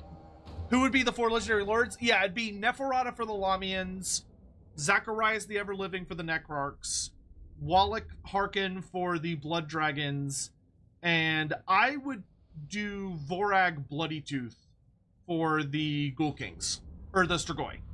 I honest to God, do not think that Games Workshop would let them use Ushoran. I think they would say no. But I think they would let them use Vorag Bloody Tooth, who, Vorag, to his credit, Vorag is the actual first Ghoul King. Like, when you're talking about the Strigoi, and you're like, we're talking about Ghoul Kings, the actual OG among the Ghoul Kings is Vorag Bloody Tooth, not Ushoran. Ushoran is different. And plus, that would make Vorag Bloody Tooth... Vorag Bloody Tooth has a lot of really fun synergies with, like, the way the campaign world is set up, where, like, the Fortress of Vorag is a global landmark. So you have, like, Vorag obsessively being like, alright, bitches, I'm back. Now I'm gonna go get my house. Because fucking Emmerich and everybody's, like, stealing his shit. But I would not be upset if we got Ushoran. Like, I would be totally fine with Ushoran if we got him. I would love it. But the thing about Ushoran is I think a lot of people would want his AOS design. And although Ushoran would be similar to that, that is not what he would ultimately look like if it was like his proper Warhammer Fantasy form. Because Warhammer Fantasy Ushoran would not have, like, the crazy crown sticking out of his head and the giant scepter and all this other stuff. I do think Ushoran, that is relatively accurate to how big he is. Like, even if we got Vorag Bloody Tooth should be fucking huge. A lot of people do not realize how big Ghoul Kings are. They just look at them, they're like, oh, they're like vampire size. It's like, no. Ghoul Kings are fucking gigantic. Like, the closest thing to a Ghoul King is a Vargol. Like a true big one. But, like, go watch that proposal video. I think it's got a lot of fun ideas in it. Feel free to post it and bombard it on your favorite subreddit. And be like, look at this idea. Don't y'all think this is cool and we should totally do this? And encourage CA to do this? Because I don't want to do it because the subreddit fucking hates me. If someone else does it, then it looks more natural.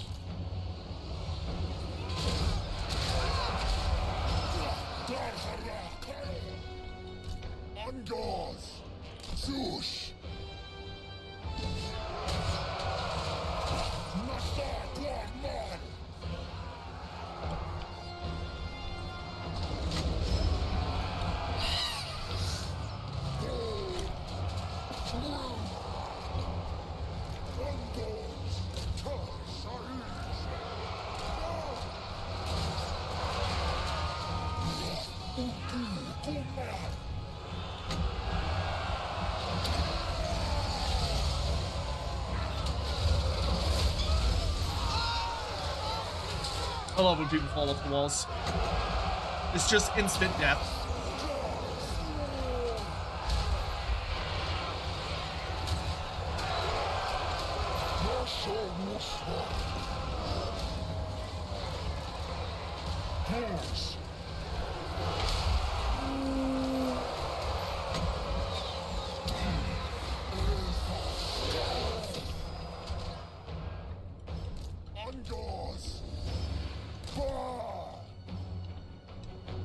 Honestly, in a way, Reddit hating you is a backhanded compliment. You're not wrong. At least they care, right?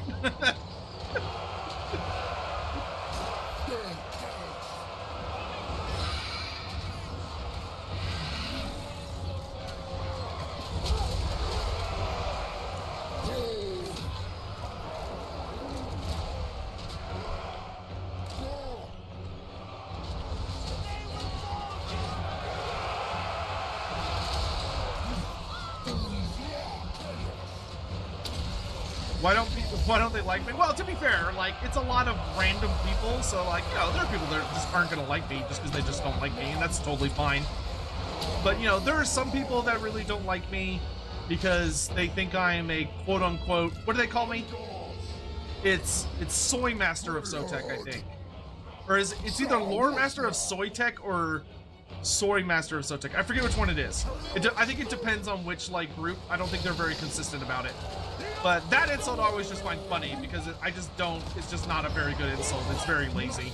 But those are the people that get super butthurt about the fact that I'm, like, not a super racist, I guess. Or, like, that, I don't know. I think that there's enough room in Warhammer for, like, all sorts of different communities to be able to find stuff that they think is cool.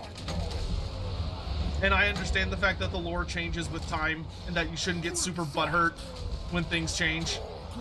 And, you know, try to make it work and go with the flow. And man, that makes some people really fucking upset. But there's also a really funny group of little people who got really angry at me back when the Twisted and the Twilight came out. And a lot of people were like putting out reviews or like talking about our thoughts and stuff on it. When it came out, I really liked it. I thought it was like a super fun DLC and I enjoyed it a lot, and I played it and I had a really good time with it. I thought it was a good time. And so that's what I said in my review, was that I thought it was really fun. I liked the mechanics. I really enjoyed the Sisters campaign. I really enjoyed Throt's campaign, and I thought they were pretty cool. And then the TLDR basically was that Mandalore made his video on it, and he enjoyed some aspects of it, but he really heavily criticized some other aspects of it. And like he really criticized the Forge for the Sisters, the Fourth of Dage, and saying, you know, this mechanic is just not that great. Like, you know, it's really underbaked and yada yada yada, which is absolutely correct. Like, yep, that's very true. And because I guess because like I had liked it, and some people took that as like, they were like, oh, Sotek's such a shill that like even this absolute trash garbage piece of shit mechanic, he like thinks it's okay and he liked it, so obviously, like, he is a complete garbage shill who no one should ever listen to any of his opinions because he's just bought out by CA and yada yada yada. And it's like, I'm sorry, I didn't realize I wasn't allowed to like shit. Like, my bad. I didn't realize that I could just, like, listen, I'm easy to please. That's not a secret. Like, if you're looking at someone for a review, you should take into account, like, their level of, like, what they think needs, like, what their levels are. And if you are someone that has a more critical eye, then you should probably look for reviews from someone that has a more critical eye. But if you're someone that's pretty chill, and you're like, I don't need a lot to be pleased, I just, you know, want to have a good time with it, and I like lore and stuff, then, you know, you can maybe watch my reviews. And, man, it's been years, and some people have just not let go of that. They have not let go of that. Like, I guarantee if you were to make, a post on Reddit that involved anything to do with me, there would be someone who would show up and be like, oh yeah, but he was, like, wrong about Twisted in the Twilight. Like, he liked it, and it was a bad mechanic, and then they fixed it. So that just shows how bad he is. Like, he's bad. He's a bad person. It's like, all right. Fucking whatever, dude. But anyway, dude, this is vengeance. This is fucking, Grom has been, what a bitch. What's the difference between Morghur and Malagor? Morghur is an eternally shifting mound of mutating flesh and regen who changes everything around him just through his sheer presence. And he's completely batshit insane and doesn't really have a good handle on what's going on ever because he's just mad. Whereas Malagor is a very clever, scheming, conniving entity that, and Morghur's also like immortal, like full on, no caveats. If you kill him, he just immediately reincarnates, and it's the same guy. He just comes out as somebody else. He just will just manifest and just immediately pop out of some lady's, some pregnant woman's body, and it's really gross and horrific. But that's how Morghur be. But anyway, Malagor is the Crowfather. He's more of a very clever, conniving, scheming shaman who constantly runs around trying to convince and manipulate all of the various Bray herds and war herds into doing what he wants them to do, and is overall trying to bring about the apocalypse. Because he wants the end of the world for the glory of chaos and yada yada yada. Morghur's just kind of there, and is just kind of doing shit and trying to, like, eat gods and other weird things. Malagor's, like, actually trying to get a specific job done. I'm gonna fuck you up, Grom! I'm so angry at Grom. For anyone that, like, joined the stream late, he killed a lot of my stuff earlier. He wiped out my first Herdstone. He killed Morghur. What one might say was a dick move. And now he's getting the absolute shit beat out of him.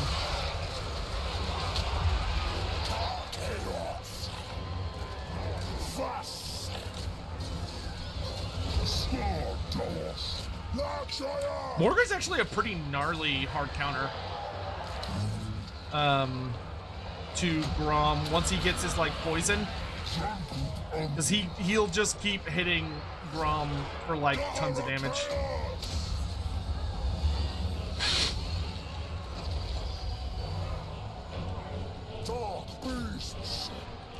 These fucking stone trolls, dude. Stone trolls are so gross. Grom is dead! Kill the troll.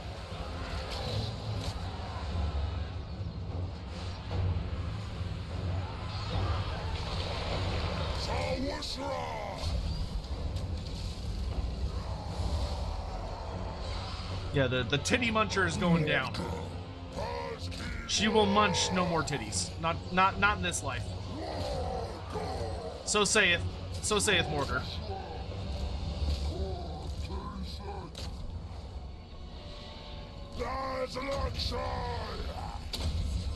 Die. To be fair to Grom, you did attack him first. Shush you.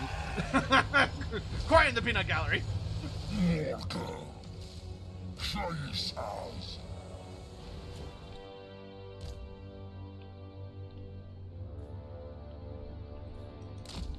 I like how my unbreakable beastmen are wavering.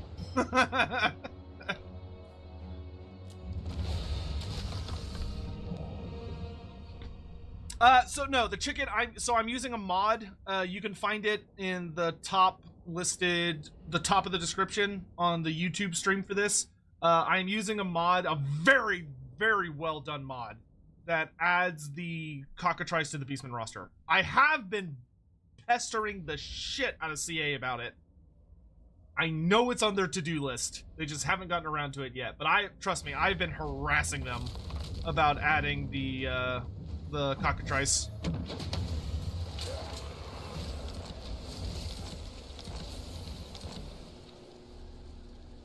Wow, that is a useless trait on Beastmen. Diplomacy with high elves and cause terror in greenskins. Great. Cool. You know what? I think I need to get slug skin because I would like my chaos spawn to have missile resistance. It would make me very happy. Okay, I think we want to go. Don't want to blow up Wiseman next? Yeah, I guess we can.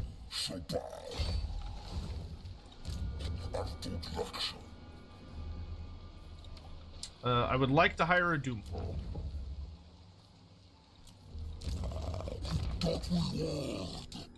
Bring out the big cow.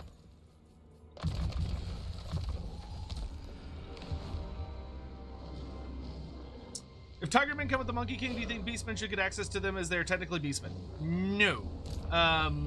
They would have to be Beastmen of Chaos. Because, okay, so to put it into perspective, saying that the Tigermen are technically Beastmen, so shouldn't the Beastmen get access to them, is kind of like saying, aren't the Lizardmen technically Beastmen, so shouldn't the Beastmen get access to Lizardmen? That's about how that equates. Like, they are mammals that are humanoid, so they do have that in common. But from what sources we seem to have, the Tigermen are not Chaos aligned.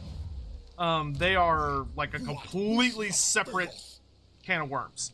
So they would not make sense. They would be very inappropriate, I would say, in the Beastmen roster outside of, using your ally system. But they should not be part of the core roster. Can I get Chaos Spawn yet? No. Level 3 Herdstone? Sure. Oh no, it's level 4 Herdstone. Oh.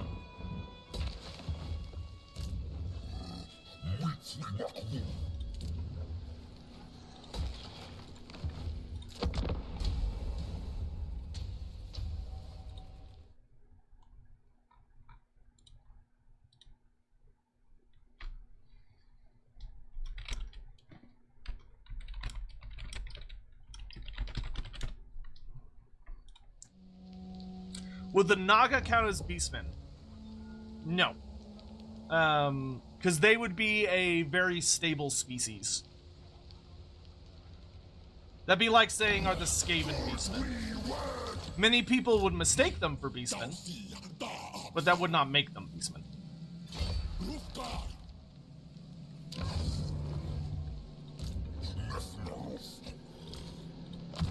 It could be potentially argued that they would be interested in allying with the Beastmen.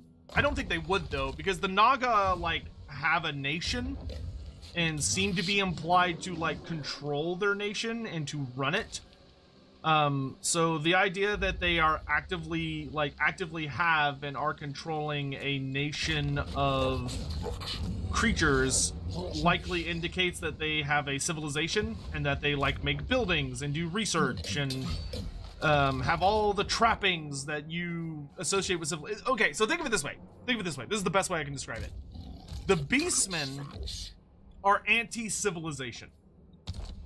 If your culture, society, whatever, uses civilization in any way, shape, or form, so like you build buildings, or you make forges, or you have notable stationary social constructs, and yada yada yada yada. Like you have all these things, the trappings of civilization, you are immediately disqualified from Beastmen.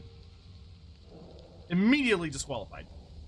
The second that you are building structures, doing research, advancing as a culture, you are kicked out of the Beastmen Club. You're not allowed to be a part of it.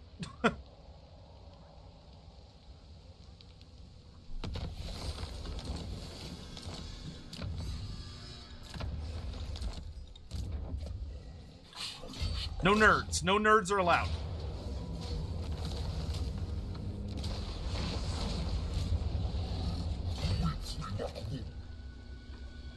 Those Empire cities burn nicely.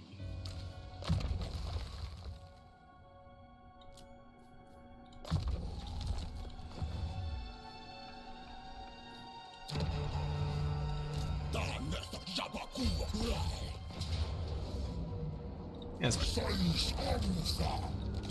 steal from the orthodoxy. Yeah, and I'd do it again.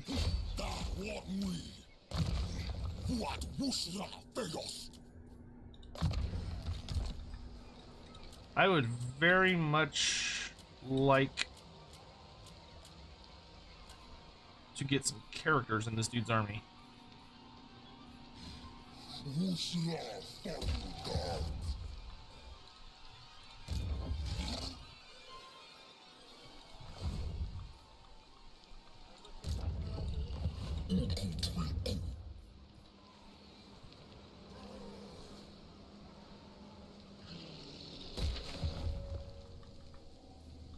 Oh, is it my Beastman? Yeah, the Beastman plague is spreading. Delicious.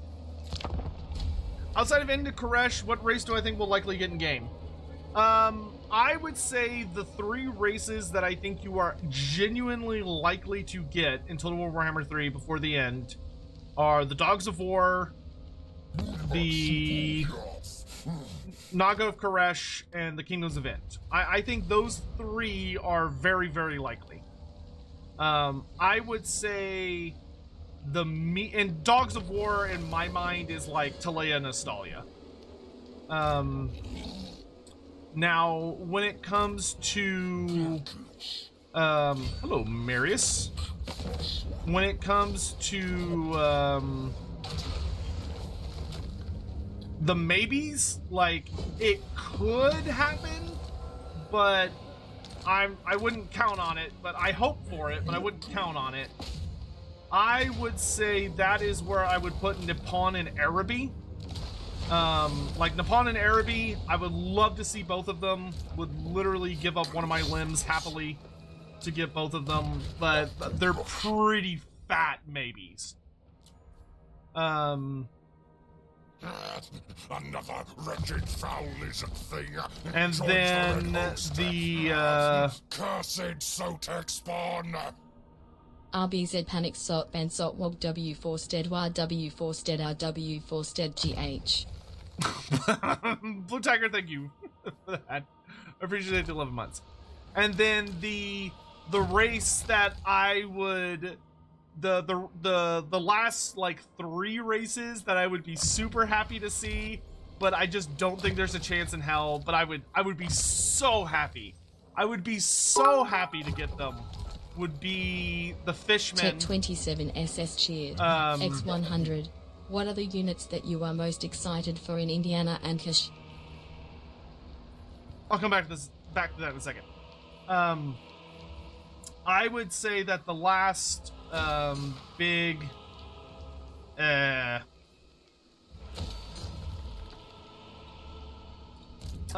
last 3 races that I would like be just so fucking excited to see, but once again just don't, I just struggle to see it, would be getting a human Southlands faction. So like a human Southlands faction based on, you know, like African concepts and tribes and stuff like that. And then a Southern Nagaroth faction. Which, if you look back at some old sources, could be like the Centaurs. Like the actual Centaur civilization, which is very different than Centaurs. They're not the same thing. And then the Fishmen. That would be like everybody. Like everybody.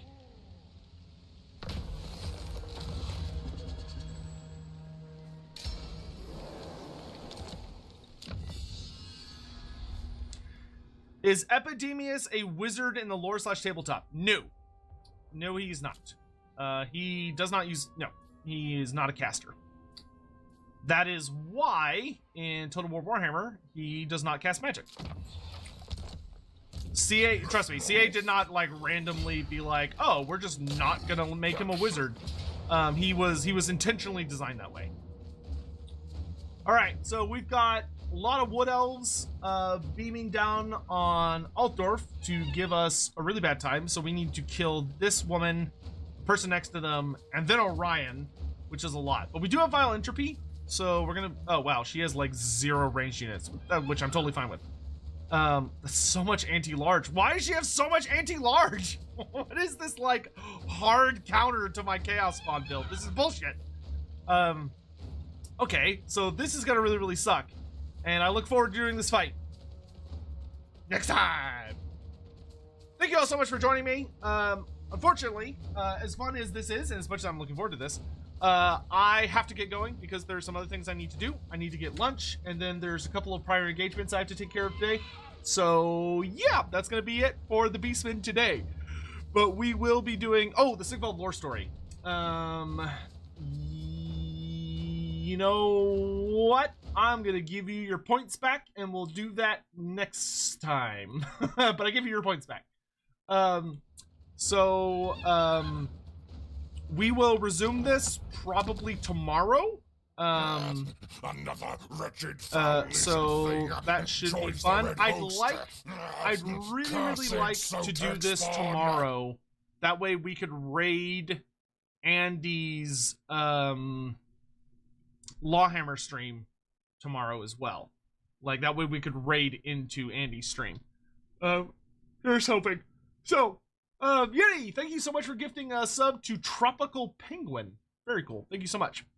I hope you all enjoyed yourselves. If you are on Twitch, I'll send you off on a raid. YouTube raids, like, I technically know how to do them, but, like, they're such a pain in the ass. Oh, you know what? But Legend's live, so fuck it. I'll do it. I'll do it just for Legend. Just for Legend. So hold on. Let me finagle this really quick. So okay, on this I go. Oh Jesus, it's one of these. Is it this one? Hold on. Hold on, I'll figure it out. Hold on. V, no, God, no, not that. Oh, God. Oh, well, I think okay, I think I have to edit. And then... Wait, what? Oh no, this is something different. Okay, wait. Manage. This one. Edit. And then I go to love how it wasn't under the right category. Do that, and then I go down. Down, down, down. Okay, I know it's on here somewhere. I appreciate your patience. I think it's under redirect. There it is. Okay. Cool. And then, yeah. Okay, I did it. Okay, so if you're watching on YouTube, you'll get sent to Legend. Hell yeah, look at me. I'm smart. I'm a big man. I'm smart. I'm so proud of myself. Yeah, good, go me. I'm very proud of myself. Yeah. And if you're watching on Twitch, I'm gonna send you somewhere random. Because y'all are used to it.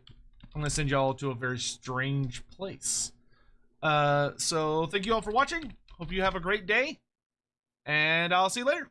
Take care. Bye.